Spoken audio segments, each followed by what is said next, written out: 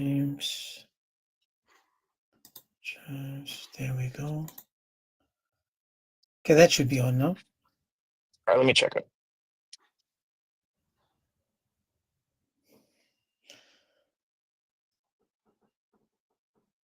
Yeah, that should be working now.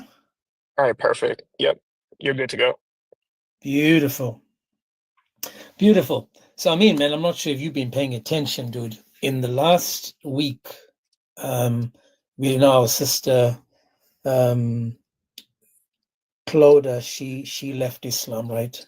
And then we've got this woman called Jax, oh, I forgot her name, GJ something, Jax. You know, she was really doubting, and I don't think she's going to continue. And then yesterday, the video we had with the guy that came up in the morning, I don't know if you heard me say this, but he was asking the question about free will. And then last night, I watched him on a Muslim live asking the same questions to Muslims about the free will. And he asked the exact same questions he asked me. Funniest thing is, the guy spoke about everything other than free will. And then at the end, he's like, you know, if you can't accept this, then you can't really be, are you sure you're a Muslim? You shouldn't be asking questions, sometimes this, sometimes that, blah, blah, blah. Eventually, they dropped him. And then they were like, is he truly a Muslim? Is he a Muslim? Really? Yeah. Then he wrote to me, and he said, it's amazing that, I can't remember, I think I sent it to the live to you, about, yeah, I did send it to you, that he gets more He was answers saying from, like, because you're like, you know, they're blinded, dude. Like they can't see it. Their eyes are purposely being shut. And he was like, I don't understand how, like, they can believe in this religion and not see this. Like, like it, it's kind of like when you were coming up, like, you ever play that game Where's Waldo? Yeah. and you had to and you had to find for the, like, I don't know what generation this is now, but I mean, I'm not that much older than, I guess, most of the kids here on TikTok, but we used to have this game called Where's Waldo, and basically it was like this giant picture, and it was just full of stuff, like just stuff everywhere. And the objective of the game was to find this tall guy in a red polo and glasses. And his name was Waldo. And sometimes it would take you hours. It just depends on like how determined you are, but it wasn't an easy feat. But once you found him, once you saw him, you couldn't unsee it. It was almost impossible for you to unsee it. And the only way that other people could see it is if you showed it to them. If they weren't looking on their own, you would have to show them, hey, there's Waldo. And then they would see it and their eyes couldn't be shut where it's concerned. So that's kind of what it's like in this religion. Like I always say, James, God bless you, man. Like I just help to facilitate when I can. Like I'm not, and this is just me being honest, I'm not trying to be unnecessarily modest or humble, but I really don't, like, I don't really think I'm on the same level as the rest of you brothers. Like I just, I'm learning every day from you guys, without a doubt. I promise I'm not just saying that. I mean, I just help where I can, like, you know, with just like little stuff like the computer stuff, or if I need to like help read a Quran verse or a Hadith or something. But you guys really do a lot of the work. And man, it's such an honor to serve with you guys. But hopefully he comes today and we can maybe have another conversation. Because I did watch that live. I sent him an invite. I just want to read this, what he said to me, guys. He said to me, he said, it kills me to admit, but you are right, me, because of what I said. Because I said, you know that they will never give you a suitable answer. I said, your heart and every fiber of you knows that this is wrong about Muslims telling them that they have free will. And he said, I'm scared, bro, because it's been my belief system for ages. So hang on. England Road, are you a Muslim, my brother? Yes, I am. Okay, welcome, bro. So I didn't mean to, I forgot that you were in the request. I did see at the start, but I was fixing my YouTube. Fine. No problem at all. I apologize for that. Okay, man. So the thing is, right, the question about free will, we've been given different answers according to the people we speak to or talk to. Yeah. So all I would like to know from you, according to what you know when it comes to Islam, do we have free will in Islam? Yes, we do. Okay. Can you tell me now, your Quran says you don't, the Hadith say you don't. Can you show me how you have free will in Islam? Yeah, you want to go to Surah Al-Kahf, so verse 29. Surah let me just see.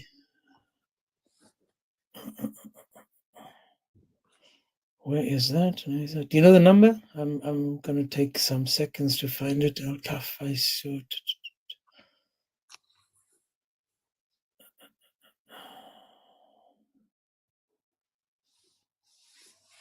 Do you know the number of the surah, my brother?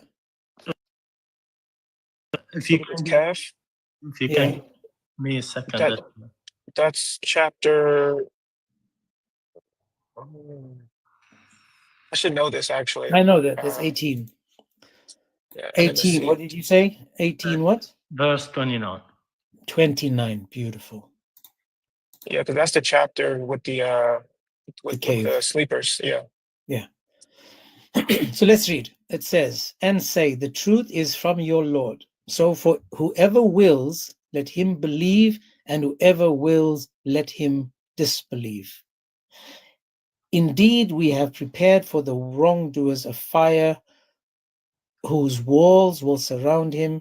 If they call for relief, they will be relieved with water, with murky oil, with skulls, which scalds their faces. Wretched is the drink, and evil is the resting place. Wait. So the verse says that. Can you read the top of it again? Sorry, I'm scuba diving. No, it says, the truth is from your Lord, so whoever wills, let him believe, and whoever wills, let him disbelieve. Oh well. Verse Wait, 17. Basically, wait.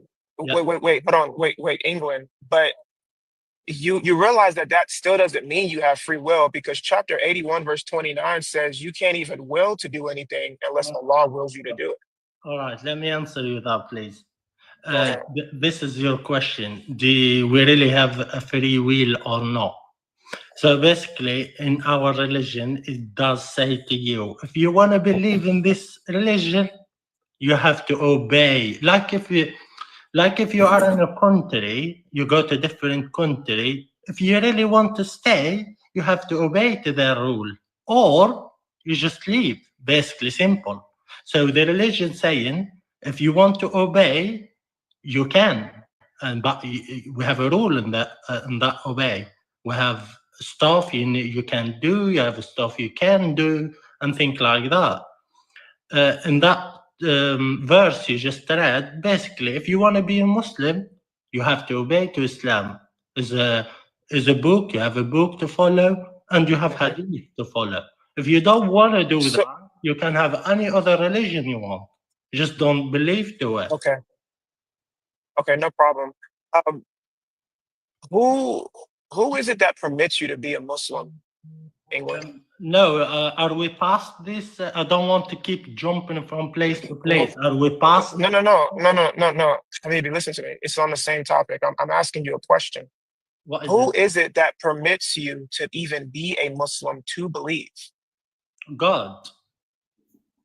Right. So if Allah doesn't even will you to believe, you can't even get to the to like. He's not forcing you. There's no force in religion. It's up to you to believe or not. No. Okay, listen to what I'm asking you. Yeah, whose will is it for you to even be a Muslim? What does that mean exactly? What do you mean with that?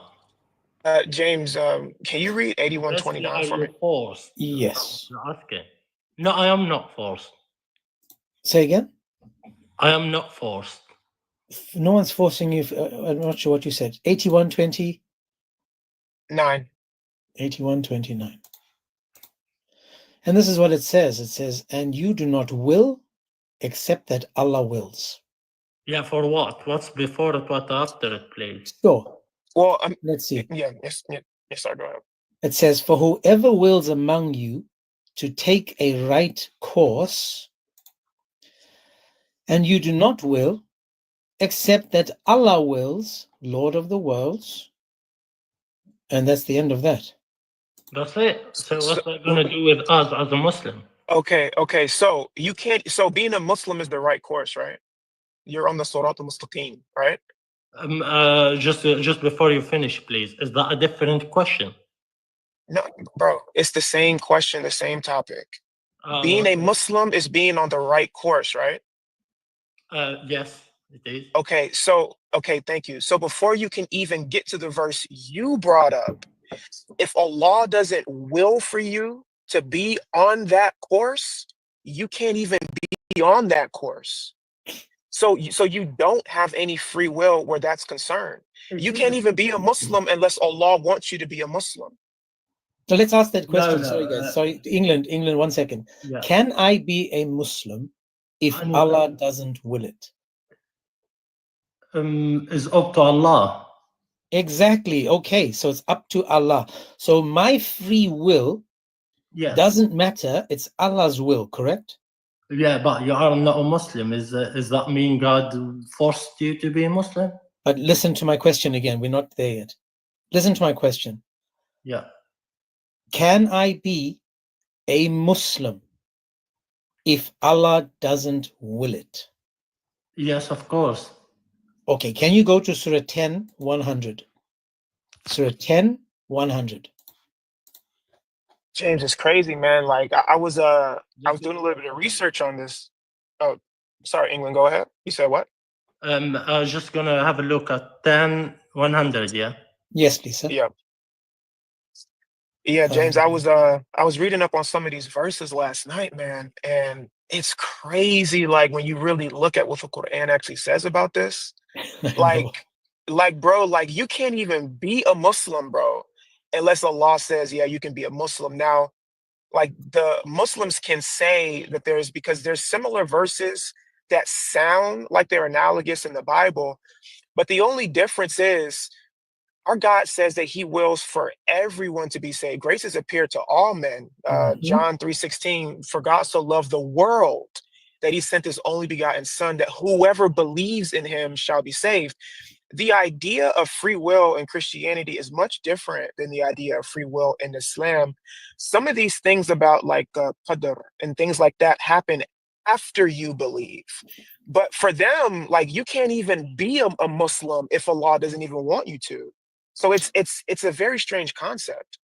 Indeed it is, and this is why when you read 10:100, I'm going to read it now. It says this, because England is back. It says, no soul can believe except by the will of Allah.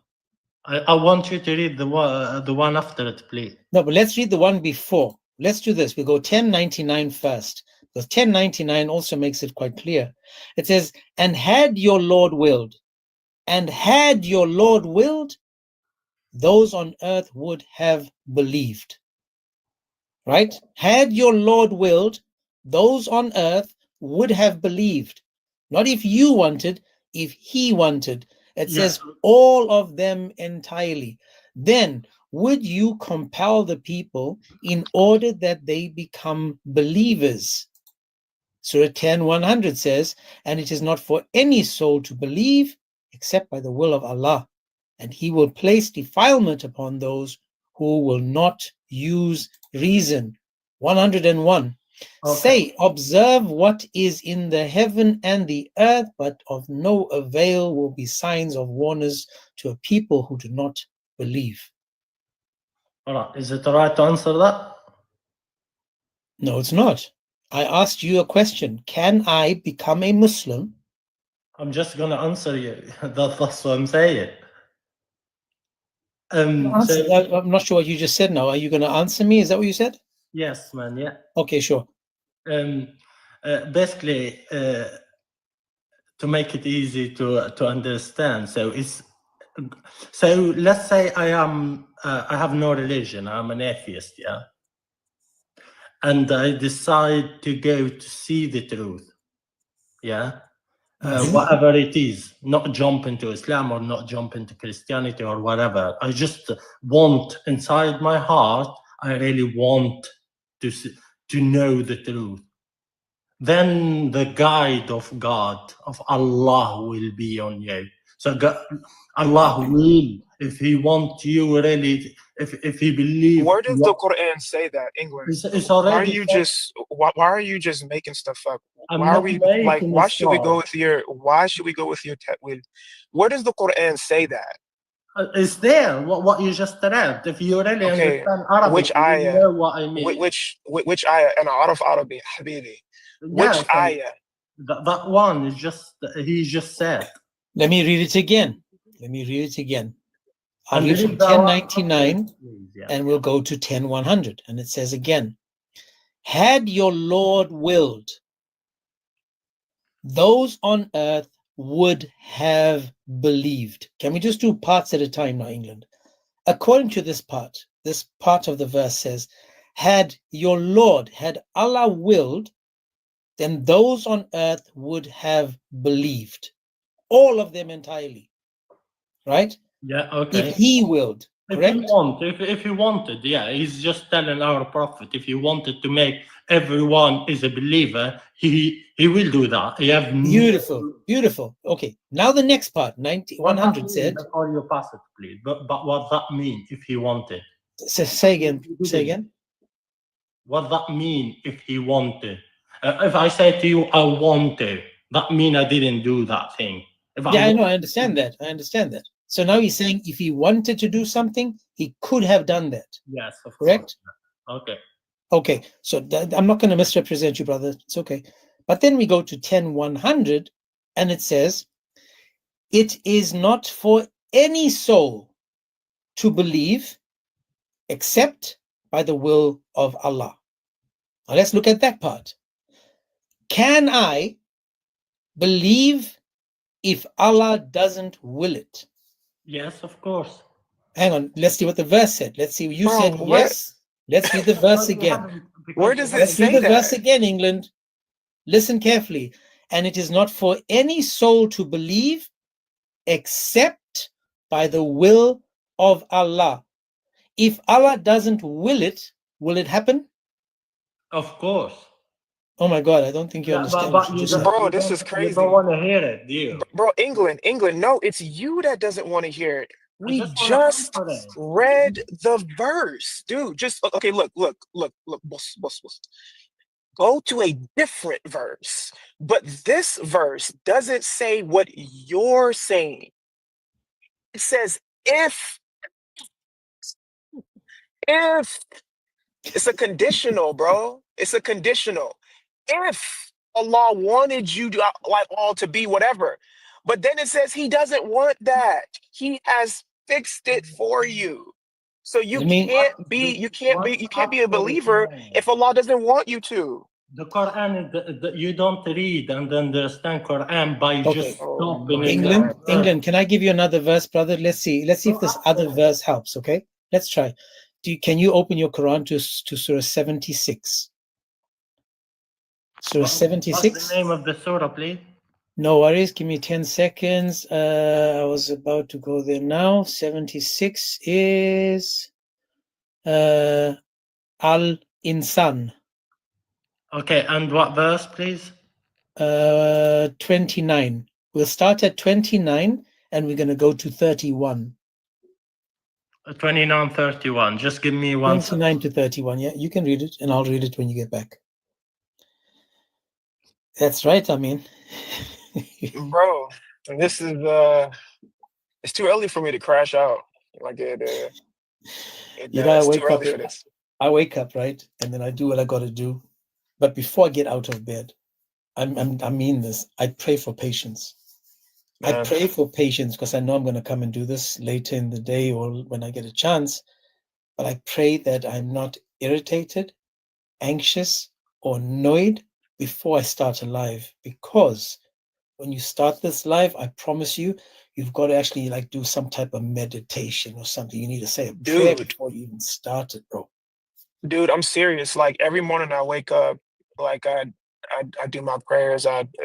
Bismillah, like I do the sign of the cross and everything, and I always pray.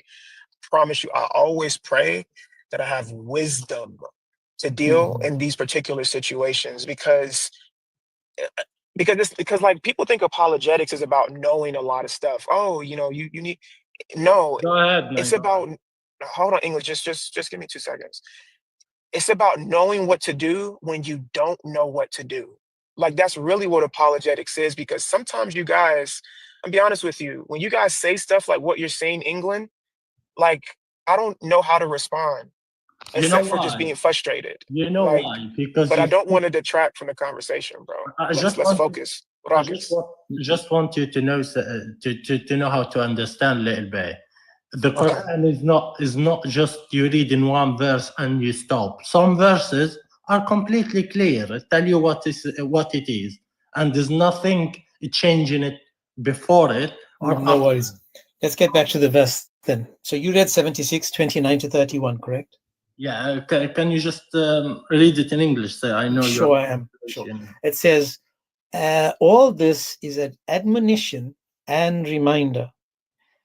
And so let him who wills take a path to his Lord. You cannot will unless Allah wills. That is speaking to who? Is he only talking to one person, or is this for mankind? That's what I'm saying. You guys think the Well, Quran. hang on. Before you start going to you guys, you tell me, is Allah talking to one person or to mankind? I'm just gonna answer you. Sure.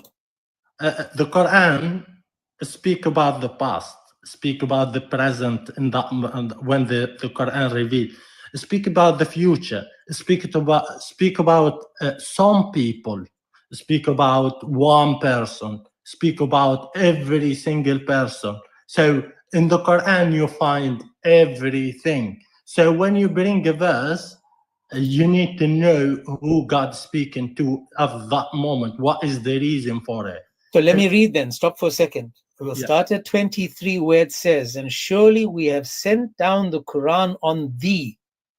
Yeah.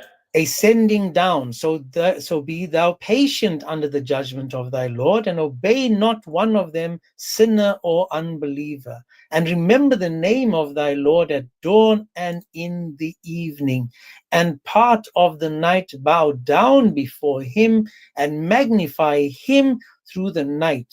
Surely these men love the hasty world and leave behind them a heavy day. We created them. Who's them? Mankind. And we strengthen their joints, and we shall exchange their likes. And then it goes on to say exactly what I just said, because he's talking to mankind. He says, all this is an admonition and a reminder to mankind. So he says, so let him who wills, meaning any man, anyone, let him who wills take a path to his Lord. You cannot will unless Allah wills. Yeah. So mankind, now you said go back. You're trying to put it in context, which I just did now. Yeah. So we went all the way back.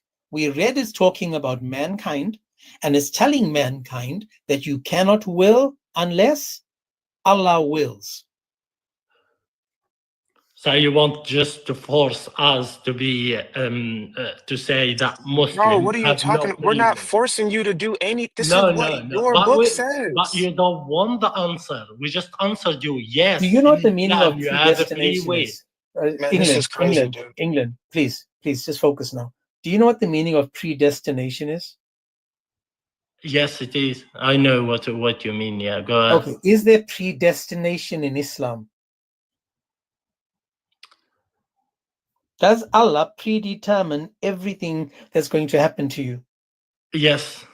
Okay, if it's predetermined, that means that you are destined to do it. Can you change what Allah predestined for you? If Allah destined to you something, you can't change it. No. Exactly. So when you are in the womb of your mother, Allah writes down 4 things, correct? Yes, go ahead. Yeah. And one of them is whether you are going to be a good person or a bad person, correct? Yes, speak. Okay. Yeah, I'm listening. If Allah writes down that you are going to be a bad person, can you change what Allah predetermined for you? Not personally, but God can change it. Okay, God, beautiful. So you can't, but Allah can, correct? Yes, definitely. Okay, but so then you don't have the free will to change what Allah has already determined for you, correct? What your explanation to free will exactly? What do you mean with free will? What That is you're free. You're free to choose. You're free to go choose to what God or exactly? go away from God. Ch- You are ch- free what? to choose if you're going to be a good person or a bad person. So watch this, England. Are you free to be a good person or a bad person? Because Yes, the I'm hadith I'm free talking about. I'm free to do that.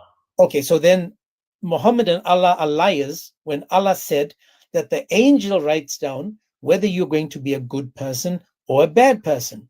So you saying, yes, you can decide. Allah says, no, you can't, because he wrote it down while you were yet in your mother's womb. Yeah. So who should I trust now? Should I trust England that is free will, or Allah that says, no, I write it down while you're still in your mother's womb? Who should I trust?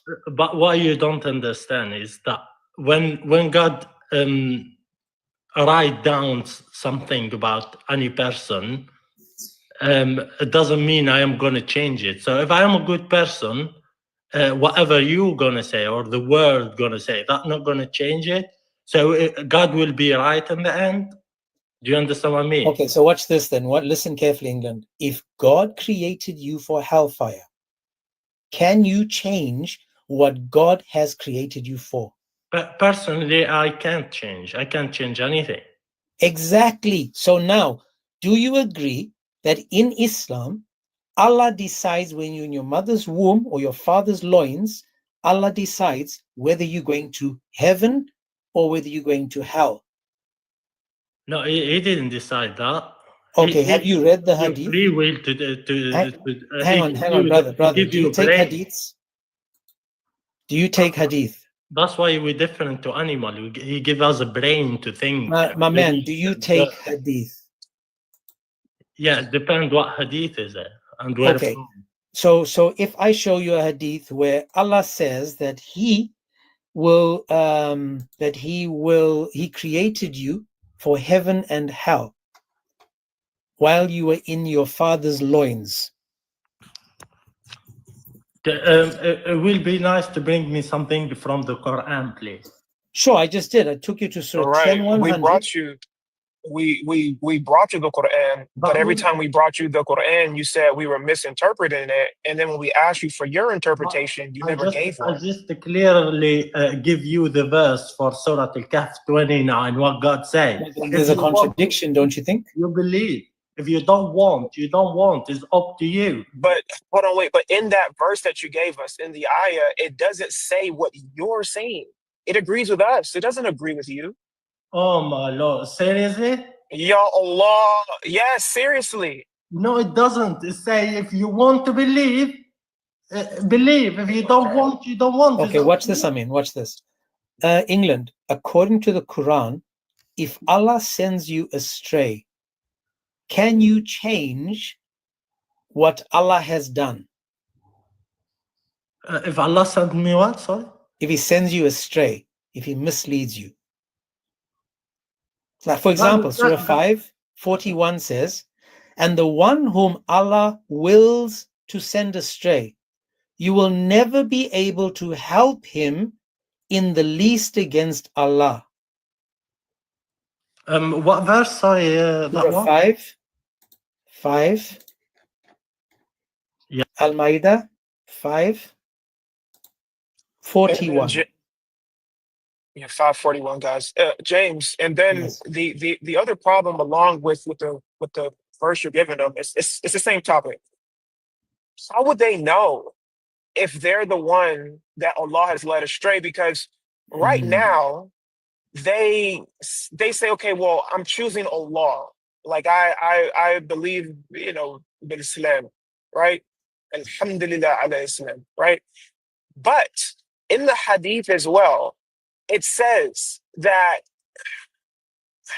I'm trying to put it in a way that makes sense, and I can give you the Hadith, but it says that you may be doing the deeds, the people of paradise, until you get to the end.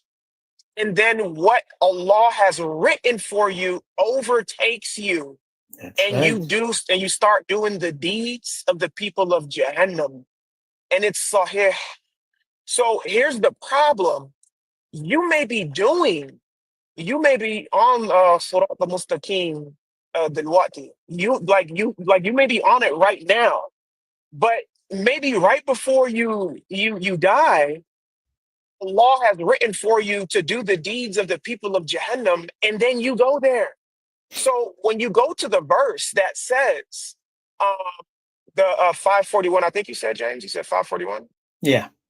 Yeah, when you go to that verse and it talks about you can't find, like there's no respite for those whom Allah has misled or whatever, how do you know that ultimately you won't be the person that's misled in the end? I mean, I think you have no idea about Islam, so... Oh my God. Can you finish, my friend, please?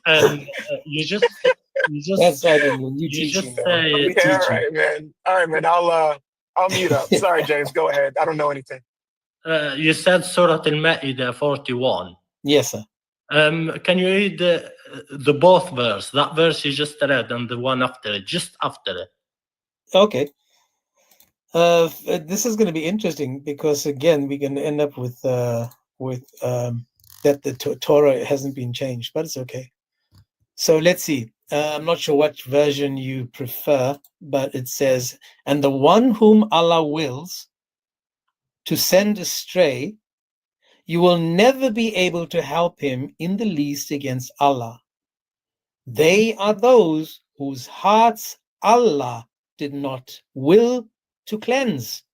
For them is disgrace in this world, and for them is great punishment in the hereafter." 542. The listeners, for the sake of falsehood, greedy for illicit gain, if they have recourse unto thee, judge between them or disclaim jurisdiction. If thou disclaimest jurisdiction, then they cannot harm thee at all. But if thou judgest, judge between them with equity. Lo, Allah loveth the equitable. Okay. I just want to know if anyone is Amin speak Arabic. Yes, he does. Does he know the different? Do you know what it means, hidayah? Hidayah. أنا مش عارف شنو. تفضل. Go ahead. Explain it. I Sorry, don't remember what the word means. hidayah. So God saying to our prophet that إنك لا تهدي من أحببت لكن الله يهدي من يشاء. So you don't guide who you like. Only God will guide them. So basically, it's not for. Yeah, we know you agreeing with Right. us without even understanding it, England. You Right. actually What's the agree problem? with us, dude. Yeah, that mean is guidance. Is nothing to do with being forced. Okay, watch this, England. Simple question. Who is the one that misguides us? It doesn't mean it, no. Okay, who is the one that guides us? Who guides us? Shaitan doesn't guide us. Okay, so when Allah says that he leads people astray, when he misguides people, is Allah shaitan? Where does it say he misguide people? For example, Surah 14:4. Let's go to Surah 14. Wow, man, I'm going to start charging people, man. 14, Ibrahim. Sorry, go ahead, James. 14:4, Ibrahim 4. It's funny because even in the Quran, it says that Shaitan was even misguided by 15:39. And it actually uses a really interesting word in the Arabic. From what I remember, it's lightening. Like he was like severely deceived. Like that's really what it means. Like by Allah. Guys, please keep tapping the screen, guys. So 1 second. I mean, I've got to do an ad. We have to take a time out. Keep tapping the screen, guys. Those on YouTube as well, please tap the screen, subscribe. There's 100 people. Guys, please go to my YouTube and start following me there. Subscribe there. Tap. I saw Banku that was sending questions to Comedy Central. Shaq Dawa yesterday, man. Banku, you cracked me up. You cracked me up. Yes, my friend. So, okay, so in Surah 14:4, this is what it says in English. Then Allah sendeth whom he wills astray and guides whom he wills. You said Shaitan leads people astray, correct? He leads people astray. Okay, if Shaitan leads people astray, no, he doesn't. and Allah sends people astray. Right. No, you're getting it wrong. No. So Okay. God lead them straight. If he wanted to, he will guide them. Okay, but again, who is the one sending them astray? What do you mean sending them astray? In the verse 14:4, it says, Allah sends astray whom he wills. I didn't.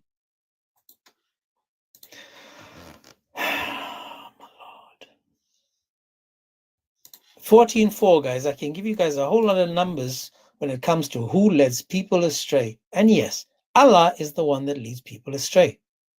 He can say whatever he wants. Sorry, go on. Sorry, I had a phone call. No, I said sorry, I had a phone call. What did I miss? Did he answer 14:4? He's saying that Allah doesn't lead you astray, but he said Satan leads you astray. Allah doesn't lead you astray. So let's see what he's gonna say now. Because I said to him, go and read it again. Sorry, is any possibility to bring it up on the screen? Because do you want it in the Arabic or you want it in the English? No, if it is both of them, then I know what you're talking let me just go to Quran.com. Sorry, man. No worries, my man. No worries. Again, we're not here to fight and argue. We are here to learn together, dude. Yeah, definitely. I mean, I have no problem with respectful people to talk to, you know. Yeah, and if I'm disrespected you in any way, shape, or form, I apologize. We have Abu. Hello, Abu. I didn't see you come up. How are you? Yeah. Abu,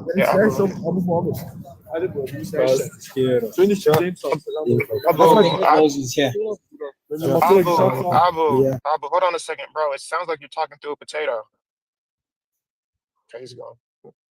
Yep. So here we go, my man. So this is Surah 14:4. I'm on Quran.com. Is that okay site for you, or do you want me to go to Quran is Quran from whatever. Okay, beautiful. So here's the verse. And we sent not any messenger except with the language of his people. So he might make it clear for them. Then Allah lets go astray whom he wills and guides whom he wills. So in the English it says, we have not sent any messenger except in the language of his people to clarify for them. Then Allah leaves whoever he wills to go astray and guides whoever he wills. Sorry, James, can you go back to the beginning of the ayah? English, Arabic. For the Arabic. So it says, وَمَا أَنصَرْنَا مِنْ رَسُولٍ إِلَّا بِلِسَانِ قَوْمِهِ. Sorry, England, can you read the rest? Because I'm scuba diving. And if it's Sayada. Can you read it for me, England? وما أرسلنا من رسول إلا بلسان قومه ليبين لهم فيضل الله من يشاء. Okay, bus. Yeah. So when it says, so it's he's the one who's leading, right? Right? Yeah. Okay, so in the ayah, even in the Arabic, it's very explicit. It's Allah who's doing it, right? It's not anybody else. But God saying just before that word, what? لِيُبَيِّنَ. Okay, so he sent basically, he sent messenger to these people to explain to them, to let them know.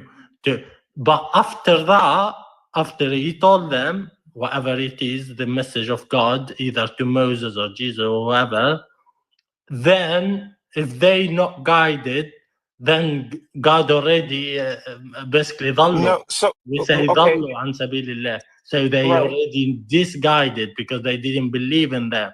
right, right. But you're missing the point. He sent the messenger for the people that he will guide. So it doesn't You matter saying that that, he my sent, friend.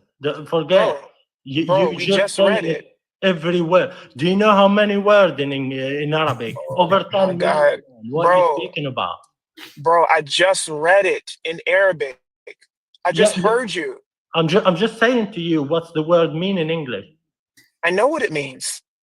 What is Like mean, the you're word you saying that? negating. Hold on, wait. You're negating the first part of the ayah. So yes, he sent the messenger, For but the what? messenger was sent for the people that Allah will guide. It's not for the people that he won't guide.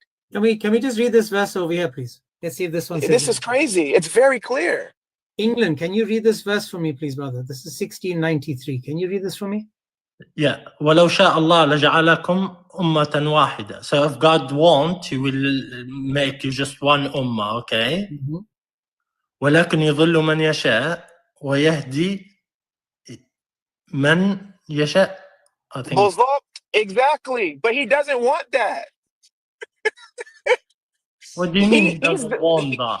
If he wants to make you But- all one community, then he will. But he Yes, doesn't. of course. No, Whoever, because What is this? it's England, pay attention. What does this word mean? It says but, correct? yes, So he could have made you one religion, but he will Exactly. guide. He will guide whoever he want, and he will. and if he's not guiding you, what is he doing? What's the opposite of guiding you? This guide. Misguide. Yeah. Okay, so if he's misguiding you, isn't he leading you astray? It doesn't mean misguiding you after he give you You the said message. misguide, my man. I've just Yeah. But this is what I'm saying. You're reading the Quran by verse. The Quran You is can not go to any verse. I'm showing you that it's consistent throughout the Quran that Allah is the one that misguides you. You agreed with me now. You said to me, he misguides. But So if he's not guiding you, he's misguiding you. And if he's misguiding you, he leads you astray. What's after? Say what? What's after? After misguiding you? Well, misguide whoever he wants is saying there. Yes, now perfect. So and he then misguides whoever he wants, correct? And then what? I'm not sure, Ingrid, whether you hear me or not. Pay attention, please, my brother. If Allah is not guiding you and he's misguiding you, it means he's leading you astray. But you're not reading, my friend. Finish, please, reading. That's not what the ayat means. These guys have a weak understanding of the Arabic. Hang on, Tali, whatever, bro. Hang on a second, dude. Come up and greet first before you start, barking. Just hang on a sec, man. So I'm not sure where you want me to go, England. No, I said finish it. That means I understand. So I read over here. Had Allah willed, he could have made you one community. In fact, let me just, I like over here, and I like this one better. 1693.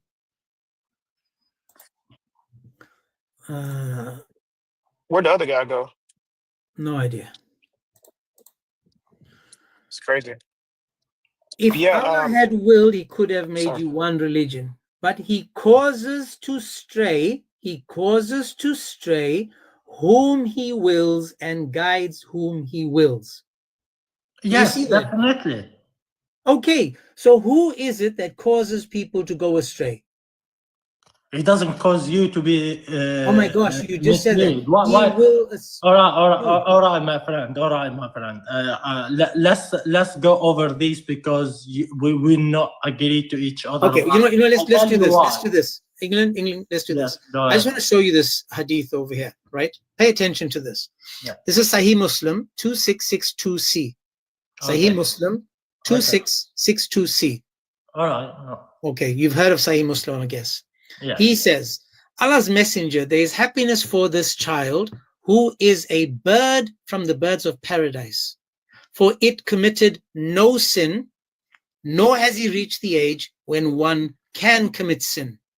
Now, you Muslims tell us children can't go to hell, correct? That That's all right, children go yeah. to heaven. So Let's see if that's true. Kids have no knowledge, they don't go to hell. Let's see if it's true, because look what it says. He committed no sin, nor has he reached the age when one can commit sin. He, Okay, Muhammad, said, Aisha, peradventure, it may be otherwise, because Allah created for paradise those who are fit for it while they were yet in their father's loins. So he created them for paradise before they took their first breath. And he created for hell those who are to go to hell. He created them for hell while they were yet in their father's loins. Now here's my question, England.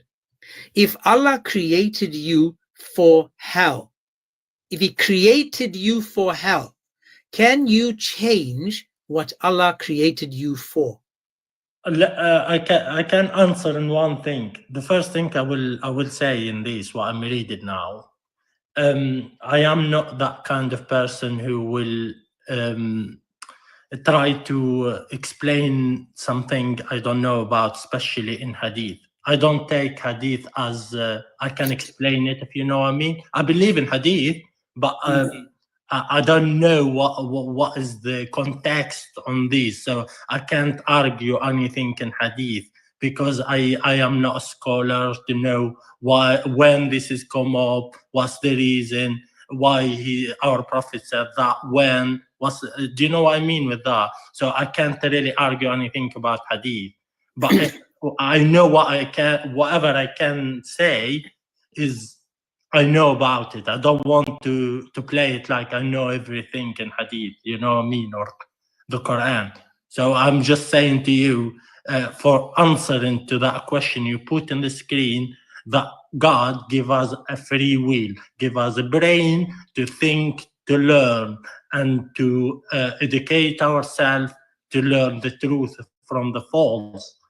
And God, if you decide, if you are an atheist and you decide to know the truth, whatever it is, you don't even know about any religion, but you decide, oh God, I want to know the truth. God will guide you from there, whatever religion you are.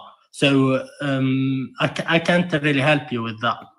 Sorry. Not a problem, my brother, not a problem. But again, right, the Quran says one thing and you saying something else. I wanted to show you another verse where it talks about free will and whether you can change what Allah has decided for you. So this is Surah 4:88, An-Nisa 88. Let me just see, why isn't that coming in? I'm not sure what's going on. There we go. Let's see, 4:88.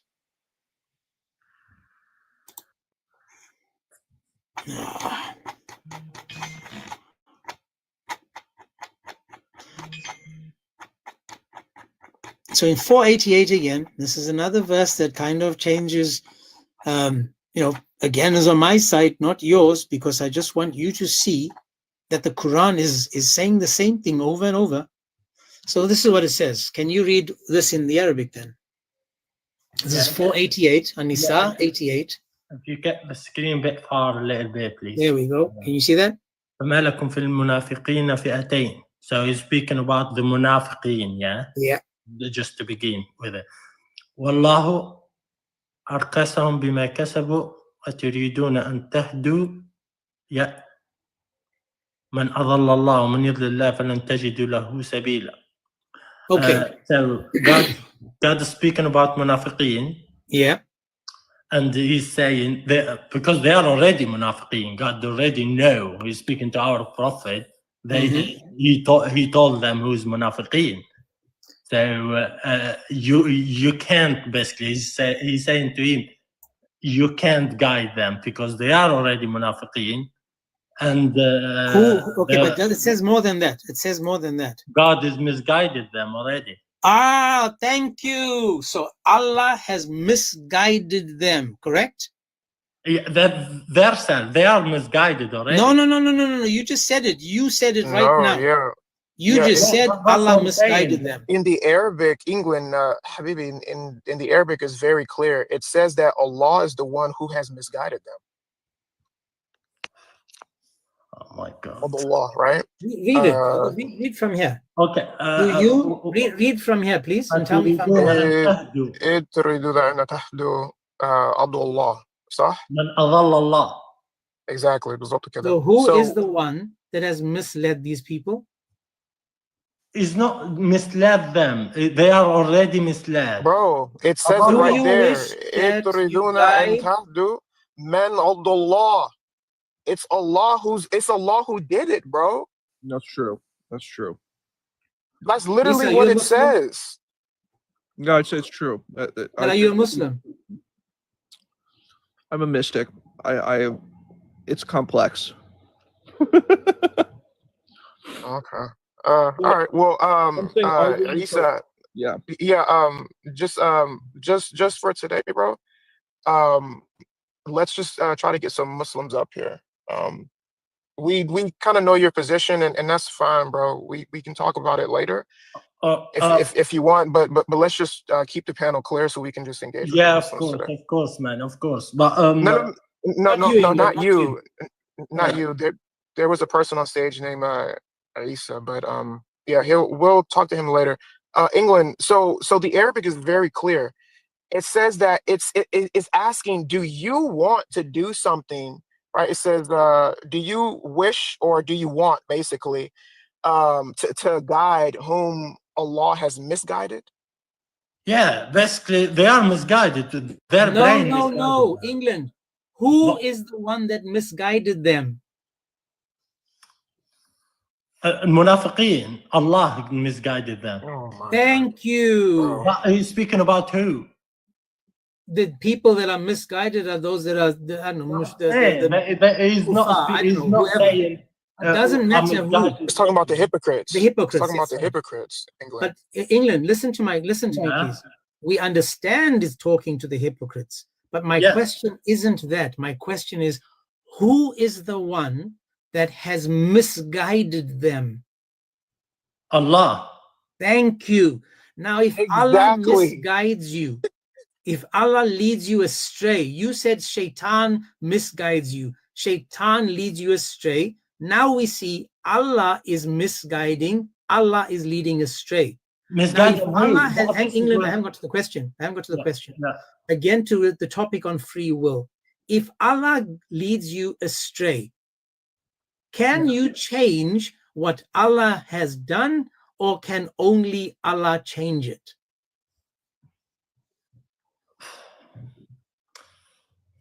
Okay, basically, it's so difficult to explain to you guys.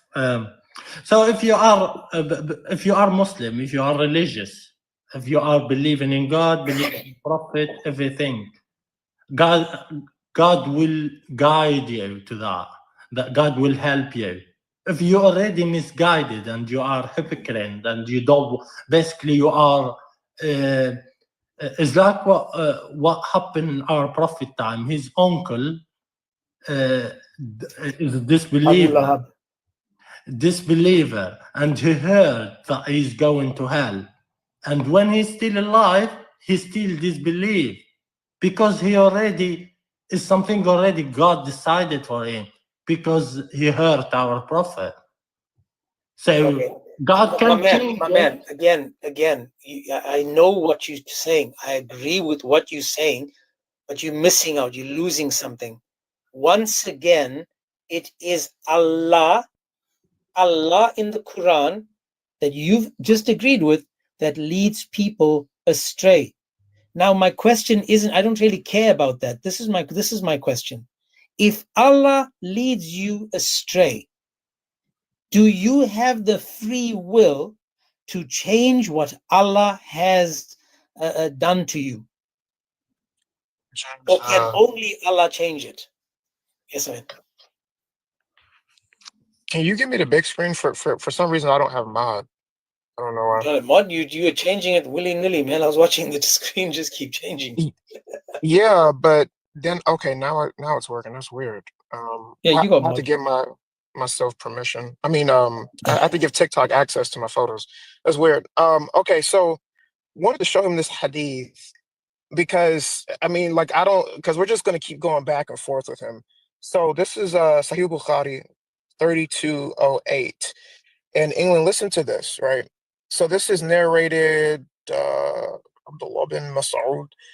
Allah's messenger, the true and truly inspired, the matter of the creation of, okay, a human being is put together in the womb of the mother in 40 days, and then which is wrong, and then he becomes a clot, a thick, okay, this is weird. Yeah, that's not true, but this is the point. And then a piece of flesh for a similar period. Now listen to what it says. Then Allah sends an angel who is ordered to write 4 things.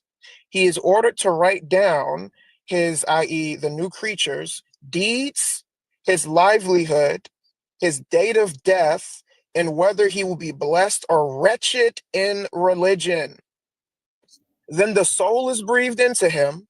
So a man now listen to this. So a man amongst you may do good deeds till there is only a cubit between him and paradise, and then what has been written for him decides his behavior, and he starts doing evil deeds, characteristic of the people of Jahannam, of hellfire.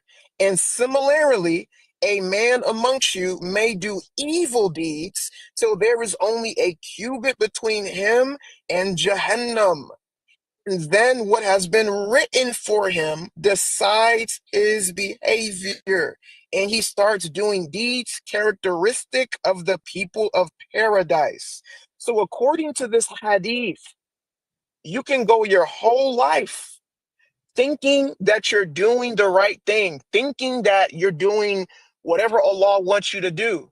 And then from before you were born, whatever Allah has decreed for you, according to the qadr, according to that, you will start doing evil deeds that will send you to Jahannam.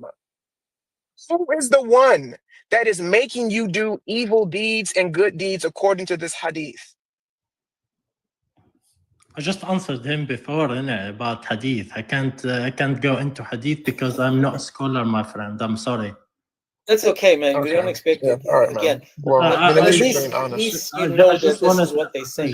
I just don't want to say something and I don't know about it. I just don't want to claim no, that. man, that's fine. That's honorable. Yeah, I mean, I'm not gonna say anything bad about you for that. At least you're being honest instead of most Muslims. They come up here and they just lie about stuff. So, I mean, if you want to get more information about the hadith, I can give you the number again. That is No, I'll definitely read some hadith and especially about this what you just mentioned. But let's go ahead in something. Yeah. So before we continue, I want to also just take you quickly to a hadith, because this hadith is also very, very detrimental, very bad for Islam, because this hadith tells us clearly that there is predestination in Islam. Let me just see if you guys can see that. So again, this hadith is Sahih Muslim 2650. Now, the whole thing is destiny and what is preordained. Now, I want you to see what it says in this hadith, because again, let me see, what can I do to make this even? Let's see if I can do it like that. Can you guys see it now? There we go. Let's see. So it says this: what is your view what the people do today in the world and strive for it? Is it something decreed for them or preordained for them? Or will their fate in the hereafter be determined? I'm not sure what it says. Determined by the fact that their prophets brought them teaching which they did not act upon. I said, of course, it is something which is predetermined for them and preordained for them. Then it would not be an injustice to punish them, because again, why punish someone if something is predetermined? I felt greatly disturbed because of that and said, everything is created by Allah and lies in His power. He would not be questioned as to what He does. But they would be questioned. Thereupon he said to me, may Allah have mercy upon you. I did not ask you but for testing your intelligence. 2 men of the tribe of the Muzayna came to Allah's messenger and said, Allah's messenger, now pay attention, people in the chats as well, because this is like, the checkmate of everything. It says this, Allah's messenger, what is your opinion that the people do in the world and strive for? Is something decreed for them, something preordained for them, and will their fate in the hereafter be determined by the fact that the prophets brought them teachings which they did not act upon, and thus they became deserving of punishment? Thereupon he said, of course it happens as it is decreed by destiny and preordained for them. And this view is confirmed by the verse in the book of Allah, the Exalted and the Glorious, consider the soul and him who made it perfect, then breathed into it its sin and its piety. So who is the one that breathes the sin and the piety? It's Allah. So according to this hadith, Muhammad confirms that everything is preordained and decreed by the destiny of Allah. So nothing you can do can change what Allah has decreed or preordained for you.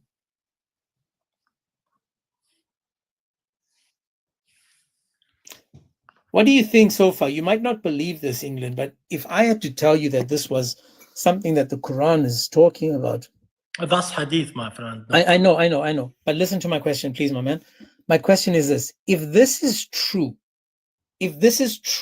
according to this Sahih Muslim 2650, if it's true, then you would have to say that there is no free will in Islam and that everything is preordained. For example, we can show you that I showed it to you already, that Allah decided while you were in your father's loins whether you will be going to heaven or hell. You said to me that according to the Quran, Allah will guide whom He wills and He will misguide those He wills.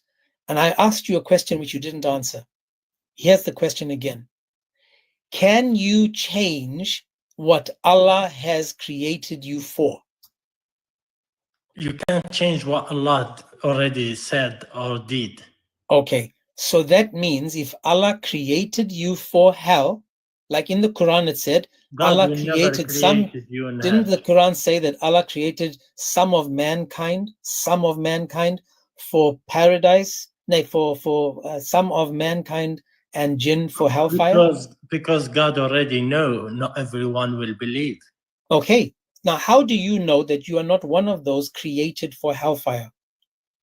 No, I'm not saying I'm going to paradise. No, but listen again. Listen, my brother. I understand what you're saying, but here's the question. How do you know? Because the Quran says Allah created some of mankind and some of the jinn. He created them for hellfire, correct? Definitely, yeah. I agree with you on that.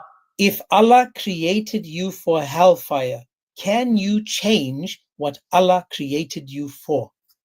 All right, let me answer that because it's clearly saying, so God, when He created human being, some will go to hell, some will go to paradise. But it's up to you to decide that in when. No, it's not. No, let me finish, my friend, please, if you don't mind. So okay, I apologize. So, God already know. Some people will not believe, and some people will. That's the answer for your question. Not every single person will believe in God. Do we have all the world believe in God now? Can I explain something to him really quick, and then I have to mute up for a second because I just got to work. So you know how it's going to be. I'll be here periodically, but England, you have to understand how predestination works and how foreknowledge works. It makes sense if foreknowledge precedes predestination. Because, for instance, in order for foreknowledge to work, that's an attribute of God, because God knows everything. So he knows, I mean, what's going to happen. If he doesn't know, then he can't be God. Okay, fine. So based on what he knows, it wouldn't necessarily be a problem that he would predestine certain things to happen based on his foreknowledge. Okay, fine, no problem. However, we see the opposite in your Aqidah, because it says that the predestination precedes anything else. So the foreknowledge in that situation is irrelevant, because before you could even do anything, it's already been predestined for you to go here or go there. So it makes sense it makes sense if foreknowledge is first, because like I said, that you have to know that if you're God. And then based on the foreknowledge, something happens, because it's going to be based off of your choice. He knows what you're going to choose. That's the foreknowledge. However, we know that that's not the case in your Aqidah, because it says before you even get a chance to make a choice, it's already been destined for you. You understand the difference? No, but you are wrong in that. Okay. I mean, all right. I don't really know The what else to reason say. I say, I'm gonna mute it for a second, James. Okay. the reason England, I just want to read this verse over here. It's 7:179. It says, "Indeed, we have destined many jinn and humans for hell." Do you agree with that verse? Yeah, I I agree with saying in Arabic? Quran, all the Quran, man. Yeah. Okay, so Allah has destined jinn and humans for hell, correct? Yes. Can you change what Allah has destined you for? He already speaking about them. The people, he's speaking about people in 1400 years ago. He's speaking to our prophet. Yeah, no, my brother, I understand that. I understand that. I understand that. Please, I understand that. That's not my question. My question is, wait, if England, Allah, can I just quickly respond? 1 second. James, do you think there is a heaven and hell? hang on, brother. Just please, hang on a second, dude. We're on a topic, man. What's wrong with you? Yeah, but let me just quickly explain it for you, and then I'll stay silent. I just want to. So if we read the verse where it says, "We have destined many jinn and humans for hell," if Allah created you, hang on a second, bro. If Allah created you for hell, can you change what He created you for? But He doesn't create me for hell. Okay, if Allah destined you for hell, because it said, "We have destined many jinn and humans for hell." Who is the one that destined these people for hell? It's not God destined them for hell. God give them the. Can you see my screen? Can you actually see my screen? Because my screen is, I've got Quran.com that says indeed. It's not clear in Arabic, that's all. No worries. Can you see that? Now, a little bit far, please. Yeah. Okay, hang on a sec. Let me just take it up a bit. Hang on a sec. Sorry, mate. There we go. No worries, bro. Hang on a sec. Told you, we're here for the truth. We're not here to... So, can you read that? Tell me what it says. Yeah, ولقد ذرأنا لجهنم كثيرا من الجن والإنس لهم قلوب لا يفقهون بها ولهم أعين لا يبصرون بها ولهم آذان يسمعون بها أولئك كالأنعام بل هم أضل أولئك هم الغافلون. Okay. Okay, who is the one that has destined them for hell? God. They already gone. If Allah has destined them for hell, do they have free will? Can I answer you about this verse? You're just showing me what it's saying exactly. I just tell you what sure, it's my man, saying. Sure. ولقد ذرأنا لجهنم كثير من they already gone to hell. Who destined them for hell? Allah. Okay, beautiful. Now, if Allah has destined them for hell, can they change what Allah has destined them for?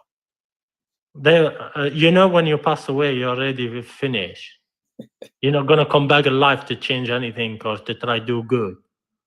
I get you, but that's not my question. Yeah, that's what God's saying in that verse. But this is what the verse says. Indeed, we have destined, meaning that we have decided where these people are going to go, and they're going to hell. Now, if Allah has decided that you're going to hell, this is what my question is. If Allah says you're going to hell, can you change it? No, you can't. There we go. So again, you don't have free will to change it because Allah has to will it first, correct? And Allah is speaking about a human being. He doesn't speak about one person there. I know this, my man. I understand. Why don't you get it in this way? Why don't you understand it in this way? God created a human being. He showed them the right path. And yeah, my man, I agree. I'm agreeing. England, I agree with all that. But yeah, that's what I'm saying. Just 1 second to finish. God created a human being. He showed them the right and the wrong. He said, who go to the right is going to be having paradise. Who's going to the left is going to go to hell. And so hang on. With that hadith, hang on. There's a hadith that's what you just said now. That's Sunnah, that's Mishkat al-Masbi 119, right? Let's see what that says. No, you mentioned it now. Finish my point. Hang on. You mentioned that, meaning that you accept that hadith, correct? Yeah, but I'm just finish what I'm saying. Beautiful. Then we're going to go to that hadith. Keep going. Yeah. So basically, he's saying he knows. God knows everything. God knows what will happen. He knows people are not everyone going to believe. Okay, so let's see if that's true. Promise them they will go to hell. Let's see if that's true, my man. Hang on. England. Let's see if that's true what you just said. Let's see. This is the hadith you just went to. So this is Abu Darda reports Allah's messenger as saying, Allah created Adam, and when he created him, he struck his right shoulder and brought forth offspring white like small ants. And he struck his left shoulder and brought forth his offspring black as though they were charcoal. Right? Now, hang on a second. Wait, there we go. Black as though they were charcoal. Then he said to the party on the right, this is the white ones, he said, to paradise, and I do not care. And then he said to the party in his left shoulder, to hell, and I do not care. Now, if Allah created you like me, you see my color? I'm a left shoulder. I'm not white. If Allah created me a left shoulder, and he said that I will go to hell, can I change what Allah created me for? Oh my Lord. This is so difficult, my friend, to answer. You know why? England, can I answer the first question that he asked you before you move forward? Yeah, if you give me 1 second to apologize, because I need to go pray now. So I apologize. I maybe come back to you guys, but I'm grateful speaking to you. I enjoy the conversation, England. Thank you, Amin. I'm sorry if I offended any one of you. No, man, you were good, and I apologize. It gets exciting, these conversations. I just thank you for coming up and being respectful. No problem, man. No problem. We're all human in the end of the day. No worries, man. God bless you. Take care. Take care. Bye. Bye. Okay, Usman, where would you like to start off from? Yeah, peace be upon you all. I came in from the topic before this one. Okay, which one was that? I apologize. I'm just tell me where to go. Yeah.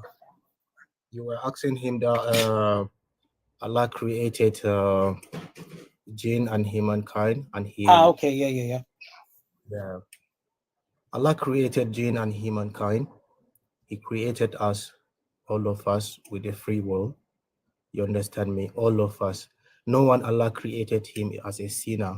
If you remember when you were born as a baby, you don't know anything. You don't know nothing. Do you take hadith, my brother, before we start? Do you take hadith? For example, Sahih Muslim. Do you know Sahih Muslim? Is he authentic or not? I know but not much about Hadith. You understand? Are you Quran only then? Yeah, I read Quran very well. Okay, but do you take, what Hadiths do you take? James, really quick. I meant to say this earlier, but I'm at work, so I would call this stuff. That verse you read earlier, 179, because Osman, from what I'm understanding, he's saying that he didn't create them for that. In the verse you read earlier, it doesn't say destined. In the Arabic, it's very clear in the Arabic. So it says وَلَقَدْ ضَرَأْنَا لِلْجَهَنَّمَ كَثِيرًا مِنَ الْجِنِّ وَالْإِنسَانِ. Yeah, we have created. It's not destined, bro. It's literally, it says we have created. If I go on Al-Ma'ani and I type in that word, ضراء, it's a fa'il, right? It says that it's analogous to khalaqa, like created, and I can show it to you. Like, it's on the screen right now. Matter of fact, James, can I get big screen really quick? Yeah. So look at this. This is let me take this off the screen. This is on Al-Ma'ani. Look at this word right here. Oh, it's kind of blurry. ضراء, fa'il, khalaqa. Let me see if I can make this bigger, because the screen is kind of small. Yeah, see? ضراء, right? Fa'il, verb, khalaqa, right? And it says cause something to have reality or existence, to create. So it actually says that, like in the Arabic, in that ayah, that he has created jinn and men to go there. So I mean, that's crazy, bro. Like, it's literally right there. Yep. Osman, you saw it right on the screen, and I'm going to show it to you on my screen. Yeah, so this is from the Arabic. You see that? I see it in the Arabic. Okay. But Allah did not say it. He created. You understand me? When you read it there. Hang on. Well, before no, tell me, let's read what it says before you tell me what it should say. Why don't we do that? Let's first trust Allah enough to read what He gave us before you tell me what He tried to tell us. So can you see my screen? Is it the same on my screen as on your screen? So can you just read the first part? Just what you can see on the camera. Let's just move it just a tad. Okay, what does that mean? The first line, up to there. What does that mean? Just up to there. You understand me? He said we created the heaven. Oh, where's heaven? Hang on a second. Where do you see heaven? I don't see anything to do with heaven in this. Yeah, no, just stick to the first part. And certainly.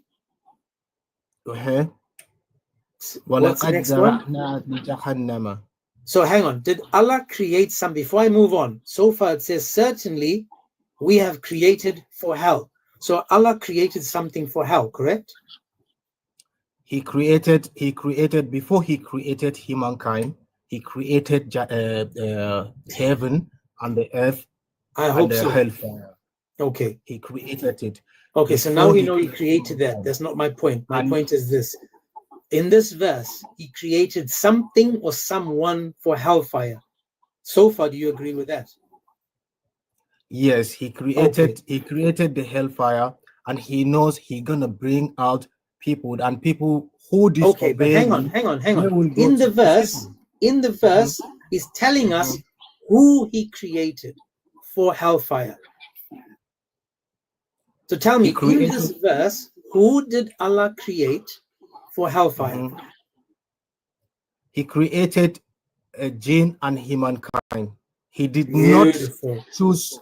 He did not choose a single humankind or single jinn. He said, "I created the hellfire for jinn and humankind." No, that's not what it says. That is exactly and what Allah certainly we created for hell. He created for hell. Bro, like, why are you lying about that? It's very clear in the Arabic. It says we have created for hell. Yes. So what did He create for hell, Usman? He created humankind and jinn. Okay. For hellfire, correct? Yes. Okay, now we're getting this. It takes some time, but it's okay. So he created some of his, he says, we have created many of the jinn and humans for hellfire, correct? Yes. Okay. Now, if Allah created you for hellfire, can you change what Allah created you for? Exactly, you can change it. Okay, beautiful. Now we're going to go to another Quran verse, and we're going to see if that's true. Sorry, I mean, ask me, excuse me, ask me I how was you gonna say can it's just change crazy he's saying that. How can you change it? No, there is no craziness there, bro. What makes Allah the most merciful? God, he's the most merciful. So now, so hang understand on. me, because is it merciful, Usman? Is it merciful? Let me done. Let me done. Someone for hellfire. Let me done before you ask me this. Sure, brother. Sure. Okay. Yeah. He said that I am the most merciful. I am the most forgiving. That's what God said. When whatever sin you created, if you are so far, if you are alive, I can forgive you. You ask forgiveness, you will forgive you, however heavy it is. Even if you die, there's so much material in what you just said. But okay, so what's this now, Usman? Allah, excuse me, Usman, Allah can forgive Usman, the people that were created for hellfire, right? They were created for hell. According to the verse, they were not created. Allah said, I did not create a single person for hell. Oh my gosh, bro, you just read the verse. What is wrong with you? Listen to me. I read the verse. Yes. Allah did not create destiny for person for hell. Oh my He said, gosh. whom? Before you reach to that verse. Let's try again. Let's try again. Let's try again. Pay attention, Usman. I'm coming, Usman. I read it. What did I know the verse. So pay attention. And certainly we have created for hell many of the jinn and the humans, correct? Okay. Did Allah, now listen carefully. I'm going to read it again, and then I'm going to ask you a question. And please, guys, anyone wants to record this little section, please clip it. Notice now how a Muslim changes what he says 3 seconds later. Do you agree with the verse that says that certainly we have created for hell many of the jinn and men? That's what the verse says, correct? Yes. So Allah created for hell many of the jinn and mankind, right? And mankind. Okay. Did Allah create men for hellfire? He created the men who disobey him. So the one who disobey him. Okay. Did it say that these people disobeyed him, or did he create them for hell? He created them for their punishment. Okay. So they haven't Can I give you a short logical? Let me give you one short logical example. Hang on. Easy. We're going to go slowly now. So before they were created, before they were made, Allah sat down and he said, I will create mankind and jinn for hellfire. So they didn't sin, they weren't bad, they were created for hellfire. Like a fish is created to swim in the sea, not to walk on 2 legs on earth. So these people were created for a specific reason, correct? Yes. And what were they created for? I'm going to show it to you on the screen. I'll tell you, what were these people created for? Allah, he said, listen to, understand this verse very well, my brother. Let me make you to understand this verse very well.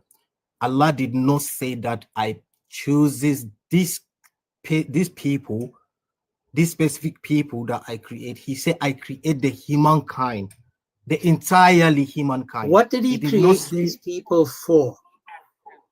He created all of us, all human beings, for heaven. 7179. 7179, HK. 7179. Yes. So again, Usman, what were these people specifically created for? They created for hell and heaven. Show me where it says heaven. Please try to focus, Usman. Please. In this you cannot verse, stand on one verse, my brother. That these people, not all of mankind, some of mankind, correct? Some of mankind, the one who disobey Allah, they will go to doesn't hell. say who disobeyed Allah. Stop adding to the verse. If I created something, if I for a specific reason, the thing I created can't change what the creator created him for, correct? That is mean the whole of humanity. He did not point it, he said that some. Let's start again. I don't he mind. He did not say some. Read the English. And certainly we have created for hell. We created for hell. Not for heaven and earth or whatever. He created for hell many of the jinn and men. So before we move on, do you now agree that Allah created many of the jinn and hell for many of the jinn and men for hell? Do you agree with that so far? I agree 100% with that. Okay, so stop there. Stop there. What I want you to understand, for hell, Usman, if they were created for hell, can they change what they were created for? They can change by asking forgiveness from God. Show me where it says this, my Lord. Let's see if it goes on. I'll go on, man. For them, I have a question about that. I mean, Usman, let's just grant that to you because you're not going to find that verse. But let's grant it for you. How do you know that it wasn't his will for you to ask for forgiveness?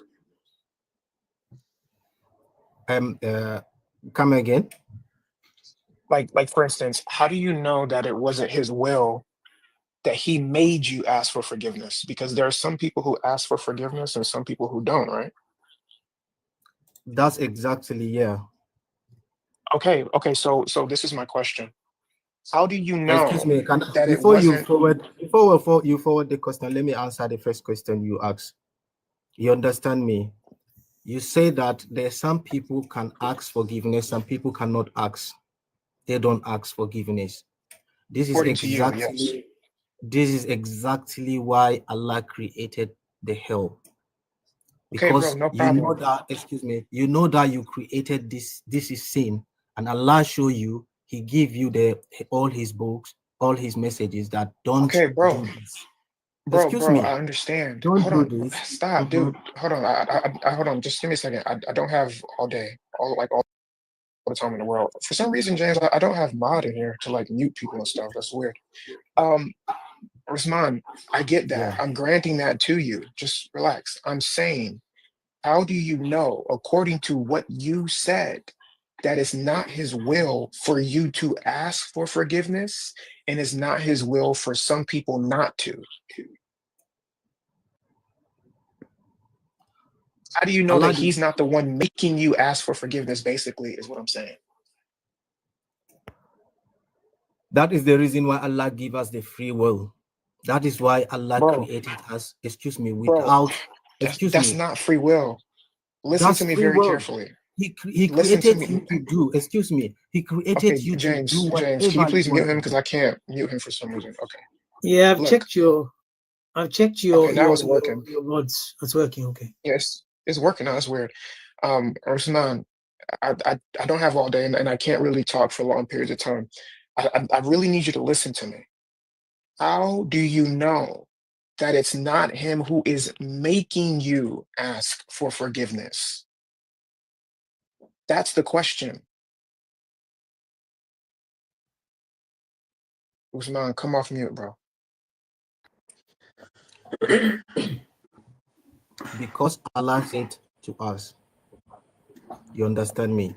When you read this, Adam was tempted by this thing, by Satan, and Iblis. he committed a sin, and he asked forgiveness. He asked Allah to forgive him. James, do you want to show him the hadith that says that Adam was confuted by Moses, I think?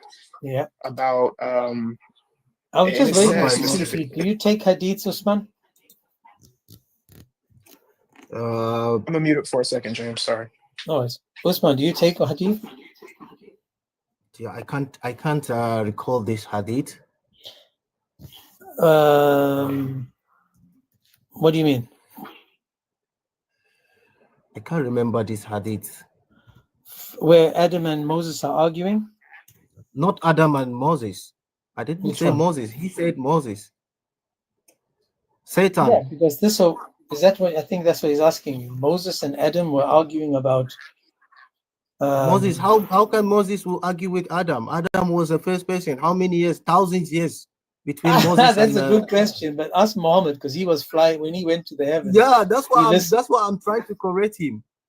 It's not Moses. No, well, this is in heaven. This is the hadith where Muhammad flies up to the heaven, and he listens to Moses and Adam argue. I'm just going to show this because, like I said, I don't have time to. I don't have time to sit here and argue back and forth. That is the reason why. Okay, bro, no problem. It's not every hadith. All right. It's not every hadith that you will just pick and read it. That is why most of Right, just mute it for a second because I don't have all day to be sitting here doing this. So it says Adam and Moses argued with each other. Moses said to Adam, "O Adam, you are of our father, who disappointed us and turned us out of paradise." Then Adam said to him, "O Moses, Allah favored you with his talked to you directly, and he wrote the Torah for you with his own hand." Now look what he says. "Do you blame me for action which has written in my fate 40 years before my creation?" So Adam confuted Moses.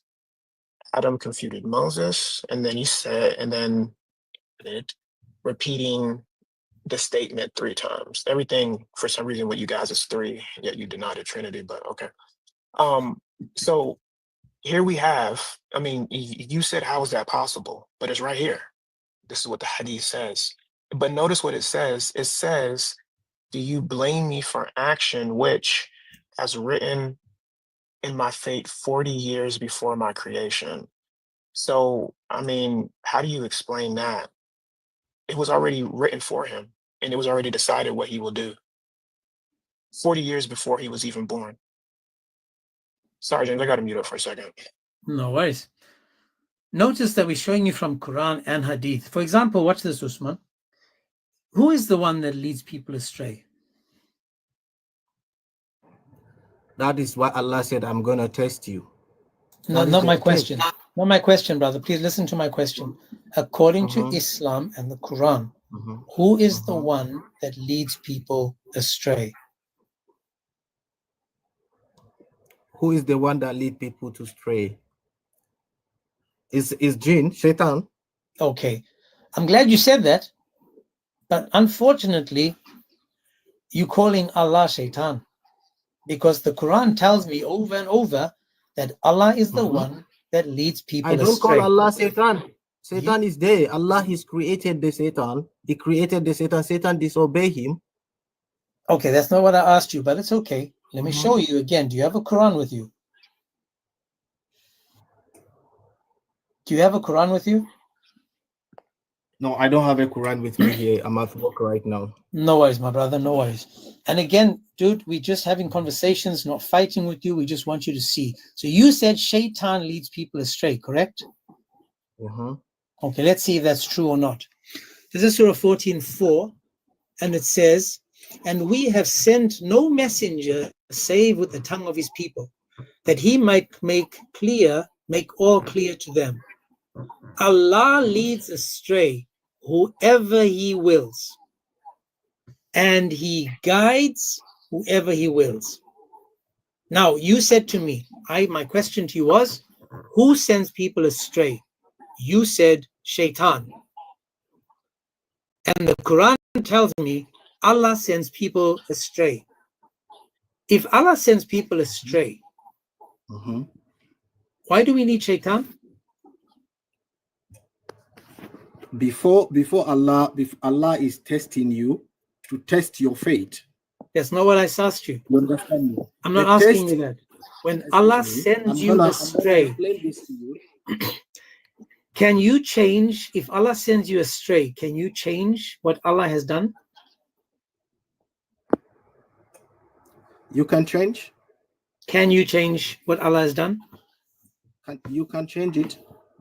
You can change it. You can change it. You can change it. Exactly, you will change it. Let's see if that's true or not, right? We're going to go back to another Quranic verse, Surah 4:88, and see if you can change what Allah has done, right? Surah 4:88. That's why I wish you had your Quran, because it says, let's go to this over here. It says, "And what is the matter with you, two groups concerning the hypocrites, while Allah has made them fall back into error and disbelief?" So Allah made them go back into disbelief for what they earned. Now listen to the question that they're asking. It says, "Do you wish to guide those whom Allah has led astray? And he who Allah has led astray, never will you find for him a way." Now, you said if Allah leads you astray, you can have free will to come back to him, correct? Yes. But the Quran in Surah 4:88 says, when Allah leads you astray, never will you be able to find a way. No. Okay. So you can't change what Allah has destined for you, correct? You will change it by prayer. That's not what the verse says. Pay attention, my man. I'm glad that you believe that. My brother, let's see, it's on the screen. I'll show it to you closer. Watch this. It says, "Do you wish," let me highlight it for you so you can see what it says, right? "Do you wish to guide those whom Allah has led astray?" Question mark. "And he whom Allah sends astray, never will you find a way for him." Never, never, ever, ever, ever, never, ever. If the word never says never, and Allah's saying, never will you find a way for him, can you change what Allah has just decreed? Allah said, no one can change someone, only him. He can change the person. Okay. James, what's the ayah? Sorry, I just got back. This is 488 again. No one can guide. 88. You cannot guide person. Only you deliver the message to the person. Okay, beautiful. So once again, Usman, you're agreeing with me, but you don't understand it. Do you agree that if Allah has sent you astray, like you said, Shaitan, if they have sent you astray, never will you find a way for him? Never, correct? Not you will never. He's saying that we can never change the person. As you are human, you cannot change that person. That's the meaning of that. I agree with that. I agree with that. Listen, not Usman, not the particular person, not the particular we're person. agreeing, brother. I agree with you. I agree. Let me take an example by me right now. If Allah send a stray on me right now as I am, I can change it myself by praying, asking forgiveness. But if I don't want to change it, that is the meaning of that ayat. If I don't want to change it, no human can convince me to change it.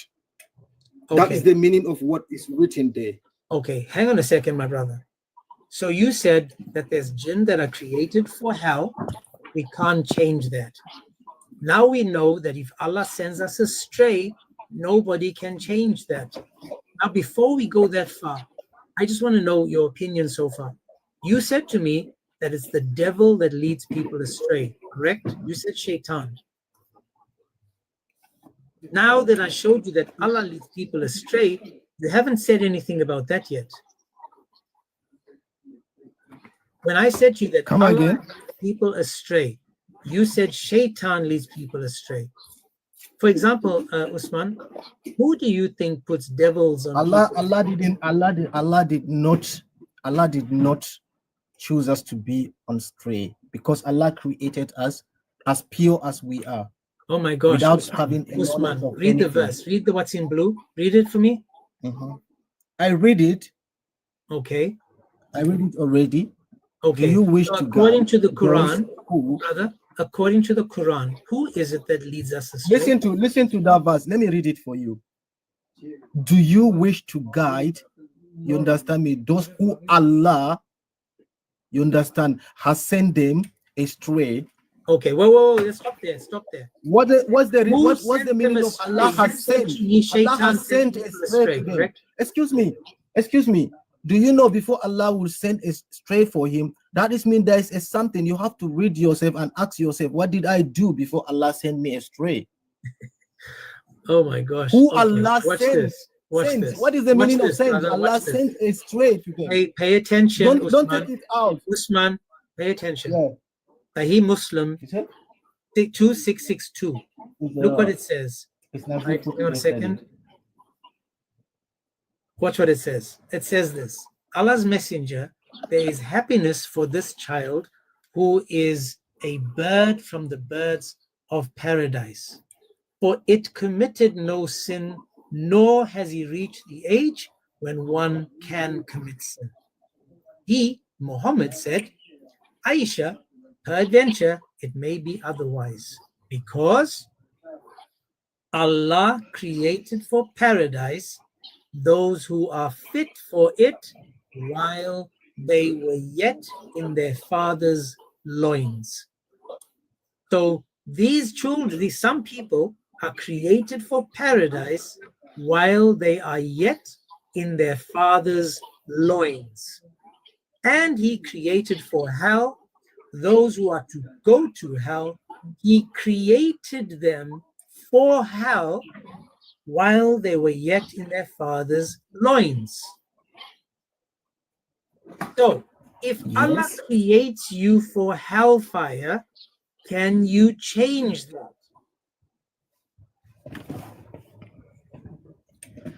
This is what the verse is telling you, my brother. You just like confusing it. The verse is telling you straightforward.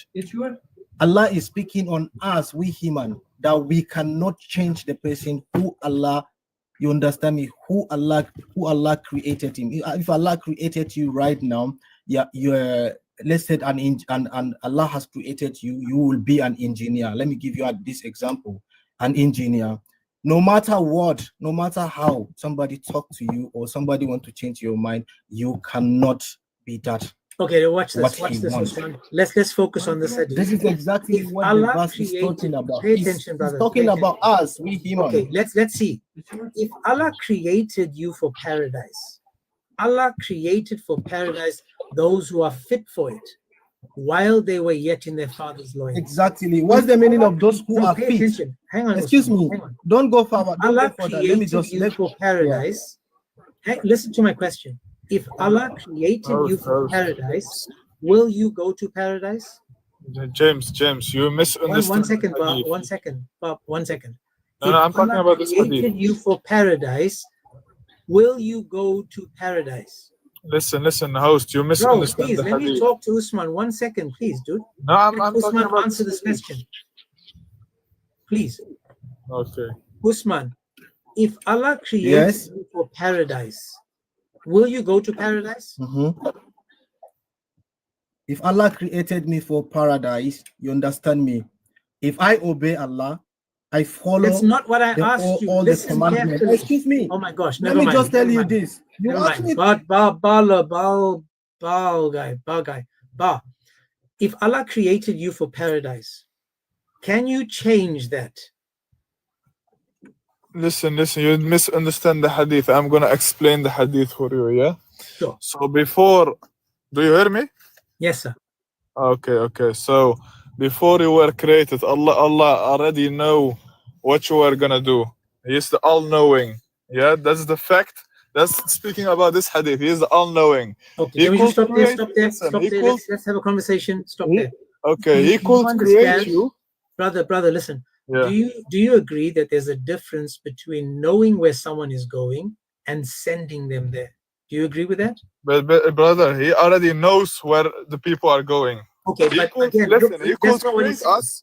He Dude, could that's create not us and what put it us says. directly to paradise or But hellfire. that's not what it says. That's the The explanation. verse The says sharh. that Allah created him for paradise, correct? Do you know what sharh is? The explanation of the hadith.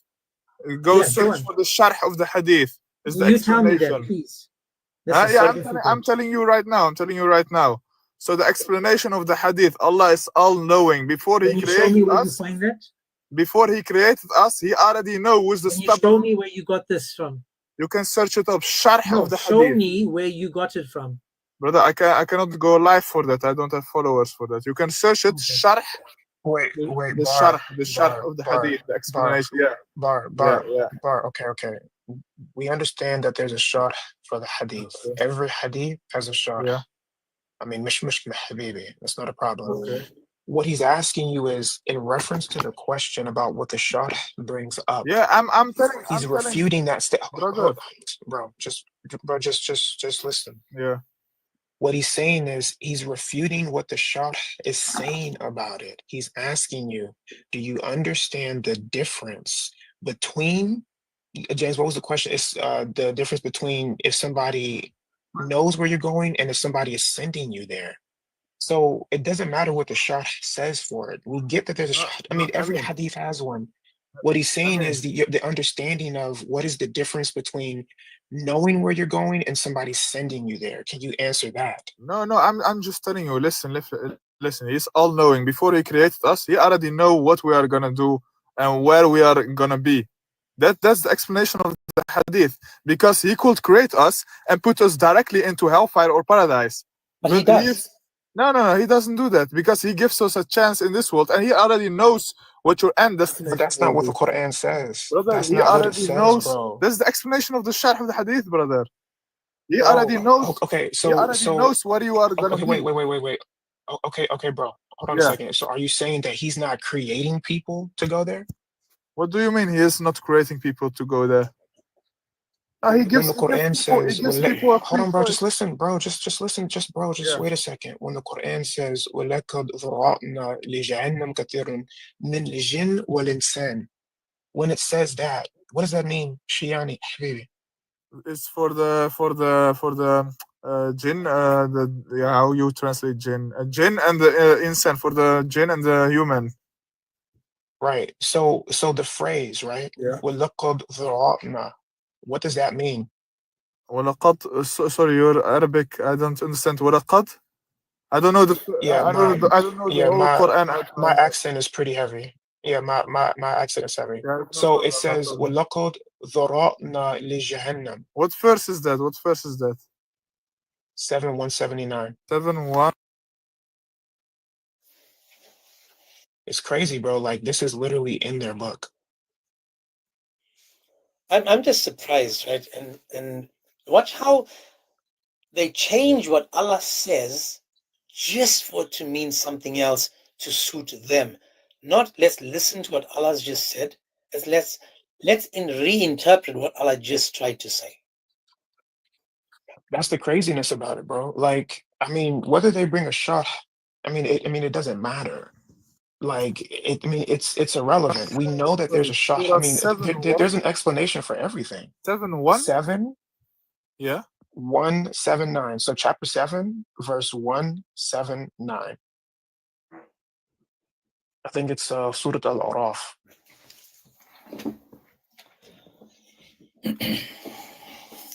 This is an interesting topic. Truly it is. I just have to say that we have these conversations with loads of Muslims. And, you know, there's the hadith that I really, truly like, where the question is asked directly to Muhammad, is everything predestined or preordained?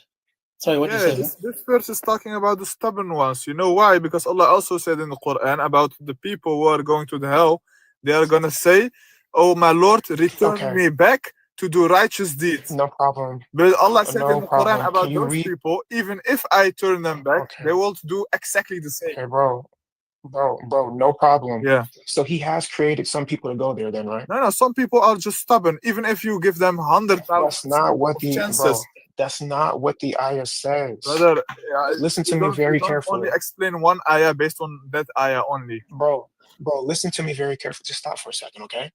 Yeah. When it says وَلَقَدْ ذَرَعْنَا لِجَهَنَّمَ كَثِيرًا مِنْ الْجِنِّ وَالْإِنسَانِ.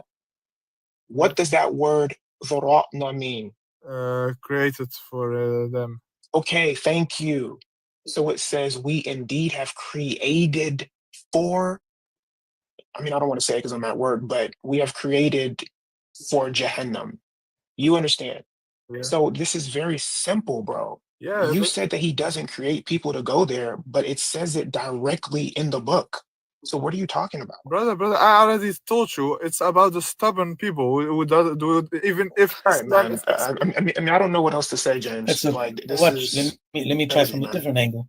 So, again, let's just go back to that hadith where it says that Allah created for paradise those who are fit for it while they were yet in their father's loins, and created for hell those who are to go to hell.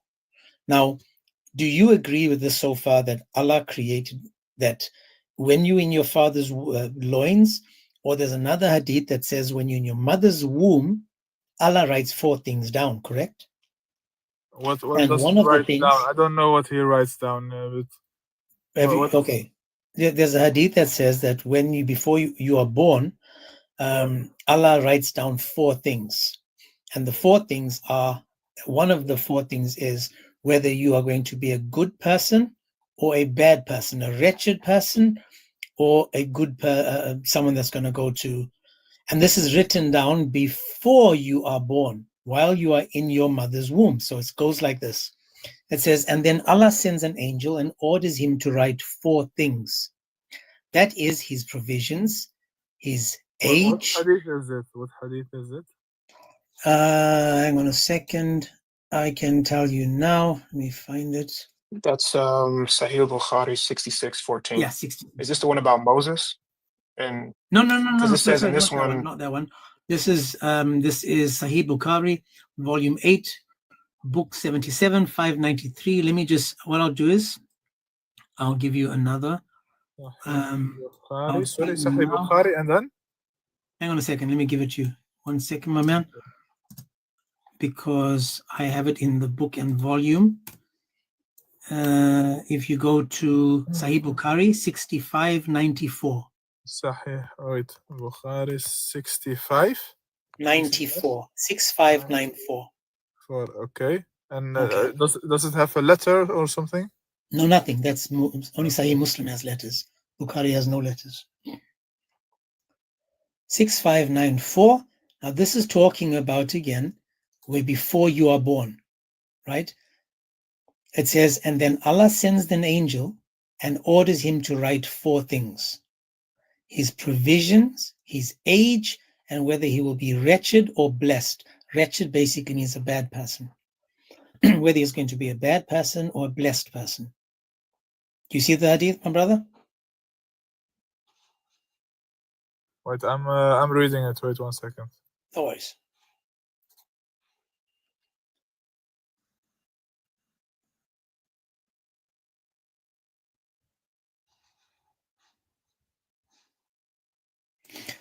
For those in the chats, if you want to go to it, it's Sahih Bukhari 6594. And this one, again, just tells you clearly. I'll reread it after he's done, for those that are wondering what it says. But please, guys, keep tapping the screen. Let's get me at least up to 50,000 likes. It's just to, you know, push the algorithm and get more people to have these nice conversations. If you can, please follow me on YouTube as well. Like and subscribe to the YouTube. I'm doing it on YouTube because I think that people can go back and listen to these conversations.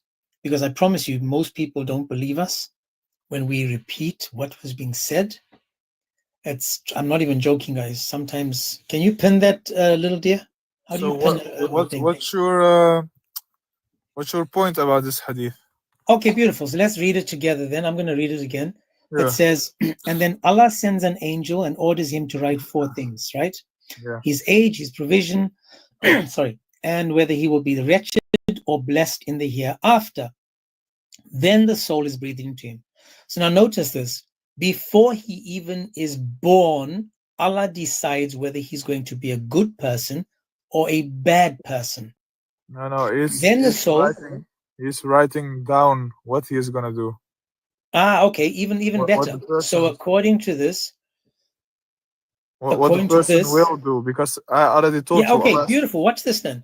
You saying that Allah is writing down what he will do.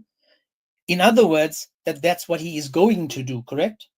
It's exactly the same in Christianity, because you also believe that we're not talking about Christianity. Just focus on this, please. You guys also believe again, I'm saying to you, there's a difference between knowing what someone is going to do and making them do it. Now, in this verse, you said he's writing down what the man is going to do. So it's Allah is deciding where he's going. He's sending him there because he's not giving him the free choice that we have in Christianity. But let's read on. Please, brother, let's keep reading. It says, then the soul is breathed into him. You made a mistake. We'll get to my mistake in a minute.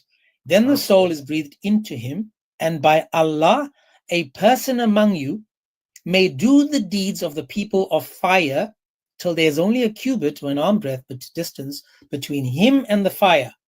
So he's doing all these good things.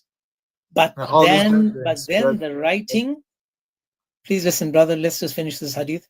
Yeah. But then the writing which Allah has ordered the angels to write precedes. So it's what Allah has predetermined kicks in. So no matter how good he is, it depends on what Allah wrote down in the book. It says, but then the writing which Allah has ordered the angels to write precedes, and he does the deeds of the people of paradise and enters it. And a man may do the deeds of the people of paradise till there is only a cubit or 2 between him and paradise. And then the writing proceeds, and he does the deeds of the people of the fire and enters it. Why?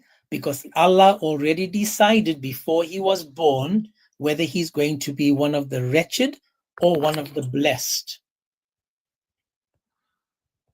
I also read the hadith, but I need to search the sharh for this hadith, because the other hadith I knew the sharh, but this hadith I didn't read this hadith, the sharh. Okay, no worries. I appreciate that, but before you go anywhere else, you do see that according to the common sense and the mind, what we just read, you can see that before you are born, Allah decides if you're going to be a good person or a bad person, correct? No. Be honest. Come on now. Be genuine. I'm honest, because you know why. So let's see what it says. Let's see what it says. Again, it says this. Let me explain to you. Because before you explain, I just want to repeat this so that we can focus on what it says. No, James. That Allah will decide whether he will be. Let me land with this. It's just like 6 words, and then you can speak. Allah decides whether he will be of the wretched or the blessed in the hereafter. I'm not going to talk about this hadith because I didn't read the sharh. It's like giving you a verse about the Bible, but you don't even know the verse. No, so I don't want to talk about that hadith before I read the sharh. I'm in my car right now, just so I can. No worries, bro.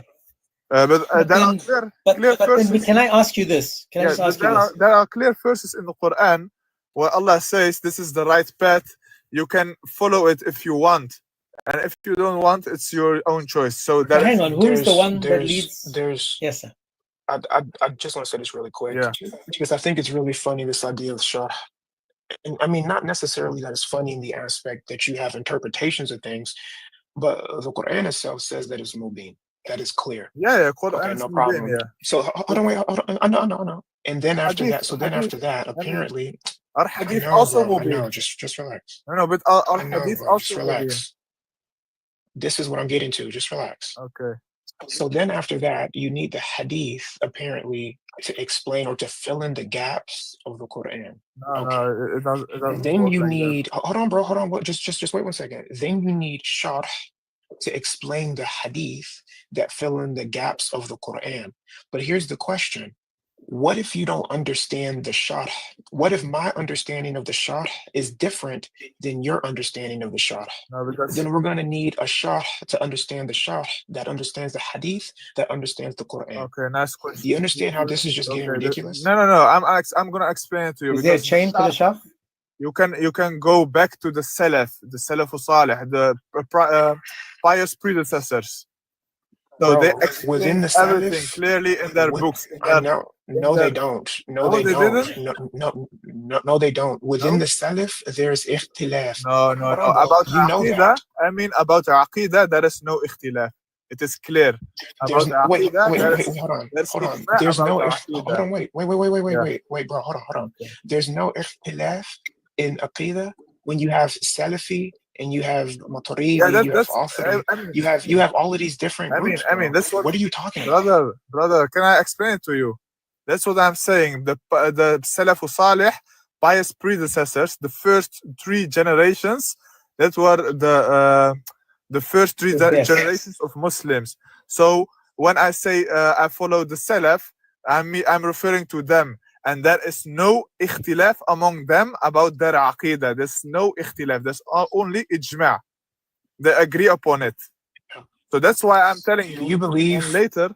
Do you believe that Allah's hands are literal, or do you believe that they're metaphorical? Literal, not like us, but the way it befits His Majesty.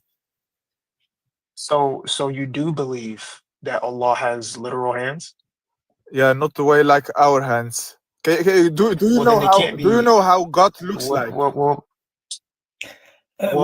then they can't we're going to end up on a Do you know how God looks like, Ami? The point I was trying to make really quick. Yeah, the point I was trying to make was you're saying that there's no ikhtilaf, that there's no difference of opinion on some of these things. Bro, listen to me. Just stop for a second. Yeah. In aqidah, in theology, in doctrine, but clearly there is, because some people believe that they're literal in the aspect of, yes, he has literal hands, but we don't explain how.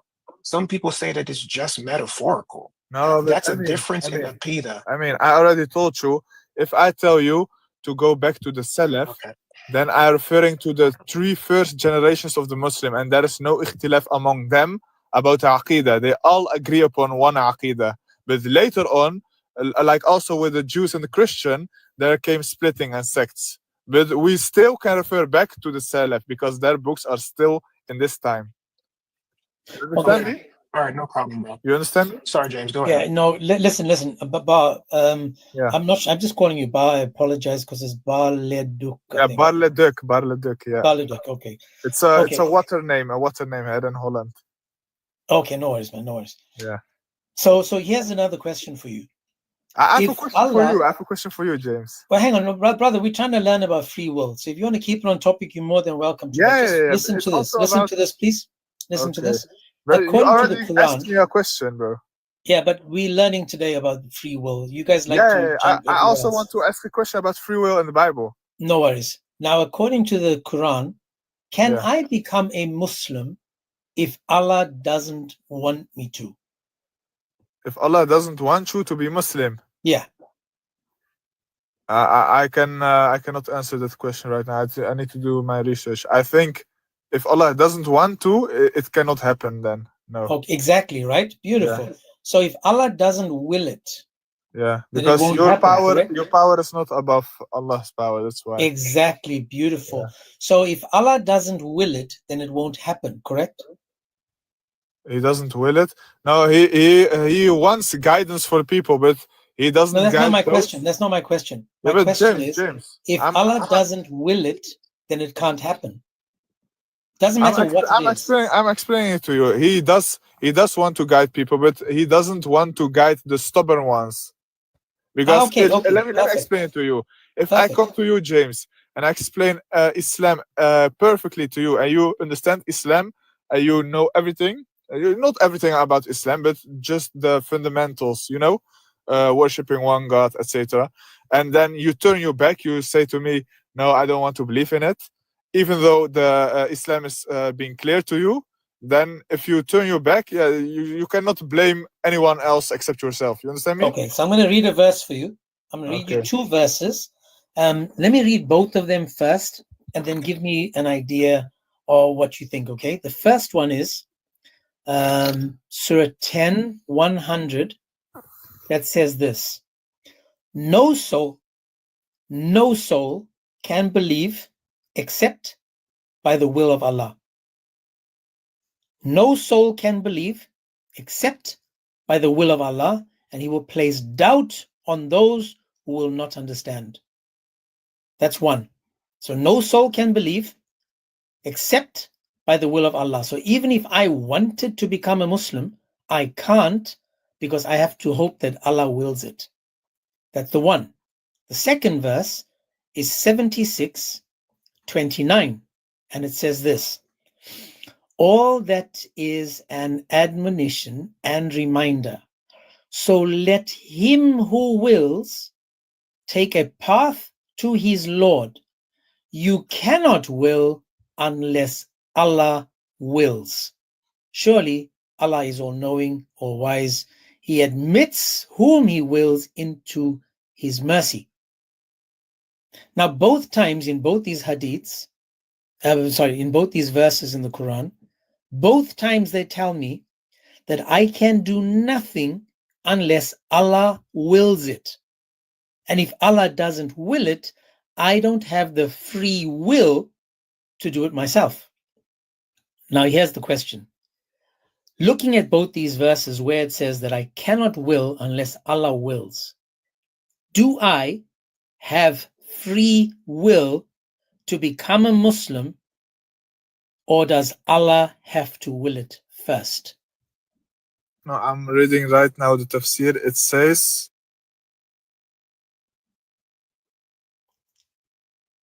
you have the free will. It is talking about the heedless deniers. So as I explain it to you, if I come to you and explain Islam perfectly, you still deny it, then don't blame no one except yourself. Okay, who is the one that leads people astray? What do you mean? Who is the one who leads people astray? Who leads people astray? Yeah, if you are stubborn, yeah, James, if you are stubborn after you, that's not what the Quran says. That's not what the Quran says. It says that. The tafsir says it. Yeah, the tafsir says that, but what does the Quran say? What does Allah say? Yeah, you can read the tafsir, because in also another verse, Allah said He does not guide the stubborn ones. Yeah, I know, I understand that. But who is the one that makes us stubborn? The people themselves, bro. Who is the one that covers our ears and our hearts? If I come to you and I explain Islam perfectly to you. I get you, brother, but listen to my question. Yeah. Who is the one that places a veil over our hearts and deafness in our ear? Yeah, that's after. If you deny the truth, you keep denying it, then He places seal. Yeah, that's correct. Okay, let's see. Let's go to Surah 6:25 and see if that's true. I want to go to the Bible because I need to leave. I'm sure you want to go to the Bible, but this is not about the Bible right now. This is talking about, is there free will in Islam? James, always when I come here, you talk about Islam, brother. I know, this is because that's my topic. My topic isn't to build on the Bible. For us.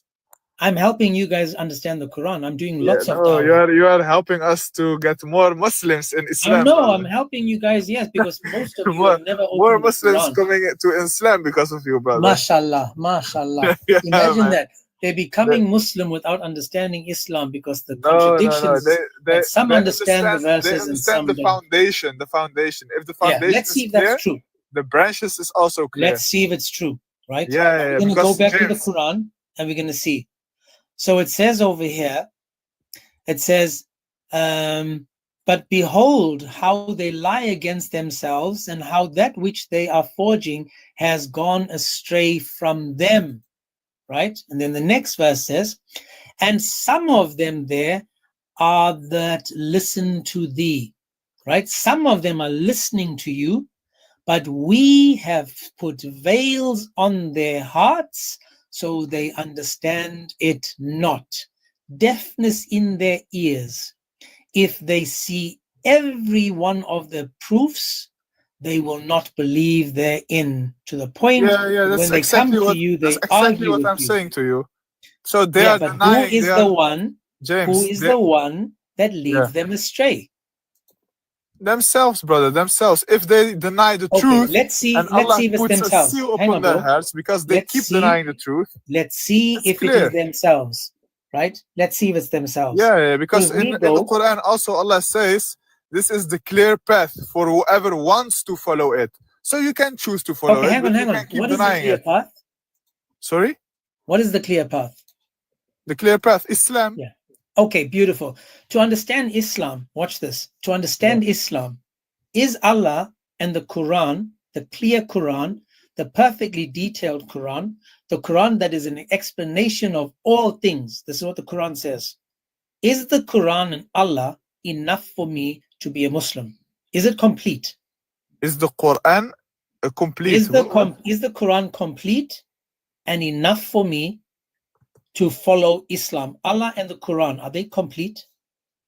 Yeah, Islam is complete. But Okay. Islam also... So if Islam is complete with the Quran and Allah, then I don't need the Muhammad Sunnah, and the Sunnah, Hadith. how the Prophet explained it. Also the Sunnah, you don't... hang on. So the Quran is incomplete. No, Quran. because listen. You have the Quran and you have also the Sunnah, and also Allah also referred in the Quran. Also, Allah said in the Quran, when you differ among something, refer it back to Allah and the Prophet. So when you refer it back to Allah, you refer it back to Quran, and when you refer it back to the Prophet, you refer it back to the Sunnah. You get me? I get you, but listen to my question now. Is the Quran a detailed explanation of all things? Detailed explanation of all things? No, because sometimes I cannot understand, but another person can understand it. So it's not... I don't... if I don't have the knowledge about some verses, then maybe someone else knows the knowledge about the verse. There was certainly in their stories a lesson for those of understanding. Never was the Quran a narration invented, but a confirmation of what was before it and a detailed explanation of all things. Sorry, I'm busy reading. Okay. I didn't think you could hear me. And a detailed explanation of all things. Is the Quran a detailed explanation of all things? Yeah, but if you don't understand some verses, you need to go back to the Prophet or to the scholars. Allah said it in the Quran. If I said to you that I'm going to write a cookbook. Listen, there is a verse, James. There is a verse in the Quran. I mean, can translate it. It's Allah is talking. فَأَمَّا الَّذِينَ فِي قُلُوبِهِمْ زَيْغٌ فَيَتَّبِعُونَ مَا تَشَاءَ مِنْهُمْ ابتغاء الفتنة وابتغاء التأويل وما يعلم تأويلهم إلا الله والراسخون في العلم. So it's talking about only Allah knows the ta'wil and the people of knowledge. So if I don't know, that's Surah 3:7. If I don't know the meaning of the verse, I go back to the scholars, I go back to... You understand me? Baladok, here's a question for you. If I write a book for you, and let's just say I write a cookbook, and I tell you that in this book there is a detailed explanation of how to make lasagna. I'm telling you now that there's a detailed explanation of how to make lasagna. So you go to my detailed Quran book. And the Sunnah. My brother, let me land. The Sunnah is the explanation of the Quran. You know that, right? Let me just land with my question, please, brother. Yeah. So if you go to my verse where that I said is detailed, a detailed explanation of how to make lasagna, and you open up that book and you find out that in that detailed explanation of making lasagna, it says cheese and pasta. Is that a detailed explanation of how to? You're comparing apples with tomatoes. I don't know why you're doing that, bro. My point is this: listen, the verse that I just showed you. Listen. I'm about to explain it to you. The prophet is not a postman just giving us the Quran. He explained it, and that's his Sunnah. He also said it. Go to the Quran and to the Sunnah. The Sunnah to follow him. I'm not arguing about that, brother. I'm not arguing. Yeah, but I'm explaining it to you. Because the Quran tells us, James, you're a Christian, right? Brother, in your Quran, does it claim to be perfectly detailed, fully explained? The Quran is clear, yeah, it's clear, but maybe I cannot understand. My brother, please listen to please. Just it's so simple. Does the Quran claim to be perfectly detailed and fully explained? It's no, because there are some verses maybe I cannot understand it. You have context. It's called Asbab and Nuzul. I understand that. Listen to my question. Brother, your question is how you call it in English, man? English is not my mother language. Say it in German. In Dutch. I'm not German. I'm Dutch. Yeah. Say it. Ik praat een klein beetje Nederlands. Oh, eentonig. Je vraag is eentonig. Yeah, I know what you mean. It's yeah. Oh, what is the English word? Yeah, I don't know what's called in English. No, like not hypothetical, but it's no, yeah. I don't know the word. Yeah, okay, but I know what you mean. But that's not my point. My point is this: the Quran says clearly that it is a clear book, perfectly detailed, fully explained. Now, the opposite, now the contradiction would be the opposite of that. Now, in Surah 3:7, it says some of it is clear and some of it is unclear. So, which is it? Is it clear or is it unclear? I already explained it to you about the unclear verses. But then that's a contradiction, my brother. That's if it's not a clear book, it's the opposite of clear. Listen, James. If I give you a verse from the Bible and you don't understand it, but there's someone else who understands it, doesn't mean that it contradicts it. Someone else understands okay, watch this. And you need to learn it. Okay. That's what. Again, you're not listening. The Bible doesn't be a perfectly detailed, fully explained book that it's clear. Doesn't make that. Because your Quran is saying that. Your Quran claims to be detailed and clear. That's at the same time, we have a verse that says, James, let me finish. Let me land. Let me explain to you. The same time, the clear Quran says it's not clear. So which is it? Is it not clear or clear? Listen, James, because there is something. Let me explain. Let me give you an example. Yeah, Allah said, if you have not. If you don't have water, you can do the washing with tayammum. So he doesn't explain in the Quran how to use tayammum. Then we go back to the Prophet. He explained it how to use the tayammum. So the Sunnah and the Quran goes line in hand by hand. You understand me? I am understanding you, but you're not listening to me. I don't think you understand anything. I'm looking at the Quran and what the Quran says about the Quran. Can I ask something about Christianity? Take care, bro. I can see we're going inside. Take care. James, this is not the topic. This is not the topic. This is not about the Bible. This topic is about, is there free will in Islam? If you guys want to go to the Bible, find another live that is focused on the Bible. Right now, my question is very simple. Do you guys have free will in Christianity? And notice that you don't. I'm not sure if you heard me speaking there, JJ, but I was actually in the middle of a sentence. You should let him. I just wanted to go with his logic. Actually, no, I didn't want that. What's up, Session? God bless. What's up, bro? Okay, let's try JJ. Yes. Do you have free will in Christianity? You can go and rape your neighbor according to your Bible. My friend, let's see, if you guys want to come up and focus on my topic. This is not your topic.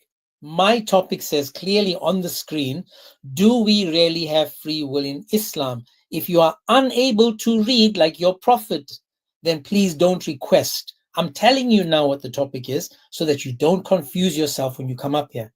The topic is, do we really have free will in Islam? That's the topic. James, brother, I think this guy have no free will in his own house. His wife, yeah, she was like giving him a hard yeah, exactly. time. His wife was like, "What you saying? What are you doing? Come back here." He cannot free his own house, nevertheless, in front of Allah. AK, come up. What do you say? Watch your mouth when you're speaking about our prophet. Come up, AK. Man up, AK. Don't be shy. Don't be shy like Muhammad was. Allah had to tell the people to leave the house so Muhammad could spend time with his wife. Don't be shy like him. Cuz, what are you on about? And you said to me that I must watch my mouth when I talk about the prophet. He's your prophet, not me, not mine. Okay, anyway, okay, brother. would you like to engage in the topic or would you like to cry? Listen. There's something called mutual respect. You don't hear us. Would you like to contribute to the topic, my brother? No, because you're just yapping. Every time somebody tries making a point, you just kick them out the live because you know you're gonna lose. Why don't you try to teach me then? Because if I ask you a question like what the previous people did, do you have free will in Christianity? You're just gonna buckle. Yes, we have free will in Christianity, but now that's not the topic. How so? James, just really quick. Listen, James. That's besides the point. Listen, AK, bro, AK, just give me a second, man. Just give me a second. I'm here at work. I was listening to that barber guy, or whatever. If he wants to come back up, and if he stays on topic, then I can answer his question about Christianity. Because I don't want people thinking, oh, they're like, bro, nobody's running from you guys. Like, the reason why we can't ever have a conversation about Christianity, we can never get there, is because you guys are extremely deceptive about your own religion. We have no problem talking about it. If you want to come back up, Barber, when you get done talking to James, I will talk to you about Christianity if I don't get a call here at work. But if you want to come back up, go for it, bro. Sorry, James, go ahead. No, AJ's, and what's his name? AK is about to help us out. He's going to try to teach us now about free will in Islam. Yeah, that's if you want to, James. I mean, it's I'm hoping that, guys, I think in 15 minutes, I might end and then come back. It's just, around this time, I need to do something. So, but yeah, listen, James. Here's the thing, bro. I'm not here to engage on you, and I'm not here to attack you in any way. I'm just saying, like, when you're talking about the prophets, like, just watch what you say about them, brother, because you don't see us Muslims attacking your beliefs, your prophets. Let me ask you a question, please, my man. Let me ask you a question. Yeah, go on. Have I ever said anything about Muhammad that your Sahaba, your Islam, didn't give me? For example, tell me one thing that I said. Tell me one thing that I said about Muhammad that is a lie. So obviously, Islam, Muslim. Give me one thing, AJ. Listen to my question. Name one thing that I've said about Muhammad that's a lie. I'm getting to it, brother. I'm getting to it. When you said our prophet couldn't read, like we can't read, like it's the truth. Our prophet, peace be upon him, couldn't read. But okay, so then I didn't lie. It's just the way. It's just, brother, it's the way you said it. Okay, but hang on. Did I lie about it or not? The way you said it, though. Okay, but it's the way of your tone. Like, you can't just say stuff. So that's one thing that I didn't lie about. Go next. What's the next thing I said that wasn't true? That was the one thing, because you said you can't. Okay, so I didn't lie because Muhammad. The way you said it was disrespectful. Well, the way you saying it, you're not understanding what I'm. Could Muhammad read and write? Yes or no? No, he couldn't. He could? He couldn't. Well, apparently he could read and write according to Sahih Bukhari 114. And other. The Prophet Muhammad, peace be upon him, he couldn't read. Okay, so if I show you that he could read and write. Go on. Okay, let's go there. Sahih Bukhari 114. Can you open that up for yourselves so you can see it? And I'll put it on the screen so that people can see it as well. Right? And let's see if he could read and write. You said he couldn't. Let's see if Islam tells us that he could. Right? Again, guys, Sahih Bukhari 114. Let's see if it's true or false. So Ibn Abbas said, when the ailment of the Prophet became worse, he said, bring for me writing paper and I will write for you a statement after which you will not go astray. But Umar said the Prophet is seriously ill and we have got Allah's book with us and that is sufficient for us. But the companions of the Prophet differed about this, and there was a hue and a cry. On that, the Prophet said to them, "Go away, leave me alone. It is not right that you should quarrel in front of me." Ibn Abbas came out saying, "It is most unfortunate, a great disaster, that Allah's messenger was prevented from writing that statement for them because of the disagreement and noise." There's nothing left after that. The question, according to this hadith given to us by Sahih Bukhari, could Muhammad read and write?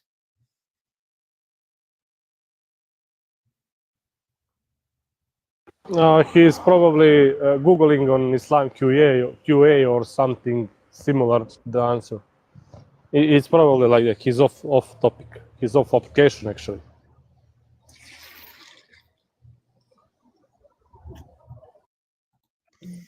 Guys, Assalamu alaikum. Walaikum salam. Am I the only Muslim in here, or no? I'm a Muslim as well, my brother. Just a second. So I'll go on mute. Sorry. No worries. Here's another one for you. The Prophet wrote the marriage contract with Aisha when she was 6 years old and consummated his marriage with her when she was 9. So what did he do? He wrote the marriage contract with Aisha. So now again, AK, Sahih Bukhari 5158. Just help me understand, man. What am I doing now? I'm trying to find you the exact verse from the Quran. Can you give me a sec? Okay, so the Quran now we're going to go to? Yes. So let's just focus on the hadith before we go anywhere else. Could Muhammad read and write according to what I just showed you? Based on the hadith, it says that he could. Thank you very much. So you said he couldn't read and write. I just taught you something new today. You are welcome. Anything else that you'd like to learn about Muhammad or Islam today? No. Okay, so let's go back to the free will. Let me teach you about free will in Islam. Can we go there so that you can learn something new today? Go on. Say again, bro. I said, yeah, go on.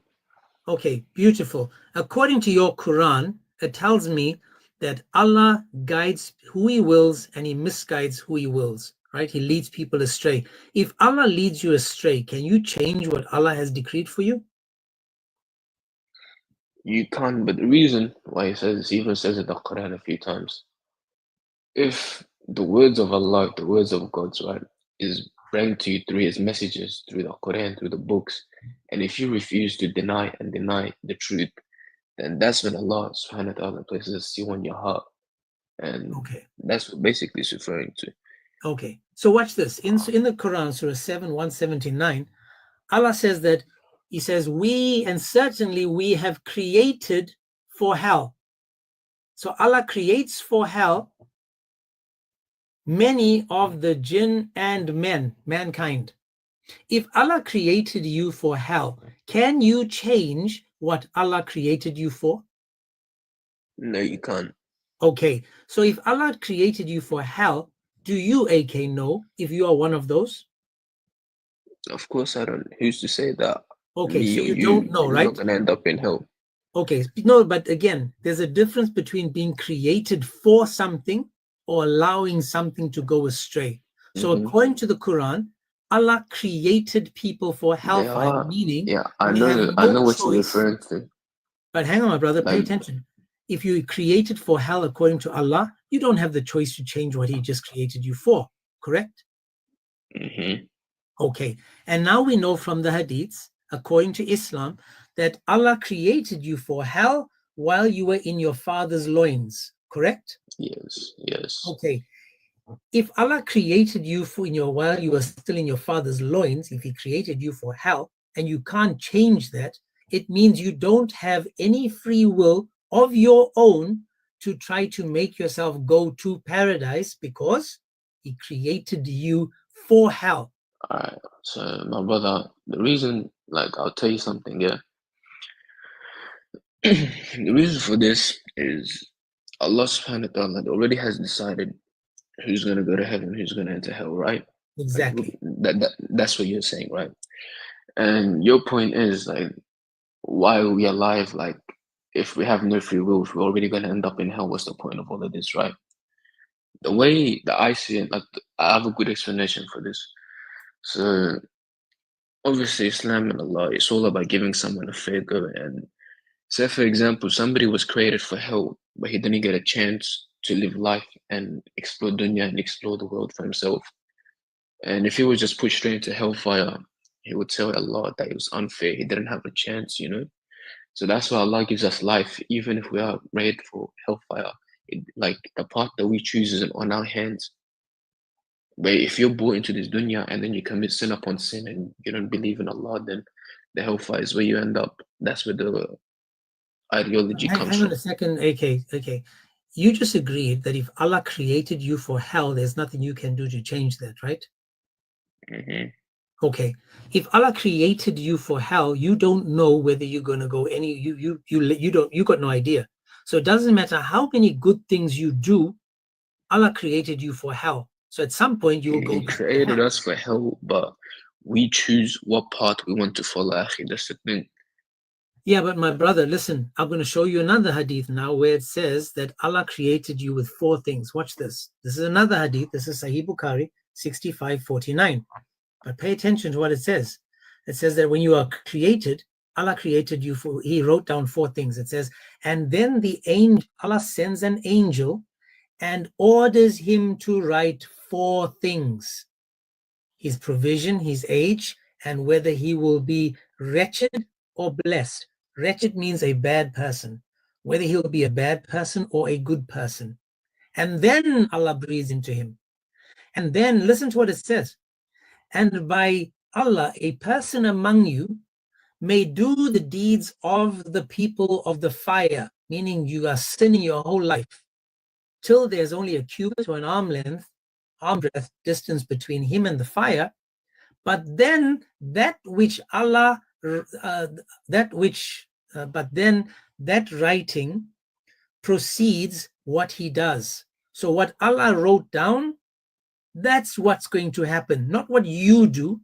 Allah already decided if you're going to heaven or hell. So it doesn't matter. You could be the worst sinner in the world, but then what Allah wrote down, what he ordered the angels to write, precedes, and he does the deeds of the people of paradise and enters it. Because he was sinning his whole life, it didn't matter. Allah already decided that this dude is going to paradise.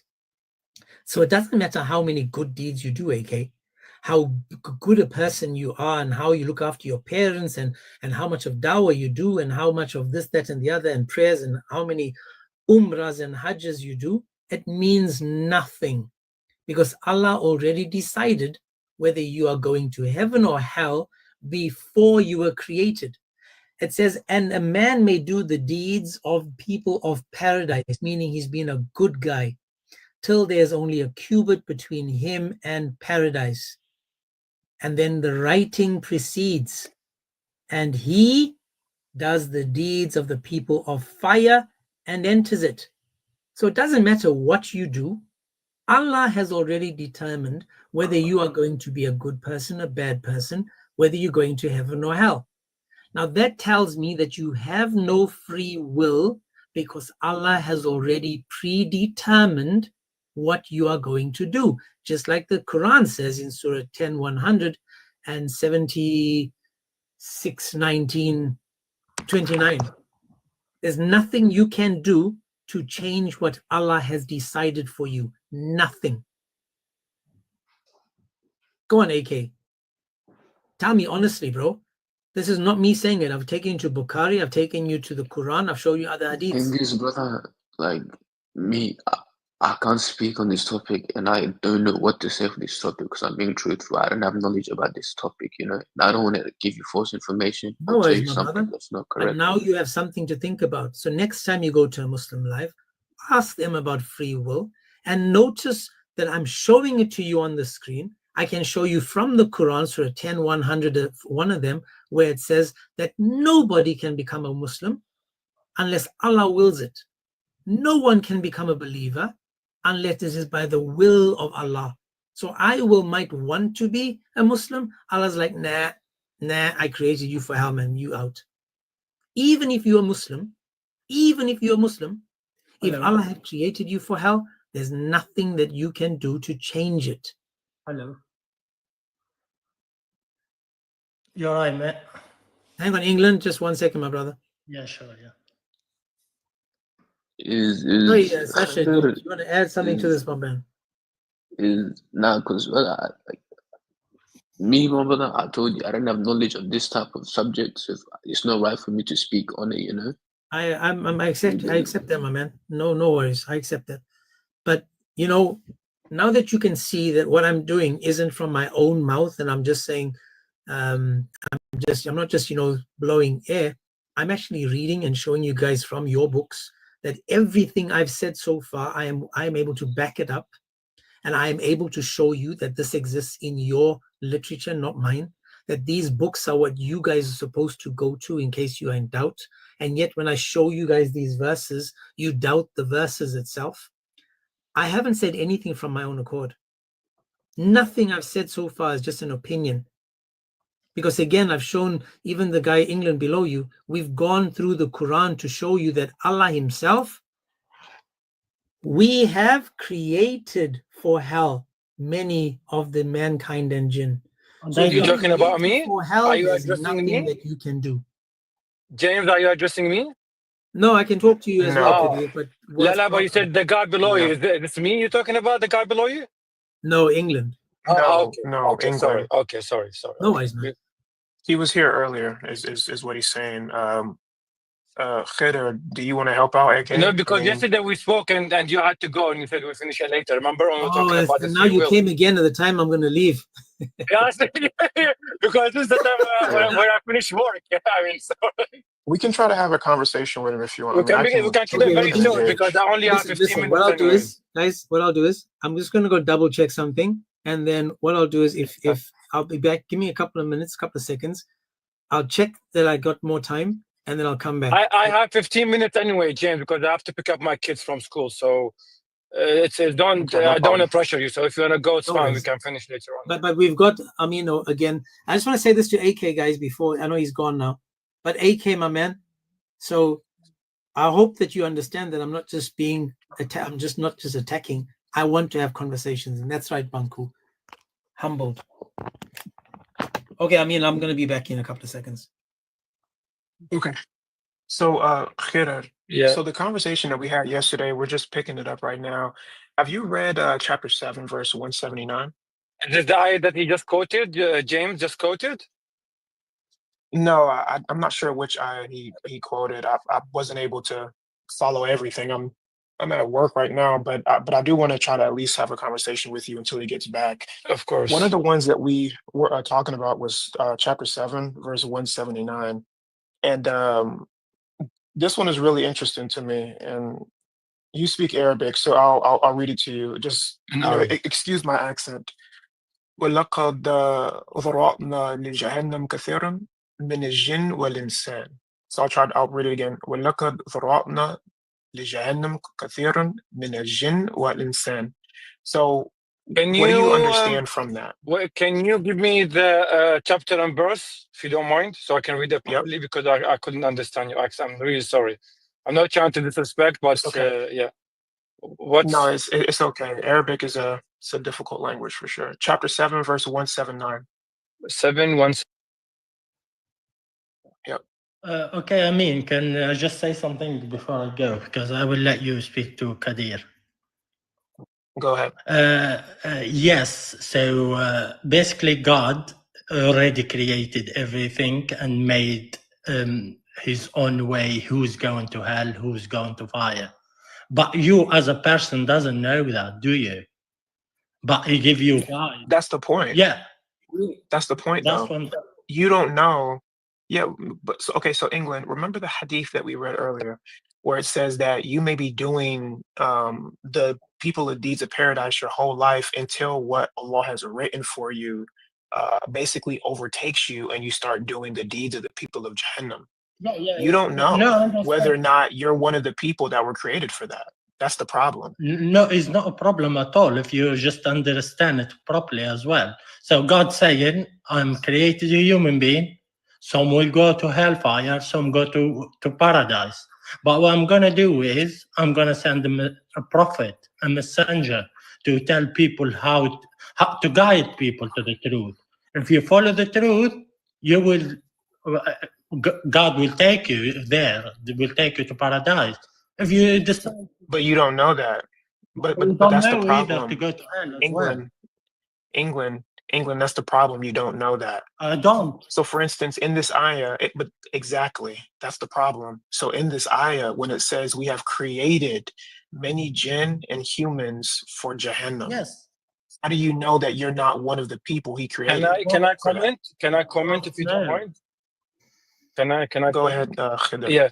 So you know that in Islam, we do know that hell and heaven is not being created yet, right? I mean, does it matter? Yes, it does matter, of course. Say that again. Sorry, jumping there. What's not created? The hell and heaven. So when this Allah, you do notice in the Quran, Allah subhanahu wa ta'ala always talks about the present. He doesn't talk about the future. Khidr. But again, I'm going with what you're saying. So what? What does that matter? It means because what Allah is saying is it's in Allah's knowledge. So basically, after Judgment Day, there will be hell, and then Allah created men who disobeyed Him, who went to hell, and that's what it means. Basically, it doesn't mean right now. Okay, no problem. Because hell now doesn't exist. Okay, all right, no problem. So when it does exist, yes, according to this verse, people were created for it, right? Yeah, people who were created, and those people who disobeyed Allah, because Allah, in Allah's knowledge, He knows. It doesn't say that. It doesn't say that. But according Can you read to it Muslim, in Arabic for us? Yes. Can you, bro? Let me bring the Quran, because if I go out the app. Qadir.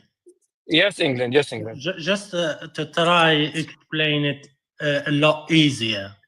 If I am in school and the teacher say, we have some people will fail and some people will pass.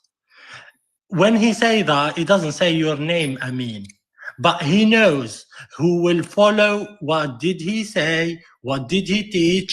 He will pass. And Allah's knowledge is known. Is that what the ayah says? 1 second. Okay, is that what the ayah says? Hold on, wait. But is that what the ayah says? وَلَقَدْ ذَرَأْنَا لِجَهَنَّمَ كَثِيرًا مِنَ الْجِنِّ وَالْإِنسَانِ. It says look, listen to me. It says he has created them for hellfire. Yes. Because so if he so listen to me. So this is the question. And so this is the question. If he has created somebody for there, how do you know if you're one of the people he has created for there? I just answered you that we don't know who is it exactly. But no, very easy. We know because we're Muslims. That's the point. Wait, very easy. I know. You don't. Wait, I know. Man, this is crazy.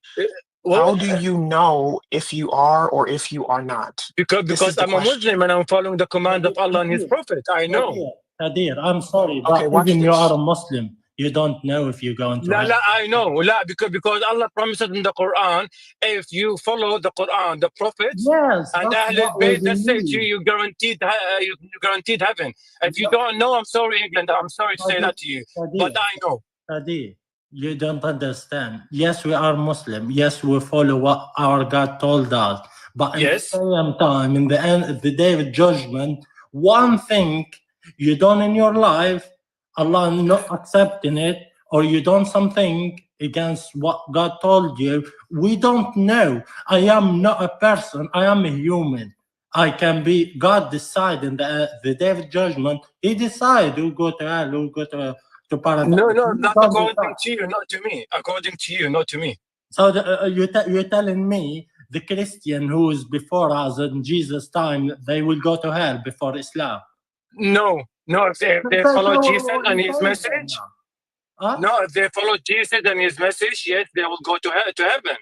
But they are Christian, they are not Muslim. You say only Muslim will go. It doesn't matter. It doesn't matter if you. It doesn't matter a Christian or a Jew or a Muslim. If you follow the prophet of your time, letter by letter, you'll go to heaven.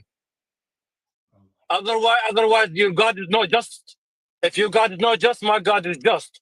Because God told me, if you do A, B, and C, I will take you to heaven. If I did A, B, and C, and He didn't take me to heaven, then Allah is not just. Because now you're telling me your Allah is not just. Do you know the difference between Muslim and mu'min? You tell me. Do you know or not? No, I don't know. Tell me. So Muslim, basically, you believe in God and our Prophet, and mu'min, you believe in that, and you do exactly what Allah command. And I'm doing what exactly Allah commanded me to do. So you're a Muslim and I'm a mu'min. So you're a Muslim. So you're a Muslim and I am a mu'min. That's what you're trying to say. No, but you don't, my friend. We are in a time we make mistake. We are a human in the end of the day. It doesn't matter. You see, even in the Hadith. Wait. So I don't want to try to debate Muslim with Muslim. I don't like that. But even in the Hadith, the Prophet clearly said, I leave with you two way things: the Quran and Ahlul Bayt. And if you follow them, you will never go astray. What does that mean?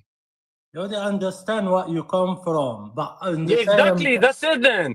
So you're a Muslim and I'm a Muslim. That's it, simple as that. Wait, go back to the subject. If you, I don't want to have a debate with a Muslim. I'm sorry. I'm really sorry. Okay, I don't want. You will go to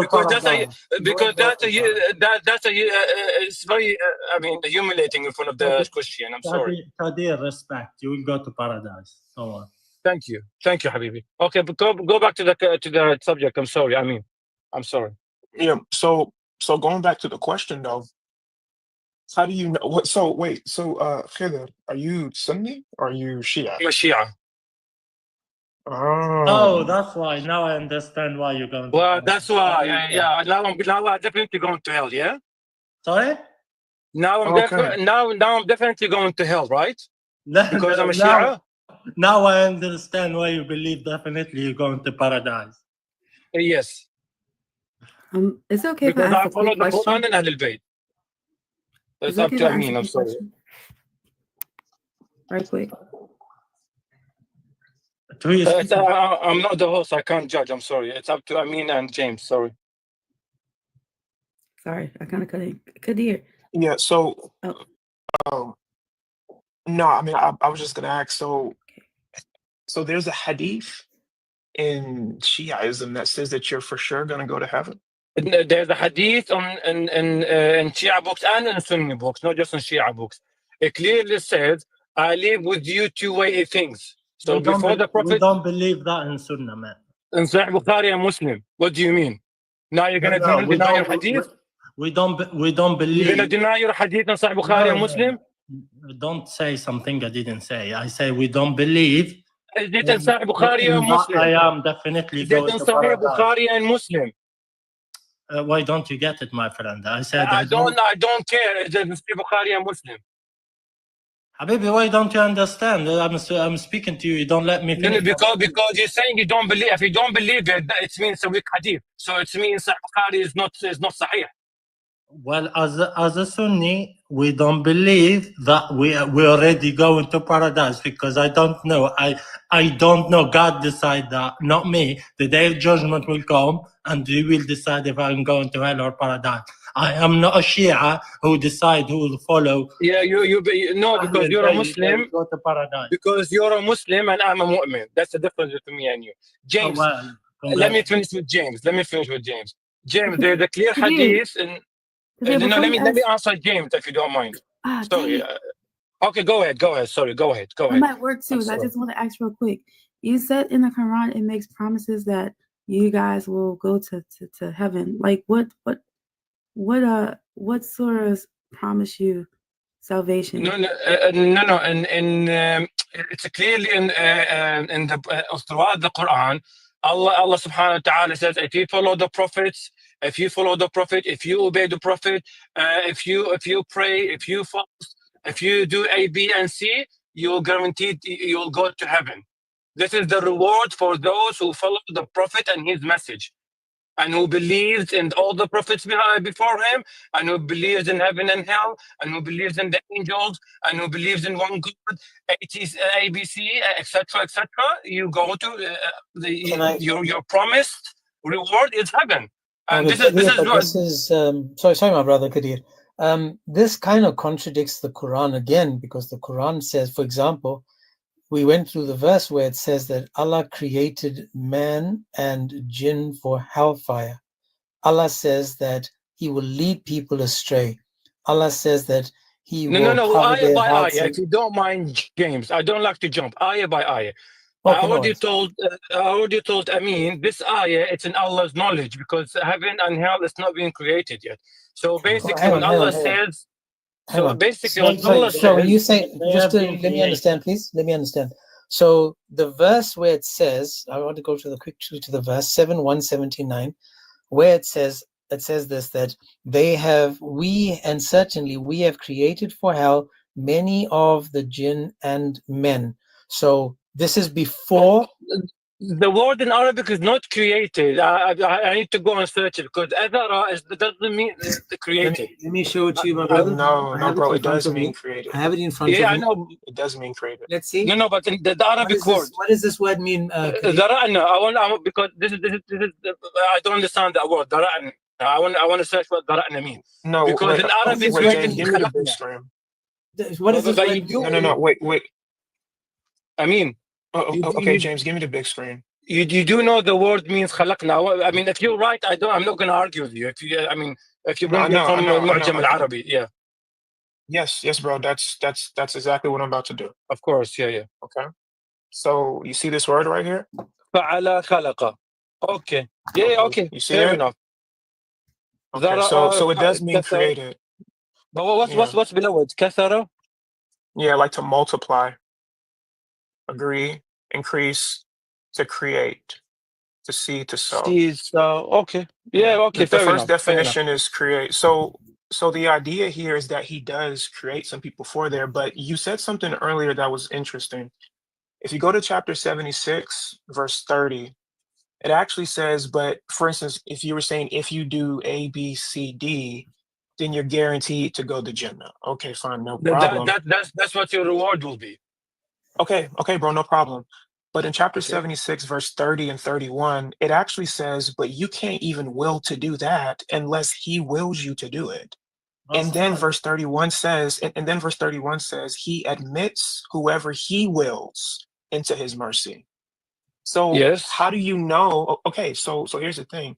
How do you know that He wills you to be almost Sirat al-Mustaqim? How do you know that? Yeah, because I'm following His commands. As simple as that.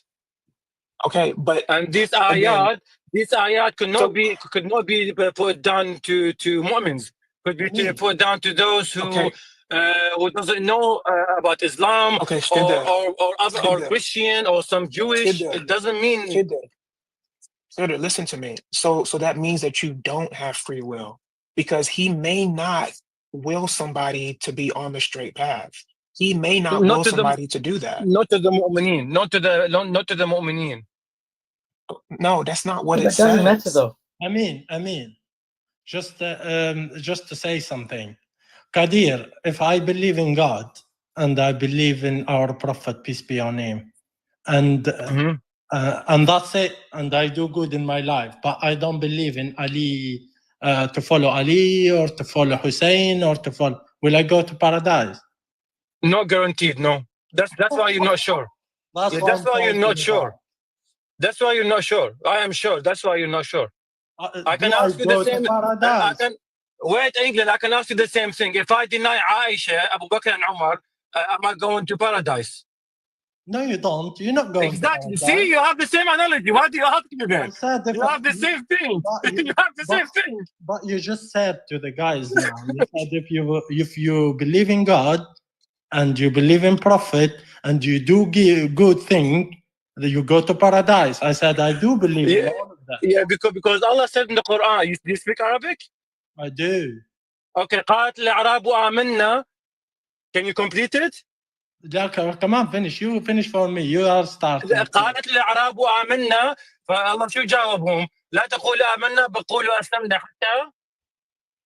So why did Allah say that to you? What's that going to do with us?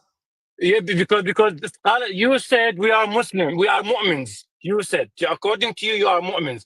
Allah said, don't say you're mu'mins, say we're Muslims until the iman goes into your heart. Yeah, and that's right. Well, what's exactly. You are Muslim. I believe you are Muslim, and I can witness that you are Muslim, but you are not a mu'min. There's a difference between a Muslim and a mu'min. I only be a mu'min if I follow Ali. Because the Prophet sallallahu alaihi wasallam said clearly in Sahih Bukhari and Muslim, I will leave with you two weighty things, and if you follow them, you will not go astray. Kitabullah wa atrati, the book, the Quran, and my Ahlul Bayt. And if you follow them, you will never go astray. It's a clear hadith. Oh, can you show me where it say that we have to follow Ali in any of the Sunnah? Who is Ahlul Bayt? Who is Ahlul Bayt? Aisha as well. He's Ahlul Bayt. No, it's not. No, it's not. Because when the wife of the Prophet sallallahu alaihi wasallam came and asked the Prophet after he revealed that hadith, she told him, "Am I from them, those Ahlul Bayt?" He said, "No, you are not." All right. We are all Sunnah. Exactly. Wait. We are all the Sunnah going to hell, and you. No, I didn't say that. I didn't say that. I'm not a Sunni. I can't send you to hell by myself.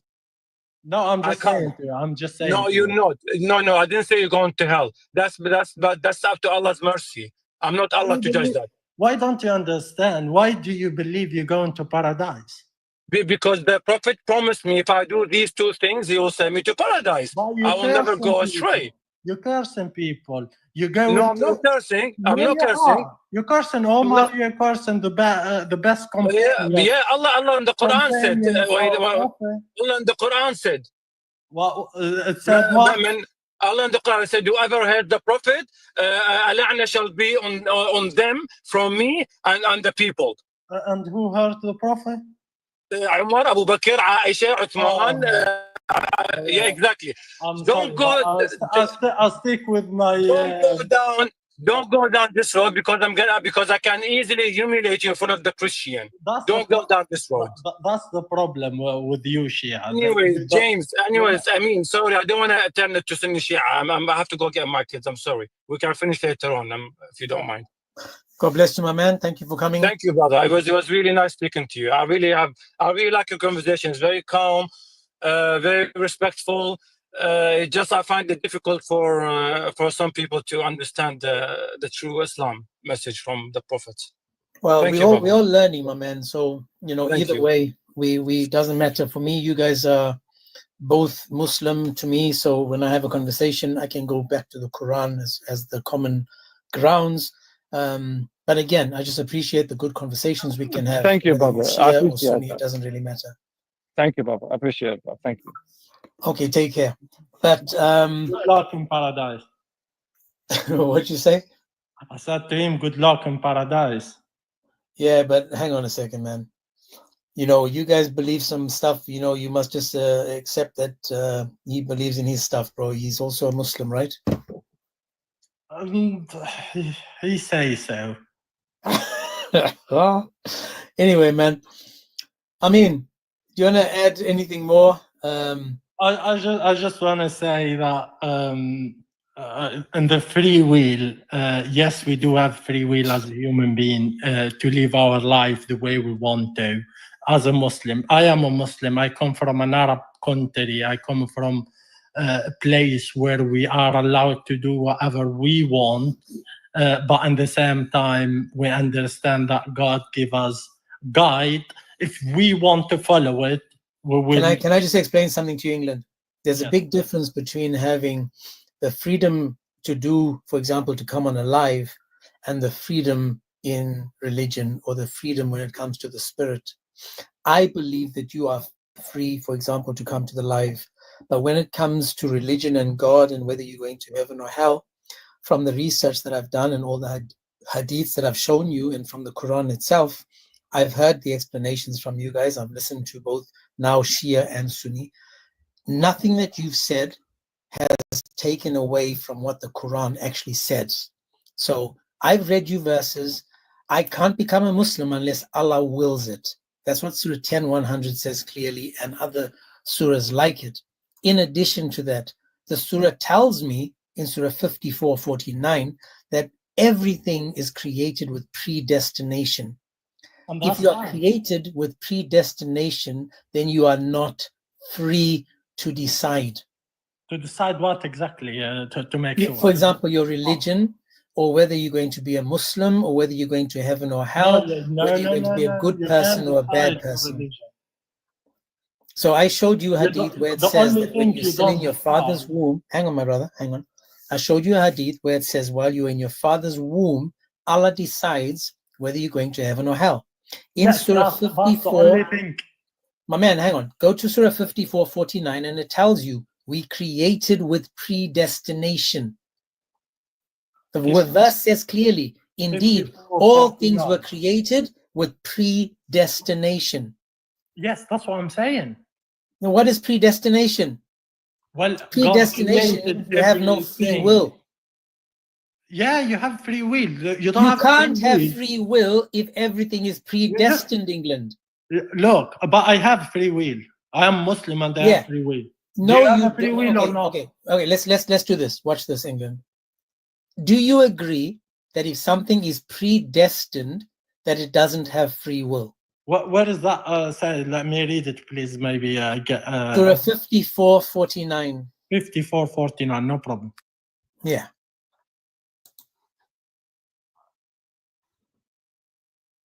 Al-Qamar, the moon. Qamar.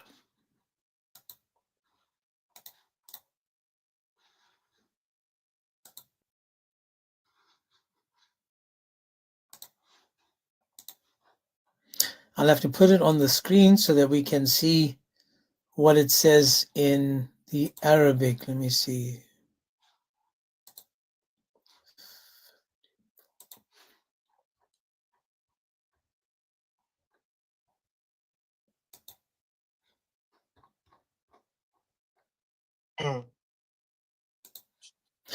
I mean, let me show it to you and you tell me what it says, right?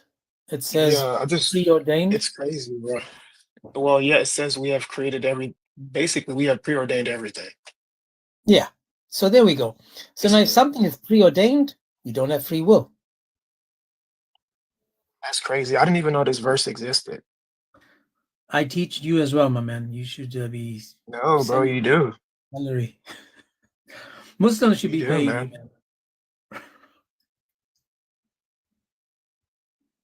Yeah, England, it actually does say that, bro. This is crazy. I didn't even know this verse was in the Quran. There's more. In the kullu shay. Hold on, let me see. Read the Arabic. In kullu shay'in khalaqnahu biqadar. Yeah, it says that. Wow. Just read. I mean, while he's doing that, read 97:1.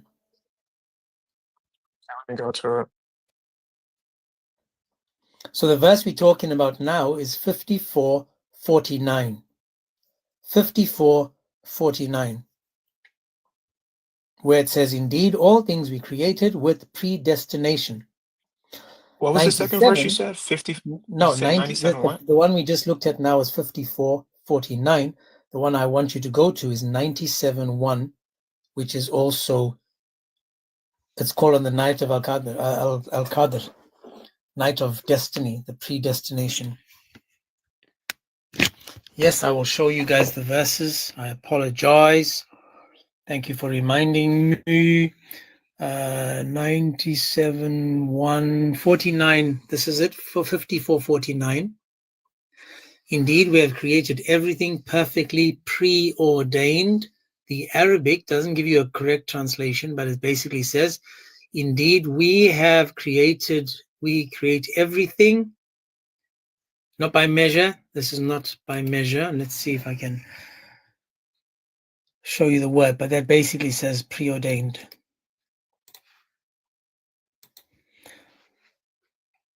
Again, guys, we don't. Okay, so go on. Yeah, I just read. So the Arabic is kind of weird. Um, in the translation that they do is strange too, because they say it's like night of glory, but it doesn't say that, or like night of power, because if it was night of glory, then it'd be like Laylat al-Meg or Laylat al-Majd, right? Like night of glory. But it actually says like Laylat al-Qadr, which is like the night of the night of predestination. You right. Right. Right. So and so I just want to just to explain this, guys, in this verse 97:1, it tells you that the Quran, look at the tafsir. It says that the Quran, the entire Quran was sent down on this night. It says that we sent Jibreel with the entire Quran to the scribes. Right? So the entire Quran, if you read the tafsir of 97:1, look what it says. Lo, we revealed it, the Quran, that is the Quran in its entirety, from the preserved tablet to the heaven of this world, on the night of ordainment, that is on the night of the great eminence. So when Muslims tell you the Quran came down over 23 years, this is a boom shakalaka. But let's go to England. Yes, sir, go ahead, England.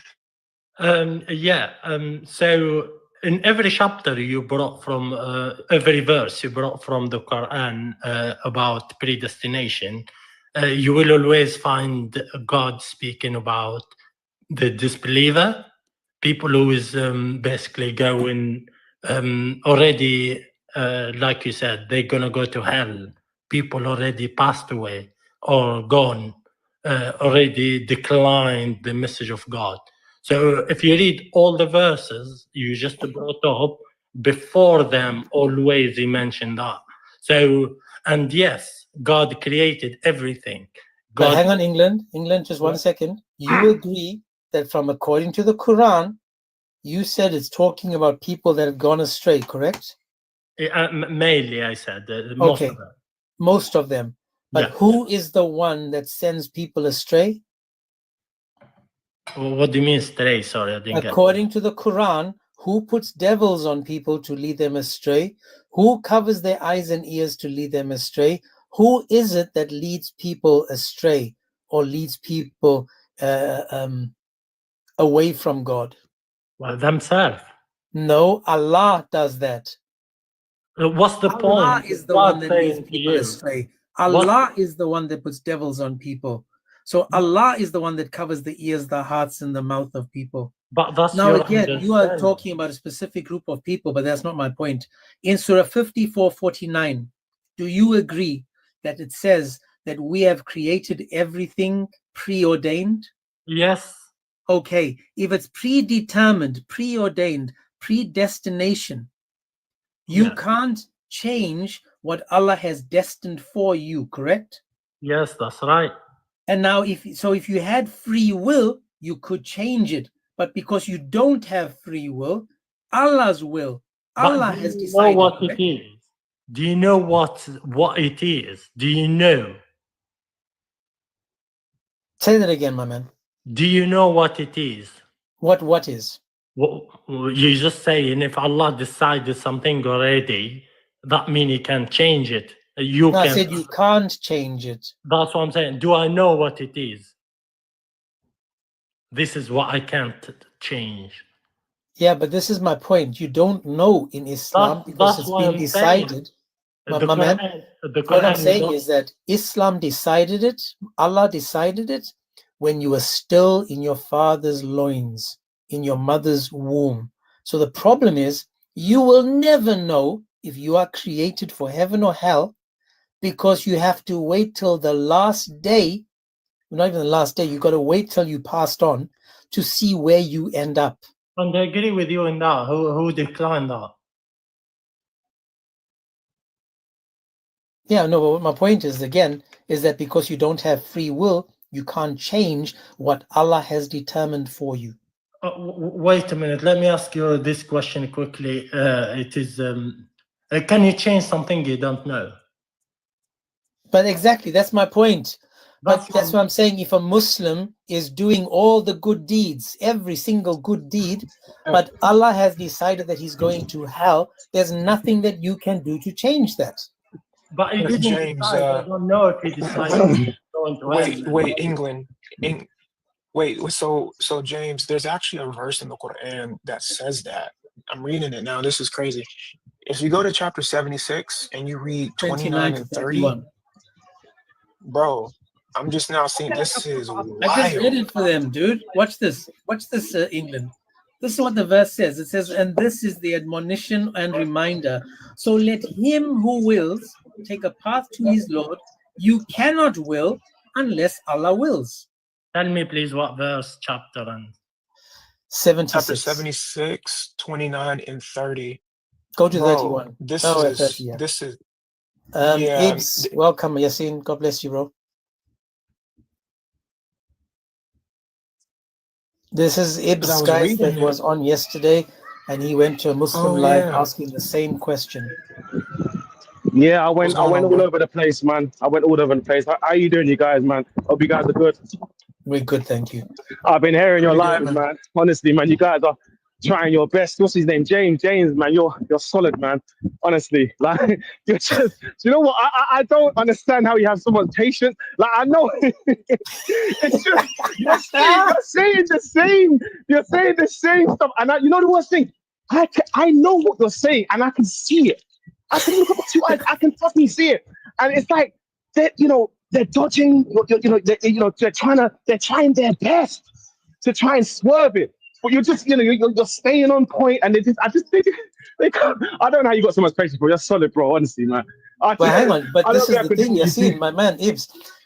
If I want to know your journey. I know where my journey is taking me, man. So far, you've been listening to, for example, England, right? Has England said anything that would make you rethink your position now? England, this guy next to you, he's a Muslim, and he's struggling with this free will thing, right? So I've had Muslims come up, and I actually said to Ibs that I wanted him to listen to Muslims to see if they are willing or are not willing, if they are able to confirm Islam for him so that he may continue being a Muslim. Because right now, my man Yasin Ibs is saying he can't continue being a Muslim as long as he can see that there's no free will in Islam. So this is England. This is why these lives are so important, because we are presenting your case to Muslims like him and other Muslims that are in doubt.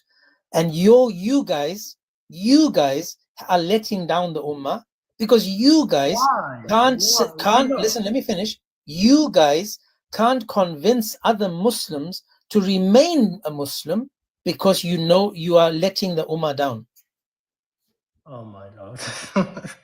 Not me, my man. England, not me. Ask the guy next to you when he comes back. Ask Ibs, is there any Muslim? Because he's just said he's been through all these lives. Watch this. Ibs, the guy next to you, England, is a Muslim. Please tell him. Yeah, listen, bro, man. Listen. I tell you, man. Like, listen. I really go deep into knowledge. I really look at Hadith. I look at the Quran, and like for years, I've been, not say blind, obviously, but I've just literally read it on just the surface. But when I've gone deep, and I've seen like stuff like, I think when I first read this a couple of years ago, they said everything's ordained. I said, what does ordained mean? What does that mean? What's predestined? It means everything's written. I was like, so I said it then. I was like, well, if it's written, then I just understand. So he went nuts at me. Oh my! First thing, I just asking the question. So I sort of went through more years, obviously, of just like praying, obviously doing what have you.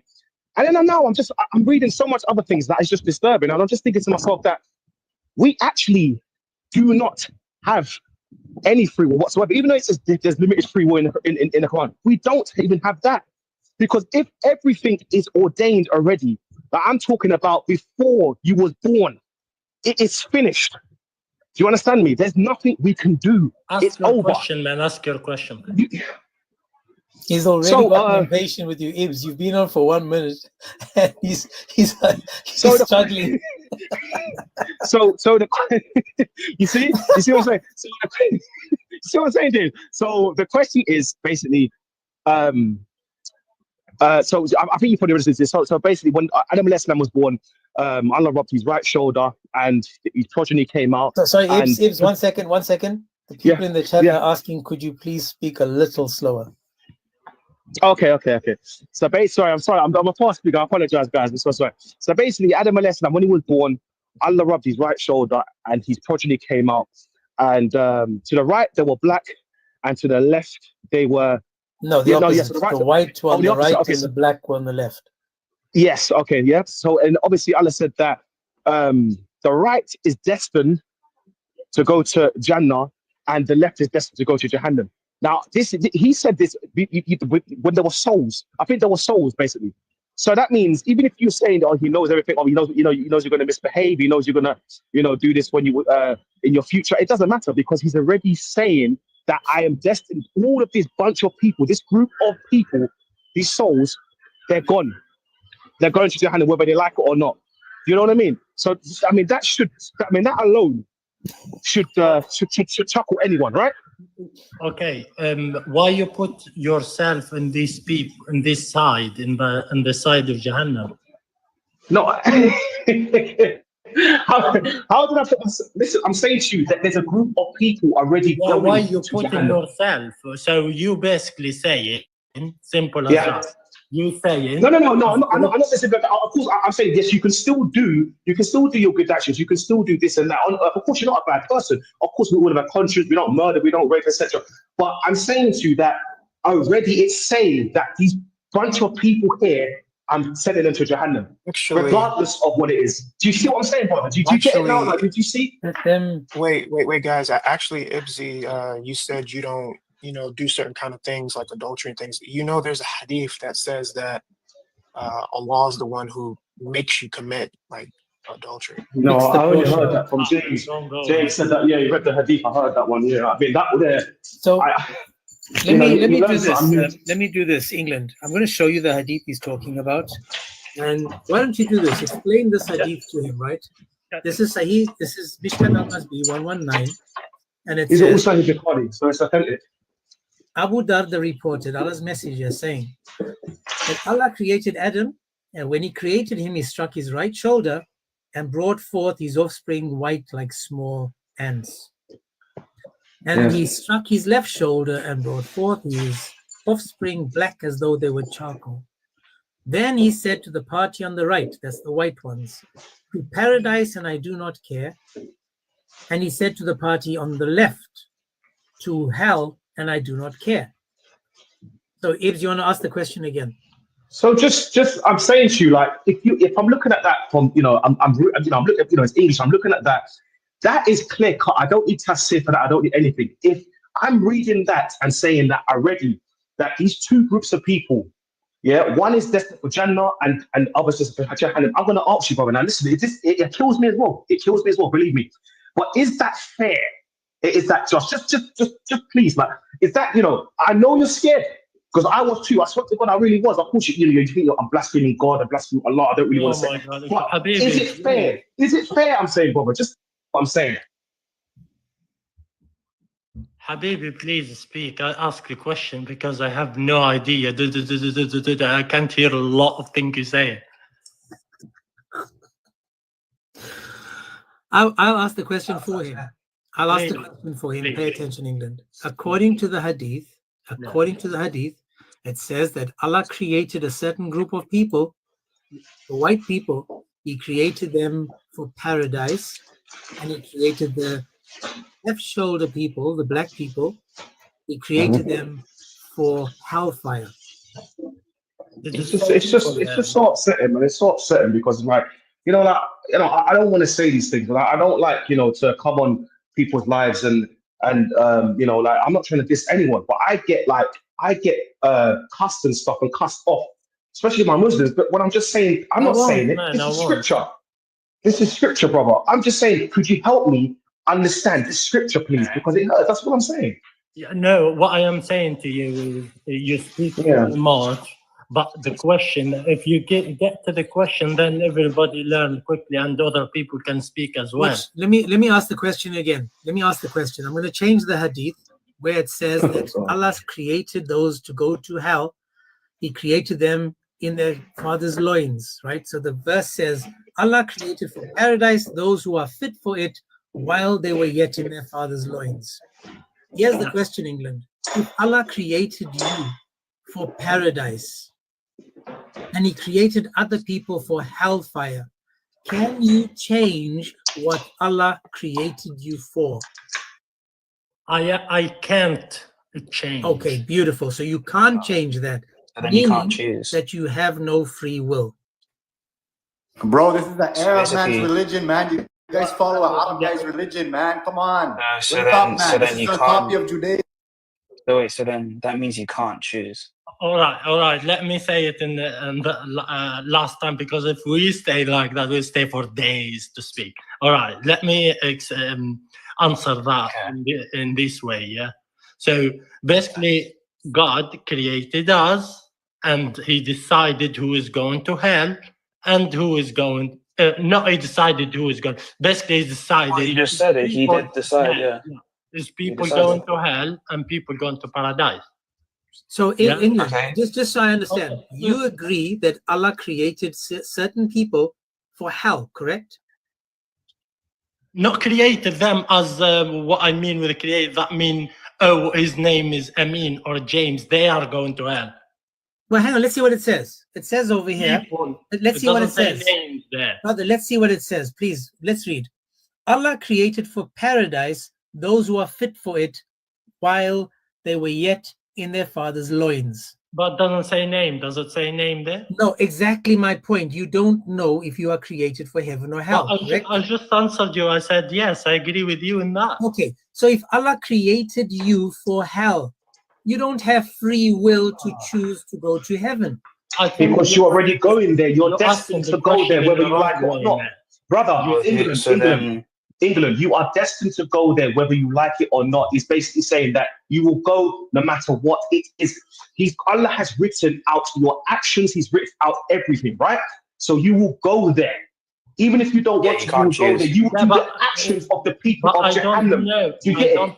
I don't know if I am going to hell or going to paradise. Well, you don't know, but it doesn't matter. That's the point. Well, the point is you don't know, but it doesn't really matter, because no matter what you do, you're going to go somewhere.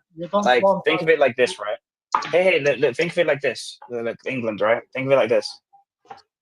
I don't know, right? I don't know whether or not I'm going to get £1 million from my mum tomorrow, right? My mum has already made the choice whether she's going to give me the money or not. So it doesn't matter what I do. I could even ask her, I could be so nice to her. And if she says, no, I'm just not going to give you the money, she's not going to give me the money. So it doesn't matter what I do. But no, before you pass. It doesn't matter what I do. It doesn't matter what you do. Let me say because if you do anything at all, Allah's still going to put you in heaven and He's still going to put you in hell. It doesn't matter. Yeah, that's what I am saying. But do you know what your mom decided? If you don't know, then you... No, I don't. But apparently my choice doesn't matter. If my mom comes to me, and says, Sig, be a good boy and like do good stuff. If she's already chosen to not give me the money, what's the point of me doing those good things? Yeah, that's a really good analogy. Yeah. But you don't know she's not. What's the point? Listen, if you had a if she's not got hold on. Okay, go on. Imagine this, right? Let's say I don't know. My mom tells me do all these good things, and I do them perfectly. I don't put a foot wrong, and then she still says I'm not going to give you the money. Is she fair? Then she's not fair. But God did. Okay, good. So if someone, let me add a little wrench in the work then. This is great. So you're saying that she's not fair. Okay. Let's say my mum says you have to do all of these good things, okay? Do all of these good things and I do them perfectly. But then for some reason, she then tells me, go and kill, go and unalive your sister, okay? Now I say, Mom, I don't want to unalive my sister. She says, I don't care. Do it. You want the money? Do it. So then I unalive my sister. Imagine if she comes and tells me, yeah, I'm not going to give you the money. And I ask her why. And she says, well, you unalived your sister. And I'm like, but you told me to do it. Yeah. Yeah. I have no idea. You see the what problem? you're talking about, man. Now. Yeah. You said in the live. No, you do. You do. It just hurts you. No, That's but what it you is. It's just understand, hurting. like, It's as in, hurting you to see. understand what's actually going on now, right? It's not just, oh, I did all these good things and she just didn't give me the money. Not only that, but she made me do something bad so that she can purposely just not give me the money. Why are you complicating it when it is easy to understand? It's not easy to understand. Well, this is very easy to understand too. Imagine Allah creates you and creates all the things you're gonna do, and then you're doing so well, but Allah forces you to do something bad so He can send you to hell. That's pretty basic, isn't it? Guys, can I just jump in for 2 seconds? Just to let Sieg know. Just hang on, England, 1 second. Sieg, the guy next to him, Ibzi Yassin or Ibs Yassin, is actually a Muslim, right? Yeah. And for those in the chats, this guy has come up to my live, I think it was yesterday, and he asked the question about free will. I've actually witnessed him asking the same questions he asked now to Muslims. And the Muslims have been unable to give him a satisfactory answer, and he's come to the conclusion that there is no free will in Islam and that everything is predestined. Now, the problem is Islam teaches people that they have free will. And knowing now that Allah is the one that decided whether this guy is going to go to heaven or hell, he knows that this is obviously the wrong choice for him. And that's where we're going to go. But before I do that, did you get that email, Sid? Yeah, I did actually get it. Yeah, I did. So here's the problem that I have, like, with all these like people that talk about free will and stuff like this, right? Before we can even do the whole, we got to find free will. As in, look, you say that we have a choice of doing good deeds and doing bad deeds, right? Like England, if I go to hell, it's because I did bad stuff, right? Not just that. The main thing is to believe in God and believe in His prophet. Okay, can I choose not to believe in Allah? Can I choose? Of course, you are choosing, of course. Okay, good. So let me give you an analogy. Imagine a Muslim, right? And he's a perfect Muslim all his life. He never misses any of the prayers. Salah, he never misses since he was 14. Mecca, he's been 4 times. The mosque, he is addicted to it. His deen is perfect. Now, the problem I have is this. Imagine the literal second before he dies, he, for some reason, right, gets overridden and overcome with great pain that he did not control. And he says, I curse Allah. And I don't think Allah is God, and I believe in the Trinity, in the name of the Father, Son, and the Holy Spirit. Right? Yeah. Is he going to go to paradise, or is he going to go to Jahannam? Jahannam. Okay, good. What if I told you that last action, he did not choose to do that? Allah made him do that. Yeah. No, Allah didn't make him do that. He decided to do it by himself. Once you show him the hadith.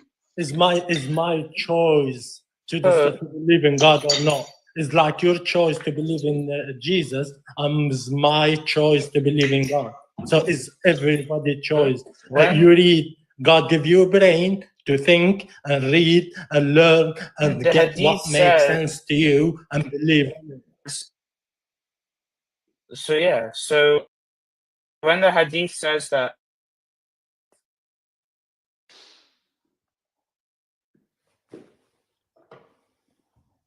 Sig, you can't hear you, bro.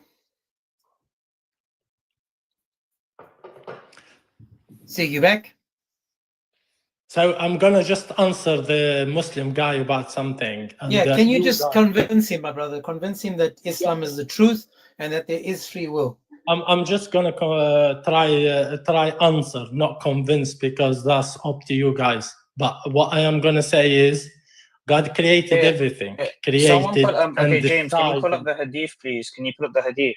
Just pull up the hadith. And decided who is going to hell, who is going to paradise. But he didn't say you or myself make a name to us. He said, this is the true thing. I'm going to send people who is our prophet, will give you the right path to follow to go to paradise. But what you don't understand is God already Almighty know who's going to believe, who's going to know. He already knows that. Equal day, but If he doesn't know that, Hey, we can hardly hear you, my man. I'm not sure whether it's your internet. James. Yes, sir. Yeah, there's someone that's trying to request this. I know her. She's a very good person. She's trying to request. She just said, "Can you tell him to accept me, please?" She's got A. It says A. She's not requesting, bro. She's Really? not in the requests. I hope you So understand. maybe we should. See no. Yasin, no. No one understands. No, it doesn't help. Okay, look. Okay. The problem is very simple. Okay, look, I'm listening to you, right? Okay. You say Allah has never been unjust. Allah has never done something unfair. Yes. There is someone out there that Allah has created, and He said to that person, "I'm gonna make you do all these good things, and then I'm going to make you do something bad so I can send you to hell." Is that fair? He didn't decide. It's his choice. God gave us a free will. It's not his choice. I'm going to show you where the Hadith says. I showed it to him. The commandment that Allah did. Yeah, so the commandment that Allah said overrides people. It's not Allah no, Allah do. Allah do. It's not Allah no. But there's another one, Sieg. I'm not sure if you know this one, where the question was actually asked to Muhammad. They said to Muhammad, they asked him a direct question. They said, he says, this is the question. It goes, they said, "And Allah's messenger, what is your opinion that the people do in this world and strive for? Is it something decreed for them or something preordained for them? And will their fate in the hereafter be determined by the fact that their prophet brought them teachings which they did not act upon, and thus became deserving of punishment?" Listen to what Muhammad answers. He said, thereupon he said, "Of course, it happens as it is decreed by destiny and preordained for them." This is Sahih Muslim. You know what? You can't get clearer than that, man. You can't get clearer than that. Yeah, but like, look. This is not even that deep. Okay, so look. There's a hadith where it says, right, that Allah, 40 days before you're born, had already written every single thing that you're going to do before you actually do it. So it's not that He knows, He's telling you what things you're going to do. It's just, He then says this, right, that He swears by Allah, Muhammad, and He says, look, there's going to be a guy that does like good stuff, okay, until he's so close to heaven that's like an arm's length away. Then whatever Allah wrote for that person will overcome the person, and they will then do something bad, and then Allah will send them to hell. Yeah. So Allah is actually like overriding the program so that He can send the program to hell. It's like Matrix. Come on, man. Come on. Please. I want to talk to Ibs. You seem to be more agreeing with us than anything else, right? You know, it's just killing me. It kills me even more every time I hear it. Every time. I mean, these hadiths are new to me. You know, I've read. So why are you still, bro? Why are you still a Muslim when it seems as if you are disagreeing with everything Islamic? Seriously. Yeah, I mean, I can't.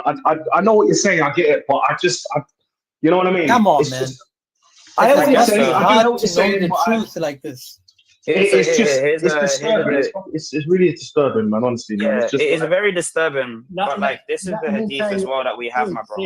It's so bad, man. It's so bad.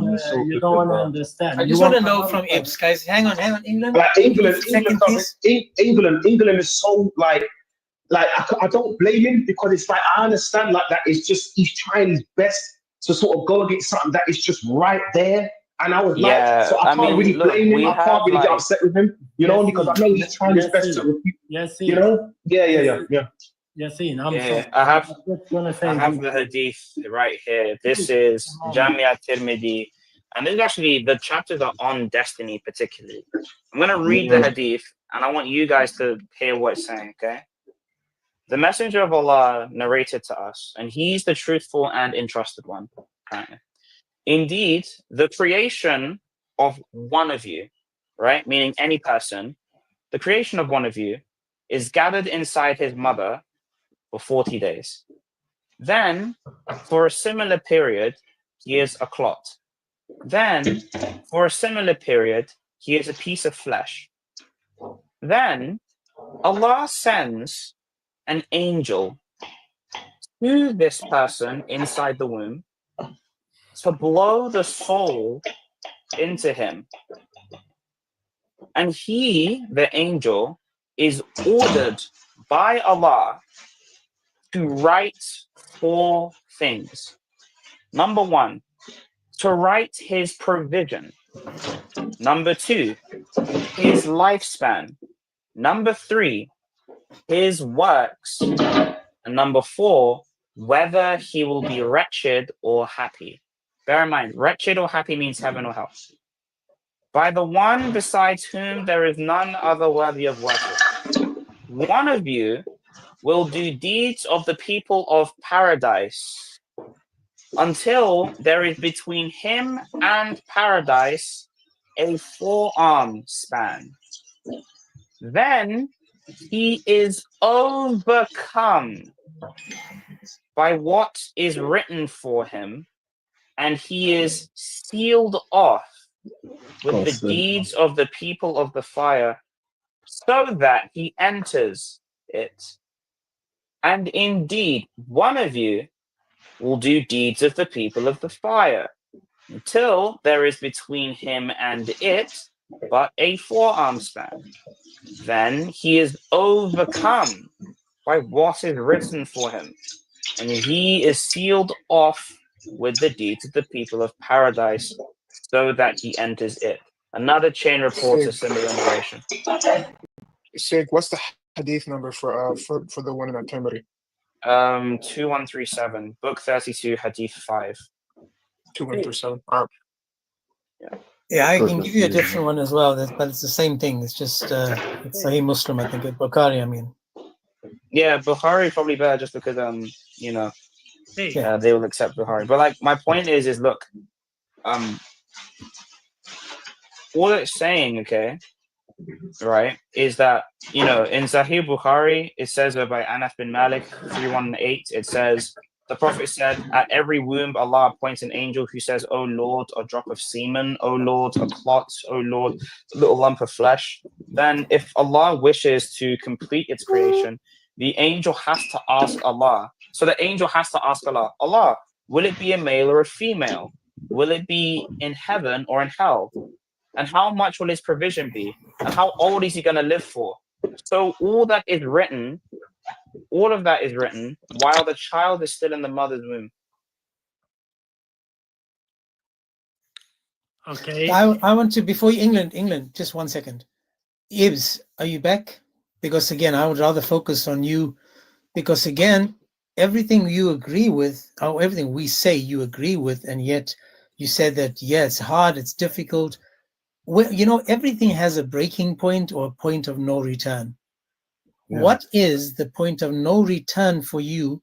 What more evidence do you need? There's you know, that's hard. It's hard to answer, I know, but it's like it's more like where I've sort of been Muslim. I've reverted, and I've been Muslim for like 8 years, and it's like just everything is just sort of like, you know. What if I show you one more thing, which I said I wouldn't do, but what if I showed you, for example, the thing for me that is the nail in the coffin, or the stroke the camel's back, is 65:4 in the Quran. Now, I didn't want to go there, but I think you need to hear more than just one angle of argument, because again, you know that this has been now debunked. No Muslim can change your mind on this. If I were to show you, because as a man, you need to accept everything in the Quran or nothing. If the Quran tells you that you can sleep with a little girl before she reaches menstruation, wouldn't that be the end of it? It doesn't say that. England, you can listen and learn as well. How about you focus on whether or not Allah forced you to say that or not? We'll deal with this conversation. Go ahead, guys. So this is where I want to go. I want to show you something. And again, I keep saying this, that if this is true, let's just say this. If this is true, the verse in the Quran, and it says what it actually says, then either you have to accept exactly what it says and never have a problem with it, or you are going to be a coward. Let me just say, call it like it is. Watch my screen. I'm on the Quran, and England, watch as well, and let's see what you say. 65:4 Please, England, just mute yourself for a second. I want to finish what I say first before you add to it. But this is going to either make you or break you. It says, as for your women who have despaired of further menstruating. This is the menopausal woman, the older woman, right? These are the old women. It says, if in doubt, now again, the verse is about divorce, so these people are married. If in doubt, their waiting period shall be 3 months. This is called the iddah. The iddah is just to make sure that before the woman remarries, she's not pregnant. Yeah. The next group, and those who have not menstruated yet, right? The last group are those that are pregnant, those that are with child. Can you tell me, Ibs, what group of women have not yet menstruated? Yeah, I know what you mean. I know what you mean. Okay, so let's see what the tafsir says, Ibs, because this is important as well. I will shake you to the tafsir, and I want you to see what the scholars have said regarding this, right? Ibn Abbas, you've heard of him? Yeah. Let's see what he says. It says, as for your women who have despair of menstruation because of old age. Now remember, these girls have been penetrated. It says, about their waiting period, that shall be 3 months, upon which a man asked. Now imagine this, a man says, O Messenger of Allah, what about the waiting period for those who do not have menstruation because they are too young? Too young.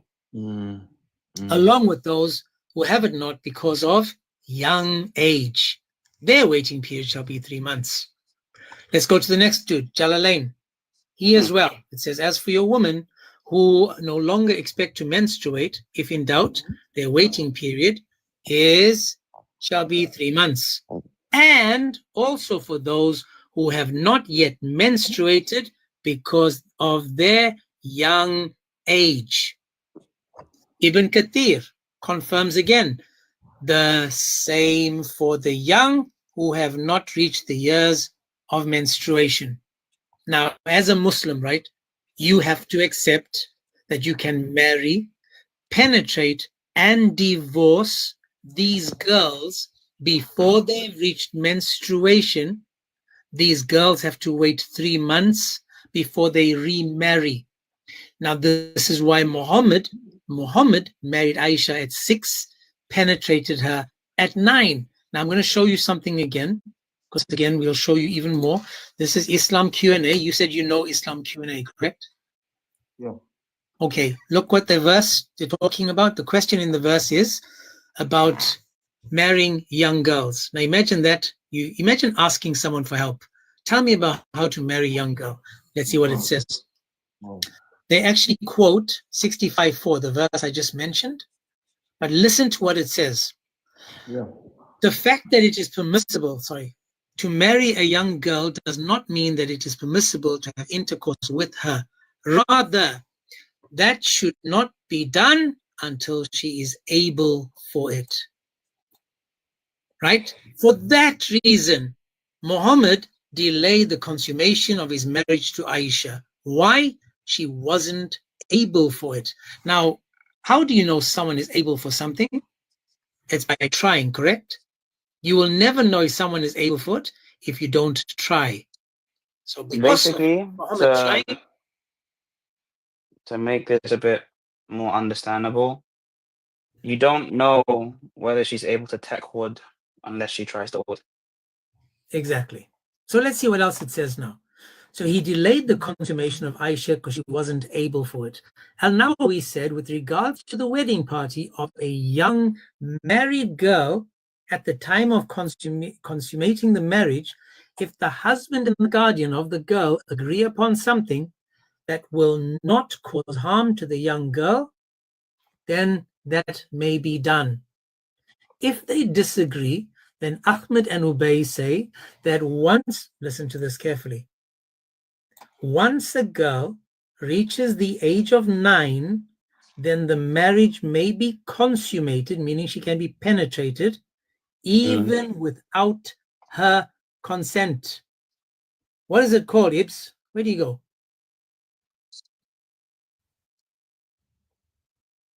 Hopefully, maybe you just got bad connection, but Ibs, if you're still there, man, come back.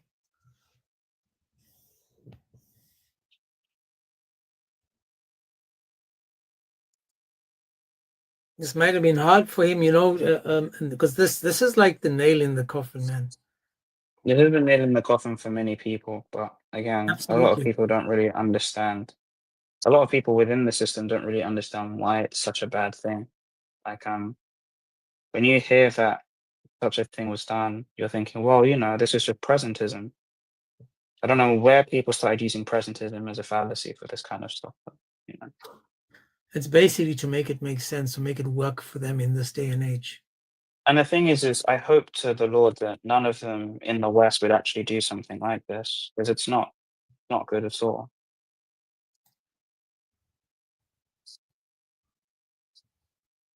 Anyway, he's still in the live. I saw him. I've sent him an invite, but I'll just continue because again, guys, it says that you can consummate even without her consent. Pay attention, guys. If you do something with someone without their consent, that's called rape. But that does not apply to those who are younger. Can you imagine that? Younger than 9. I'm hoping he comes back, but man, I know that this dude is never going to stay a Muslim. That can't be. Can't be.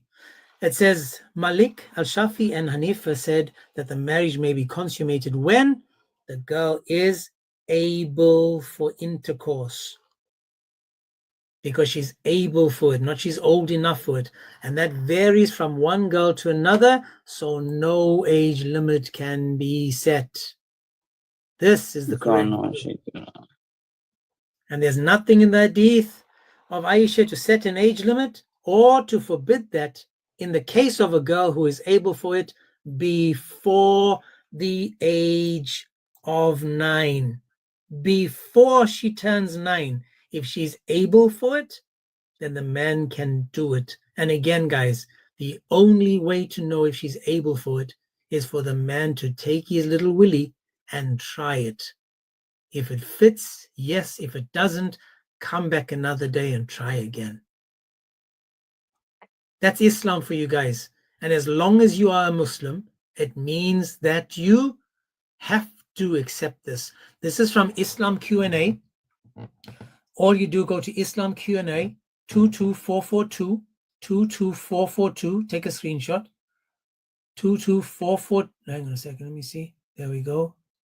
And then you just write that in the chats. This is from Islam Q&A, where some pervert asked the question, the ruling on marrying young girls. Now, again, we don't have to go there because we can go to all the scholars of Islam. You can name every school of thought. The Hanafis say this as well, that once the girl reaches the age, this is the Hanafi school, the permissibility of consummating the marriage of the girl is based on her physical strength, not on her age. If consummating the marriage will be injurious to her health, then it would not be permissible to do so, although she may have reached the age of puberty. However, if consummating the marriage will not be injurious to her health, then it is permissible to do so. So as long as she can take the man, it's not a problem. And this goes through every single school of thought. So again, to remain a Muslim, to be a Muslim, means that you have to 100% accept that in Islam, a prepubescent little girl is game.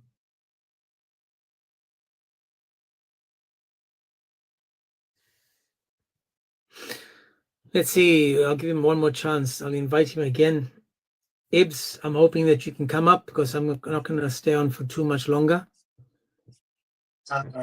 James, if you wanted to, you could, because right now what I'm doing is I am making and I can show you, this is going to be the thumbnail for it, but how's it doing this?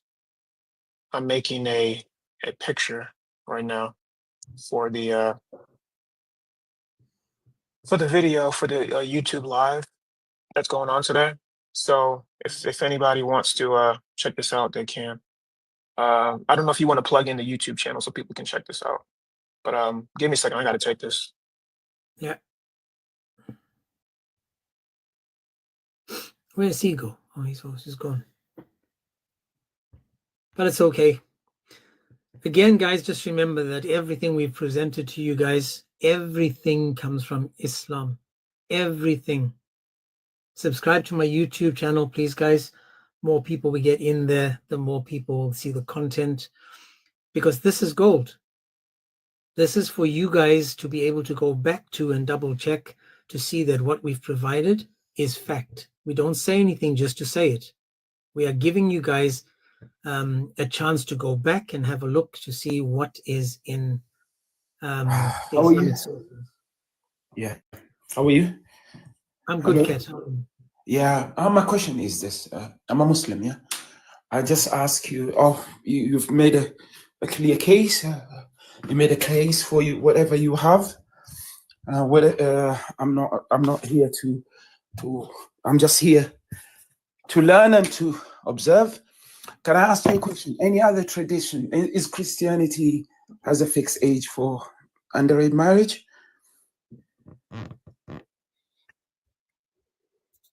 Say that again. Sorry, I said you've laid a case about Islam and underage marriage, correct? Yeah, well, hang on. Before we move on from that, what do you think so far about that? Do you agree with what I've said so far? Are those opinion of scholars? Opinion of scholars. Their words can be taken and returned upon. They're not holy as such. So okay, so let's look at the Quran then. What does the Quran tell you?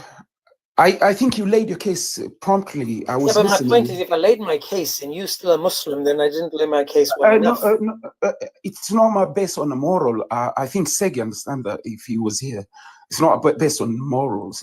God is the tattoo. Yeah. Katu. Yeah. So I'm just here to it ask sounds question. like I'm here to ask. no. It's fine. It's fine, bro. Just listen to me for a second. It sounds like you're wrestling with it, and you know something is wrong, bro.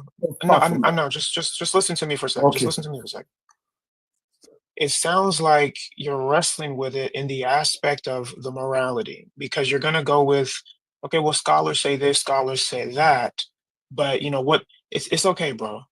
But I think that you want to know the juxtaposition of it within Christianity. Is that what you're asking? Yeah, elaborate it more. Tell me what are thoughts of the scholars about it. That would be much more. Okay. Yeah.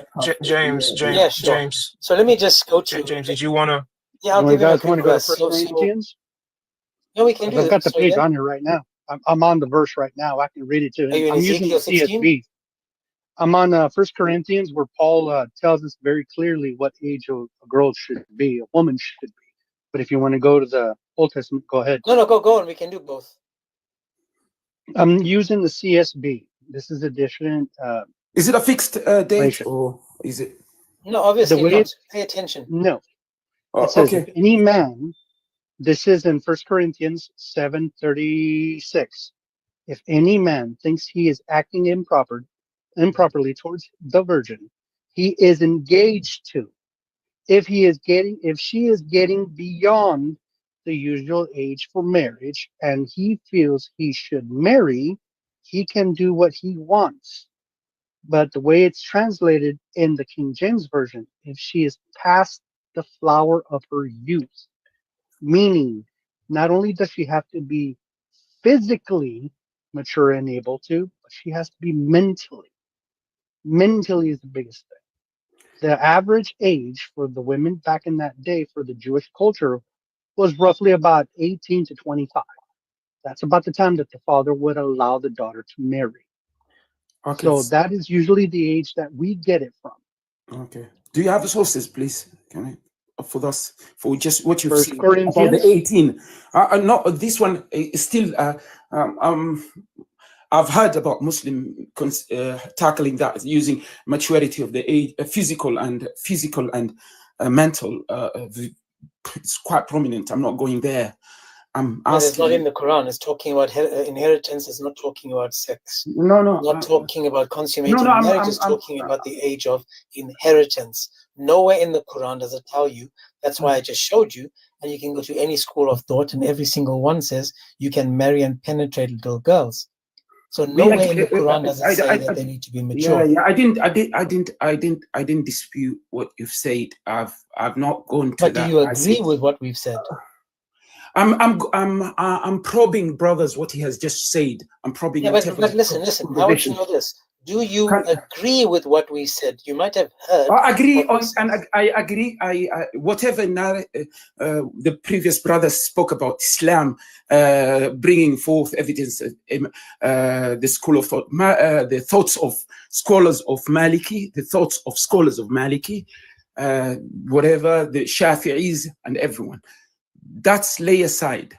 I was asking specific question, and which we were tackling now with the brother concerning the view of Christianity. He brought the Corinthians, the verse, and then he translated it and said he went to the Jewish tradition, which he said is above 18 and so off.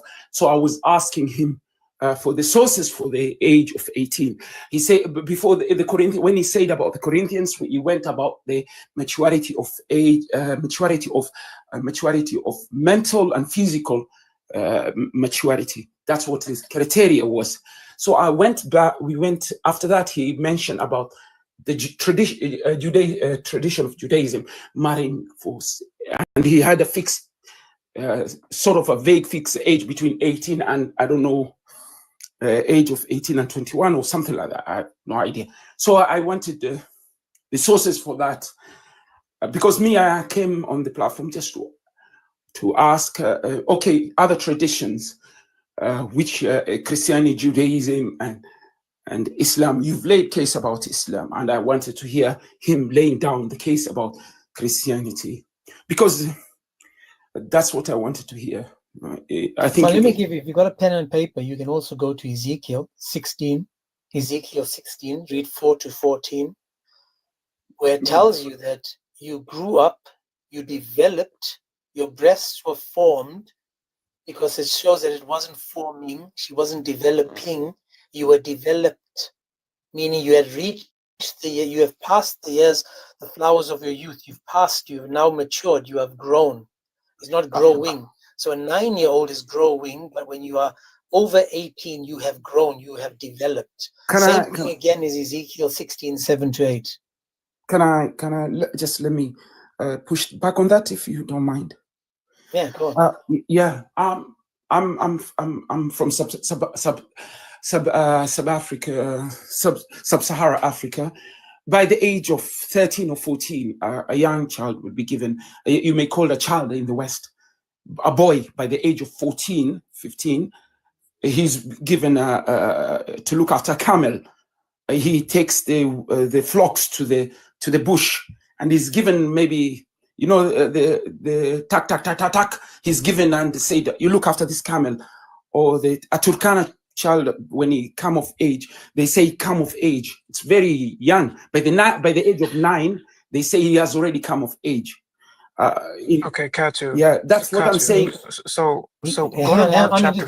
One second. Katu, I am also African. I'm sub-Sahara African.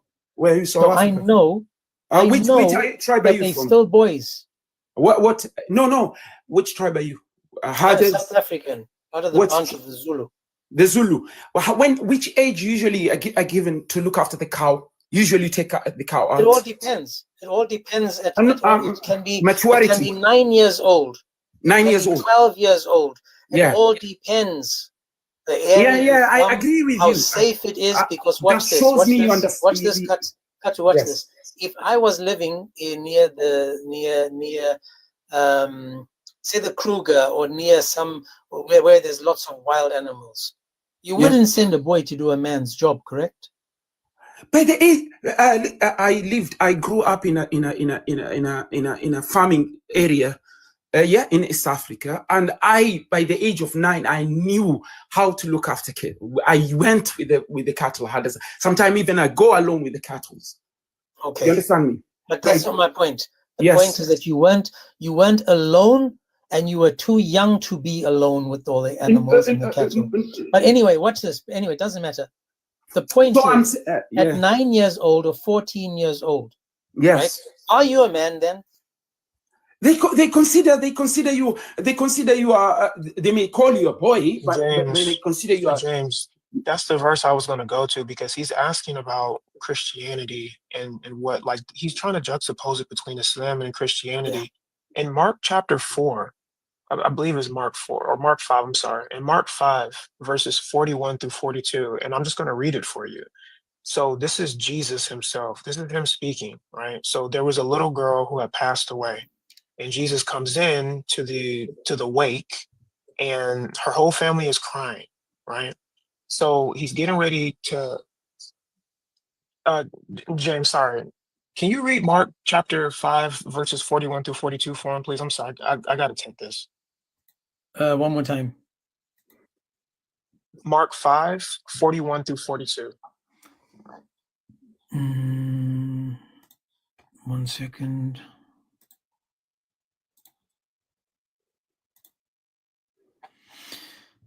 Uh, 41, let's see, it says, taking her by the hand, he said to her, Talitha Kumi, which means little girl, I say to you, arise. And immediately the little girl got up and began walking, for she was 12 years of age. Now this is Jesus talking, right? So we know that in Christianity, both Jesus was called a little boy at 12, and this girl was called little girl at 12. So if we start off where a 12-year-old, 600 years before Muhammad, was called little girl, then the question is, my brother, how did it change that a 12-year-old changes 600 years later into a woman or someone of marital age? Sorry, I have to take that. Yeah, so that's basically the point I was trying to make. You're asking us according to our belief, to our theology, to our aqidah, and we're telling you from our book that a 12-year-old is a little child, bro. That's what it says. So, I mean, if according to you and in your, deen, did that before, and I'm using code words because I can't really say certain things here, but you know what I'm saying. Yeah, I can get you. Can use some Arabic words, please. Just keep it simple and speak English. Dean, whatever. Just let's keep it simple and speak English. We won't be going that. Okay, just go ahead and respond. Yeah. Oh, yeah, correct. I was speaking with a brother who was speaking about the Kruger. That same boy who's looking after a cow in the Kruger National Park, and a child in Masai Mara looking after his cattle. If you take that same boy in and another boy for inner London city, bringing from an inner London city, and that kid, you take that boy from, you say, call him a boy from Kruger National Park, and both of them will be totally different maturity and difference. I've had a lot of, when I'm here, I've had a lot of people who mention, oh, you're not mature, not matured as children back home. We usually do hear that. But my brother, don't you agree that they are mature in different aspects? Yes. Okay, so you're not taking away from one, right? So for example, the person that's out looking after cattle, he is mature in a different way than someone living in London, correct? 100%. Okay, but they both mature on different levels, so we can't, but they still, a 10-year-old in Africa and a 10-year-old in England is still a 10-year-old, correct? 100%. Okay, so their levels of maturity, depending on where they come from, doesn't make them any older than 10. No. Okay, so now I'm saying, in the Bible, the verse I just read to you, a 12-year-old girl is called little girl, 600 years before Muhammad. Okay, I will not push on you. I'll not push on you, but we can use the same charitable, be charitable as you have been with Christianity. You're charitable, sort of, because you have not provided. Can I lay my point? Sure. I just wasn't sure what you meant.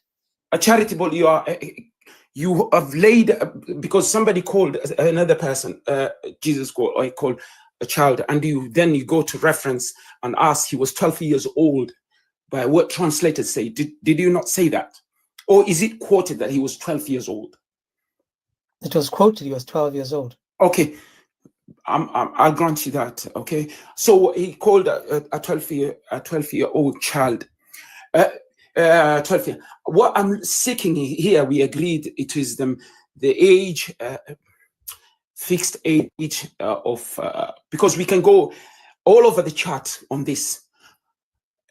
I'm asking you, is there any fixed age in Christianity where you consider? No, I know you're looking for it. Where does it say it's 18? No, it 18, doesn't. But there's none. Yeah, okay. I agree. I'm agreeing with you. But let's look at the verse. So I think I've laid. Hang on, brother. Hang on. You can't go to show me where it says it's 18. We're not saying that. We are saying that once they've passed the age of maturity.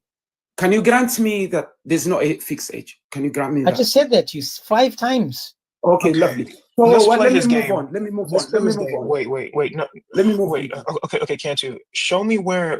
Okay, so show me where it's not 18. Okay. Let's play your game. Because you're looking for a verbatim word fallacy, bro. Instead of just understanding the context from various scriptures that we've brought up. Show me where it's not 18. Show me where it's not 18. In the Bible, yes. There's no fixed. You've agreed that. Oh, exactly. So if there's not a fixed age verbatim, then how are you gonna know? You're gonna know based on the context of the verse, bro. So this is not complicated. I don't understand. Yeah, it's not complicated. We agree, it's not complicated. I didn't say it's complicated. What I'm saying is this. The brother who said we in the beginning of the conversation, the brother said the maturity of mental and physical maturity should be this that time should be the standard. Let me give you an example. We see in the tradition, even in Victorian time here in UK, Victoria time, we see it in some parts of America. We see everywhere. We have I'm sorry to cut you off. That means so little. Let's go back to both the Bible and the Quran to see what they are teaching us. Stop pointing at people, because again, we don't care what the people did. Let's look what the religion teaches, right? Let's do that. Now I'm going to read for you, because again, I said to you, go to Ezekiel, and you're taking me to what people are doing. I don't really care about the people. I want to know about the religion. No problem. Now, in Islam, in 65:4, it's talking about girls, little girls that are so young that have not reached the years of menstruation. You agree with that, right?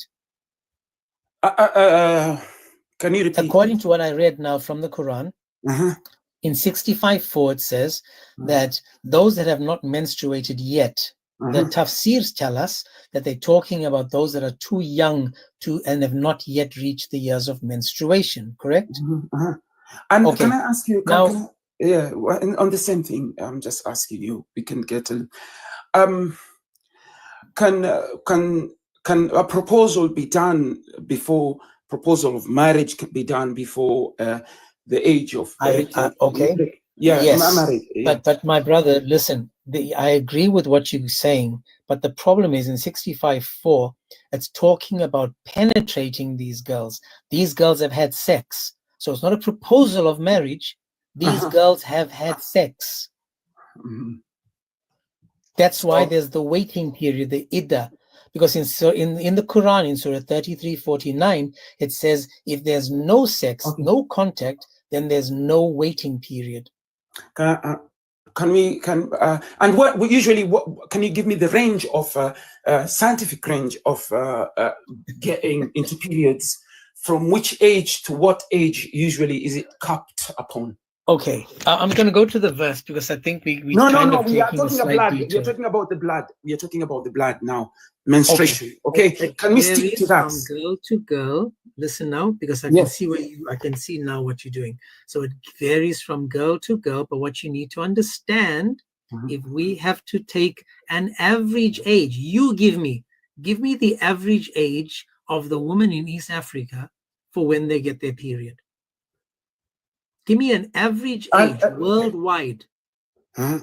It depends on dietary. It depends on physical, dietary, and so many things. Yeah, I'll give you all that. Give me that. I'll give. Let's do it. I'll watch this. So I'll give you everything that you asked. Average, for. yes. Now Average.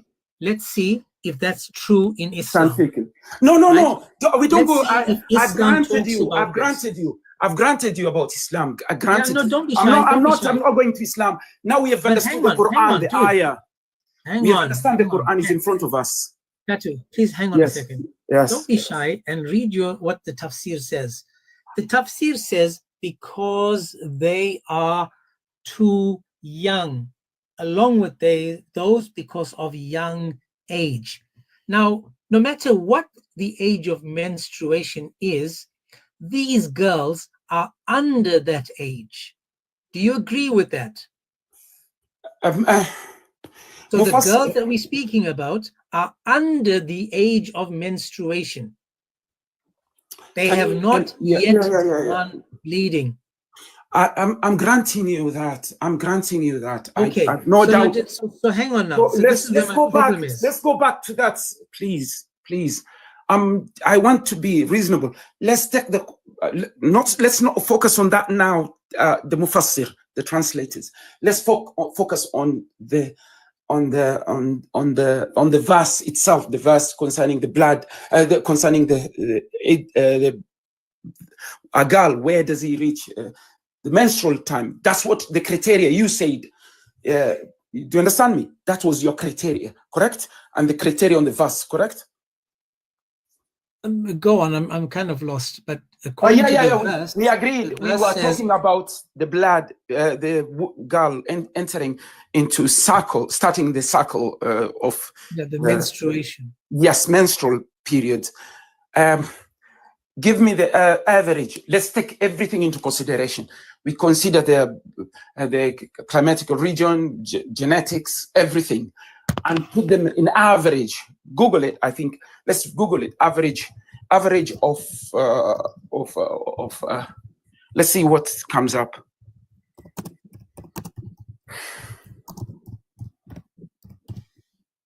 I'm not understanding what the point is. Like, okay, what if the average age is 14? The average age, the results for 989 Saudi woman, the mean age at menarche was 1305 years. What did you ask? The question was, what was the prompt question? Average age of menstruation in Saudi Arabia. I'm not asking about Saudi Arabia. I'm asking the average age of menstruation throughout the world. We need to throw everything in the bucket. Everything. The average age is 12. The average age is 12. Here's the question: average age of menstruation. It's when a girl gets periods, correct? Yes. They cannot get lower than that, yeah? Yes, they can. Average means when you take everyone into one bucket, add it all, and then divide by the number of girls. That's how you get an average. Okay. So let's continue with our conclusion. And also, can't you remember in that verse we read, Jesus called the little girl at 12 a little girl. He called her a little girl, bro. Calling a young man. I can walk in the street. I'm 30 and I see a 15-year-old boy. I'll call James. I can call young man. It needs a context. Honestly, man, at this point, this is getting. Oh, thank you. I don't understand how. I appreciate for the dude. No, dude. Like honestly, no, dude. Listen to me. Yes. I need you to go home and I need you to pray. I'm serious, dude. I'm not even trying to be funny. I understand that this is what you know. Can I ask you a question? You grew up in it. Hold on, just a second, man. Just let me get this out. Okay. Bro. I understand that you grew up in this, so it's difficult for you. Okay. But you have to understand, bro, that this is not right. That this is not. I don't, bro. Let's ask him that. I mean, let's ask him. This is crazy, bro. Like honestly. Let him finish because he was already tired. Let him finish speaking. Dude. Okay, never mind. Sorry. All I'm saying is you just need to go. Like when you get off this live, sincerely pray out to God. If you think that God is Allah, okay, fine. If you think if you think God is Yahweh, okay, fine. Because the real God of the universe will answer you. This is what it says in John chapter 14 through 16.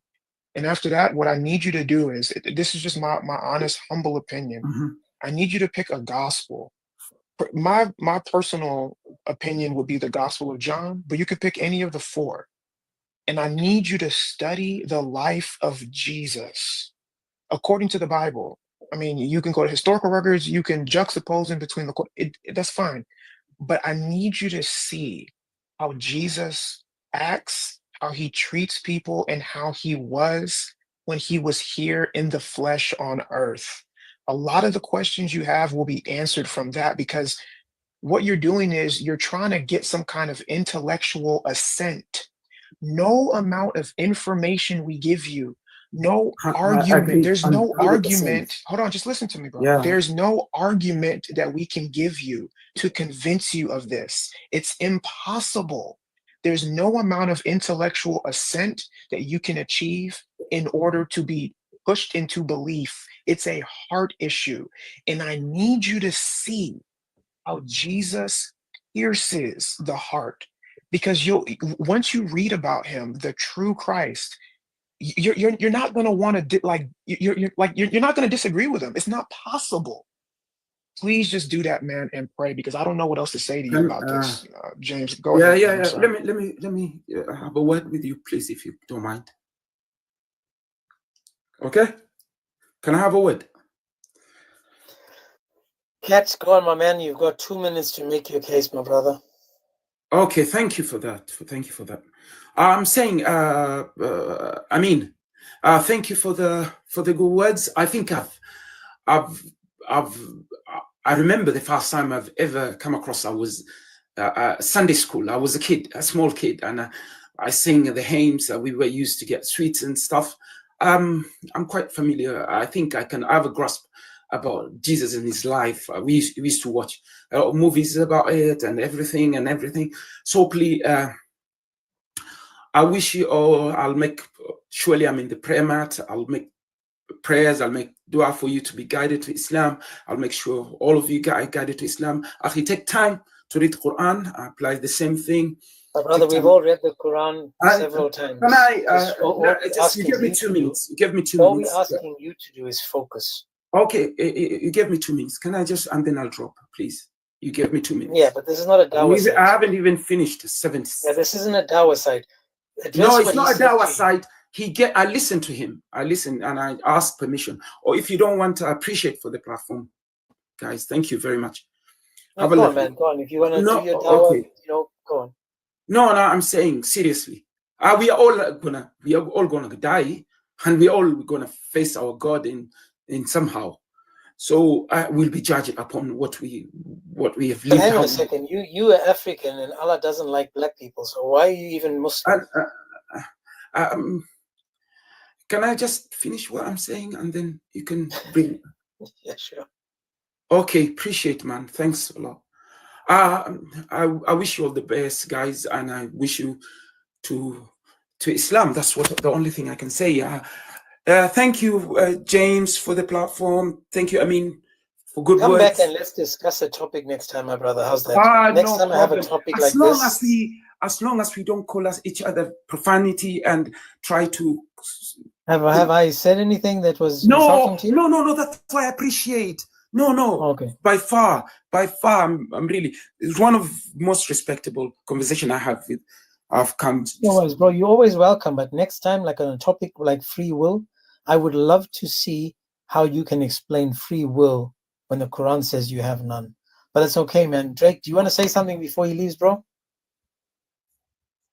He's not there. Yeah. Thanks, James. I'll follow you, James. No worries, my man. You're welcome back. And again, I love conversation. Good conversations always help. Oh, no problem. You have a lovely evening, sir. Take care, my brother. Bye. What's up, James? Hey, Drake. What's up, man? Hey, I wanted to come up and say something, but my coworker had walked in and she wanted to talk. So he Want to point something on me, or do I drop? well, no. You can stay up, or you can. No, I was given. Amin told me to go and pray. It has to do with the topic. Yeah, it has to do with the topic. So yeah, you can stay up if you want to respond.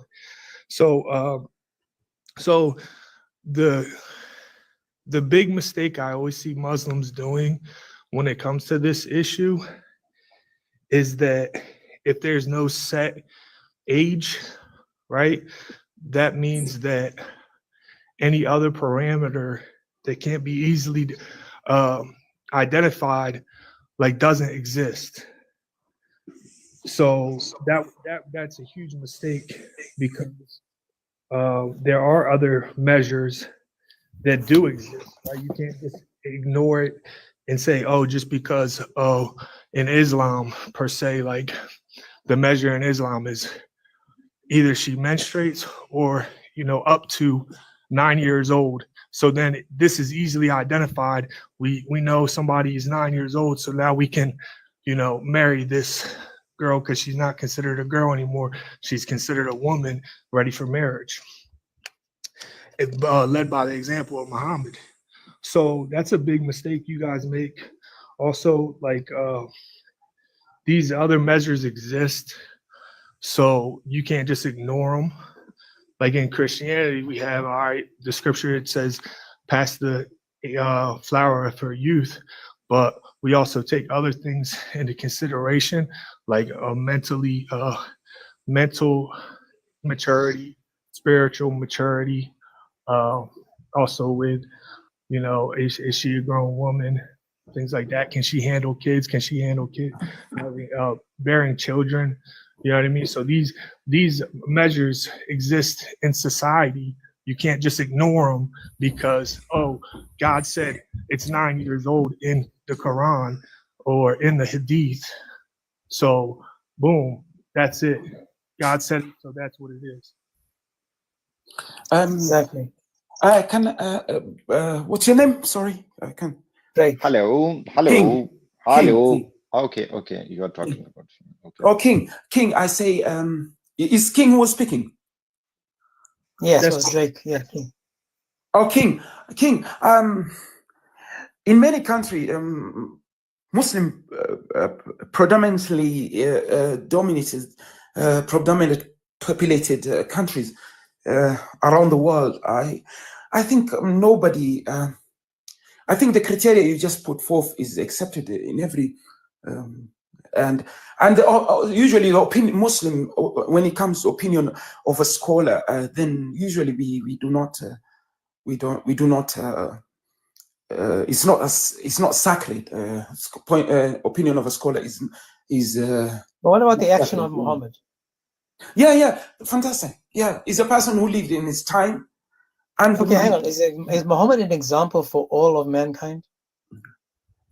100%. Okay, would you try to your best to live like Muhammad did? Every time in life I do that. Every day of life, in my life. Would you marry a 6-year-old and sleep with her at 9?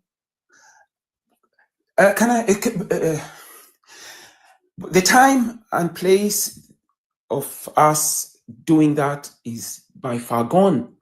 How do you know it's gone? Isn't the Quran? I asked you a simple question. Our society. I said, listen to my question. Listen to my question. I said, is Muhammad an example for all of mankind? 100%. I said. Right. So Muhammad's example back then is Muhammad's example today, correct? Yes. So if Muhammad was living today and he married a 6-year-old and penetrated at 9, he's still the best example for you, correct? Prophet Muhammad is an example for all the times. Okay, so if a man, watch this cat. You in London at the you in England at the moment, right? Yes. If a man comes to you with a 6-year-old wife or a 9-year-old wife and tells you, I'm sleeping with my 9-year-old wife, we're staying at the Grosvenor Hotel and we share, this is my wife, would you punch him in the face or would you shake his hand and say, MashaAllah, you're just like Muhammad? That's such a wonderful thing. Which would you do? Can I answer you? I'm in the UK. We understand the laws and the regulation of this country. If the UK was a Muslim country, no, I'm trying to make it simple for you. If you are living in a Muslim country today, 2025, if London becomes Londonistan, and everyone in Londonistan is Muslim. If every Muslim in London, every person becomes a Muslim in London, and a Muslim man comes to you with a 9-year-old wife that he's sleeping with, would you say, MashaAllah, this is such a fantastic example, just like Muhammad was, or would you punch him in the face? Can I answer you, please? Londonistan, astaghfirullah, James. Come on, dude. Answer the question, please. Londonistan is now Muslim, and a man comes to you with a 9-year-old wife. Would you say, MashaAllah, what a good example, just like Muhammad was, or would you punch him in the face? First of all, I've already told you. We are living in different time. We're not living in Muhammad's time. So then Muhammad was only example back then, not today.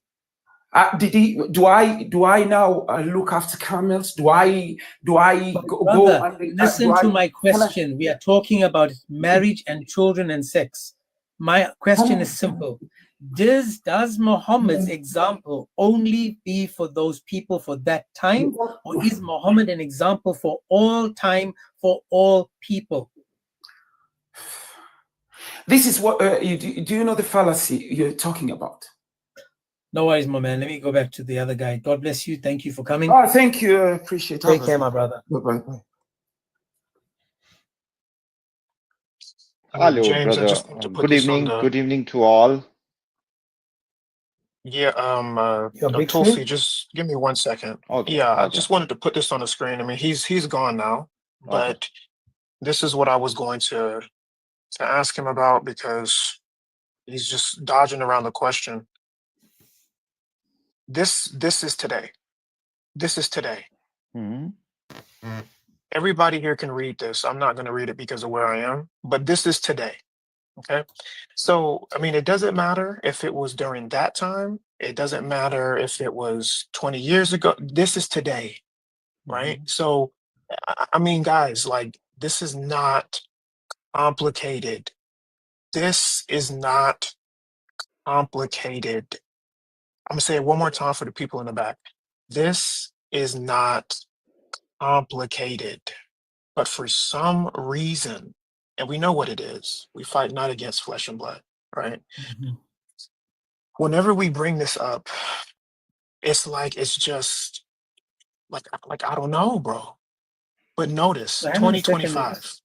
Just leave that there for a second. Tulsi, are you a Muslim?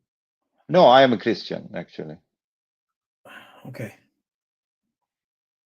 So we are talking about the menstruation of the woman. Yeah, we're talking about that. Yes. That the Muhammad married a little girl to Aisha. Yeah. Yeah. Okay. So, do you please tell me about your belief? Are you just believe on Quran or also in the Hadith? We are original Quran only Christians. I'm sorry, dude. I dropped him. I'm really not in the mood, bro. Like I don't know what it is Do we about this sound like particular Muslims? topic. Seriously, hang on. Maybe we sound like Muslims at this point. Yes, bro. He thought we was some Quran only. Yeah, bro. Oh my Lord. This is crazy, bro. I mean, I don't know, man. Like, I don't want to be that guy that's always like, but this topic, We're dude, not is just Muslim, crazy to Tulsi. me, man. It's crazy.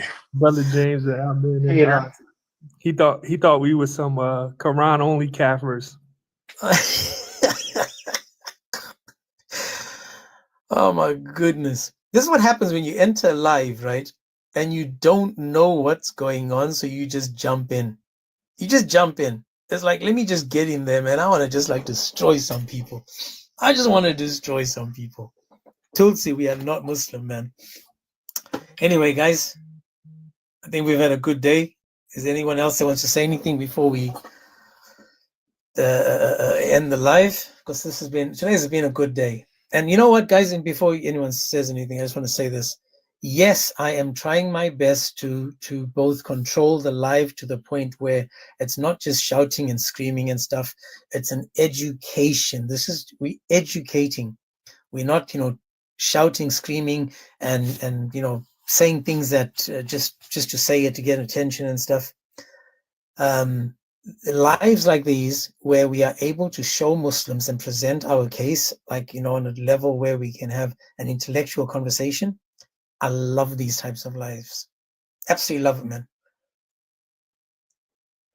And again, I mean, he pops in and out because he's at work, but again, he's he loves it as well, where when he can engage in good conversation. I mean, we all do, all four of us. But the thing is, it changes the dynamics of the conversation when you can have a good conversation back and forth. It's fun, it's interesting. Tulsi, we are not Muslim, bro. What is wrong with you?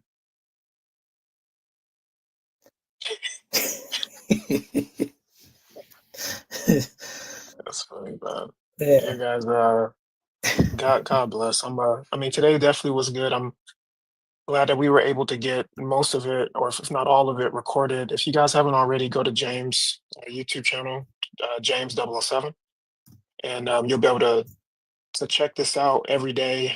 A new video is uploaded around 1 or 2 p.m. EST. And it's just clips from parts of the lives that we've talked about. So, if you guys are subscribed, just make sure you all just like the videos or comment under them. We're not asking for money or anything like that. We're just asking for support in terms of engagement on the videos, just so it can get out there. James, I don't know if you know, the first video I uploaded, not the live, but the clip, the first video, I think it's almost at 300 No views way. now. Yeah. Now to some people I know, like, that's not 300, but the channel's only been up for maybe a week now, and we only have like 178 subs. So, people are actually helping to share it and things like that. So guys, if you get a chance, like I said, go to his channel. I think, James, the link for the channel is in your bio, right? Yeah. Yeah. Yep. I'll go So if through you guys go to James's TikTok account and click on the link in his bio, it'll take you directly to his YouTube. So I'll show anyways, it to guys, you I'm gonna go again ahead and drop. anyways. I I do want to say, Yeah. I do want to say that Amin and 007 here, Mr. James, do have a Discord for $20 a month. We can get you all the scripts that we have for you. We call it the Jimmy Swagger scripts that can help you fight against the Quran. We're joking. But I do want to say this sincerely. Amin, brother, God bless you, brother. Thank you for all your hard work. James, thank you for all your hard work. This is the real work that we're supposed to be going for. This is what the Lord told us to do. And because we love our Lord and Savior, we want to continue fighting that good fight. We want to bring people the gospel. We want to bring them the truth of who Christ is and what he's done for them. These men that are up here, they're not doing this just because they want to talk out of the side of their neck. We're doing this out of love. As of right now, I'm working myself. Amin is working. Brother James is working. But I would rather be doing this work, the work of the Lord. This is more fulfilling to us because we know that when your light takes on and realizes who Christ is, man, thank you, Lord. Another one's come home, another brother and sister. Amen. So, salam alaikum to you. Right, that's right, Oz. Yeah, chat. If you guys want to hear people talk out of the side of their neck, then just go to a Muslim live. There's plenty of them on TikTok right now. James, I got a question. If I can figure out this YouTube thing, I want to try to do a live, and I want to do not the full review video, but I feel like basically crashing out on that debate with apostate in Central Dawa. So if you're free later on, when is that? When are you gonna do that? I'm trying to do it later on today. I'll message you, but that's only if you're free. Only if you're free. Yeah, I don't think I will, because I'm about to end now, and then I'm Yeah, no, don't think I'll be able to. Darn it. I still got to figure out anyway. I'm trying to get you to know how to do this junk. But I think it'd be funny to hear your input if you Tomorrow had would be a better day, but okay. Let's do tomorrow then. Tomorrow. I'm off tomorrow anyway from work. Yeah. Yeah, tomorrow daytime. Yeah, tomorrow. Yeah, tomorrow before, because now it's 6 o'clock my time, evening. Mm-hmm. Yeah, so that before works. 6, in a couple hours before this is perfect. Cool, because it's 10 a.m. here. That's only if I'm gonna try to figure out YouTube today to see, because I want to hear your reactions. Did you watch it? With AP? Yeah. Oh man. Oh shoot, I got a call. All right. No worries. Okay, guys, and again, this is my YouTube. I wasn't aware of how many people were watching the videos because I'm so, and I apologize for this because I am not into the, for me, it's nothing to do with the fame or how many views I get, but I'm so glad that I did get views because it means that people are willing to listen and watch and enjoy, because the more people that watch this, the further out the word goes. And I'm saying this to all of you guys. We don't do this because we hate the Muslims. We do it because we love the Muslims. This is nothing about hate. It's nothing about trying to be better or trying to destroy or trying to, cook, and none of that nonsense. This is simple. My question's about having free will. You notice Muslims are panicking with this question. They can't answer this question. Then you've got people that are leaving Islam because of this question. Now, again, if we moved, I'm going to change topics again. I'm still trying to do some research on the question about abrogation. Slime, can you help me out and send me, Slime, when can you send me a message like you normally do after my lives, telling me about how bad my life was? Can you send me a link or a site where I can find the abrogated verses? Where do I go to find a list of the abrogated verses? Please, if anyone can give me or send that to me without Wikipedia. I don't have a site. I want to do a live on the abrogated verses in Islam, the Quran. That would be fantastic. Because again, Muslims have no idea about abrogated verses. And I want to learn about them because again, I try to keep my topics different and, up to date and change them a bit. But anyway, guys, Oz, you want to say anything else before I end, my brother? We love you. In the name of Jesus Christ. God bless you all. God bless, man. God love you too, man. God bless. Anyway, guys, thank you again. Thank you 1,001 times. I absolutely love these topics that we have. This is the page. These are the videos. Amin is doing an amazing job. I mean, look, we've got 320 views. I absolutely love it. And this was done 2 days ago. So it means that you guys are watching and you guys are sharing and stuff. I appreciate that. We are going to reach more people. I never thought about this 320 views. I never even, wow. Again, guys, put Christ first. Humble yourselves. Remove the hate, the ego, and the pride. And I promise you, your conversations will change. When you're full of yourself, you start challenging everyone around you just to make yourself seem important. I'm not interested in that. I don't care much about me, myself, and I. What I do care about is the salvation of every single one of you guys. That's why I try my best to remind you. Open your Bibles. Know the Word of God. Just remember, guys, if you don't know His voice, then you don't know who's talking to you. Know His voice by opening the Bible. Man, I enjoyed the last 2 days. It's been good. It's been good. Go in, like the live, guys. All the videos on my YouTube. I can't believe I'm saying that, on my YouTube channel, our YouTube channel. This is it over there. Please go to this and like the lives. If 95 of you can go in there and like all the videos, that would just be brilliant. Absolutely brilliant. That's all I ask for. Appreciate you guys. My man Don got it in the screen chat there. take a screenshot, please. Subscribe. I'm going to try and bait Logic to come to my live so that we can get more people on my YouTube. I'm still learning about it. Amin is the one that makes the videos, but I'm just surprised, man. 320. Man, that's brilliant. God bless you guys. Take care. Enjoy your evening, and remember, stay safe.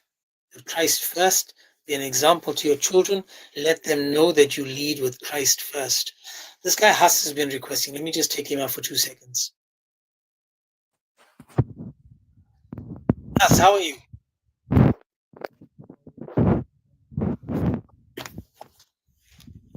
Guessing he doesn't know he's requested. Okay, guys.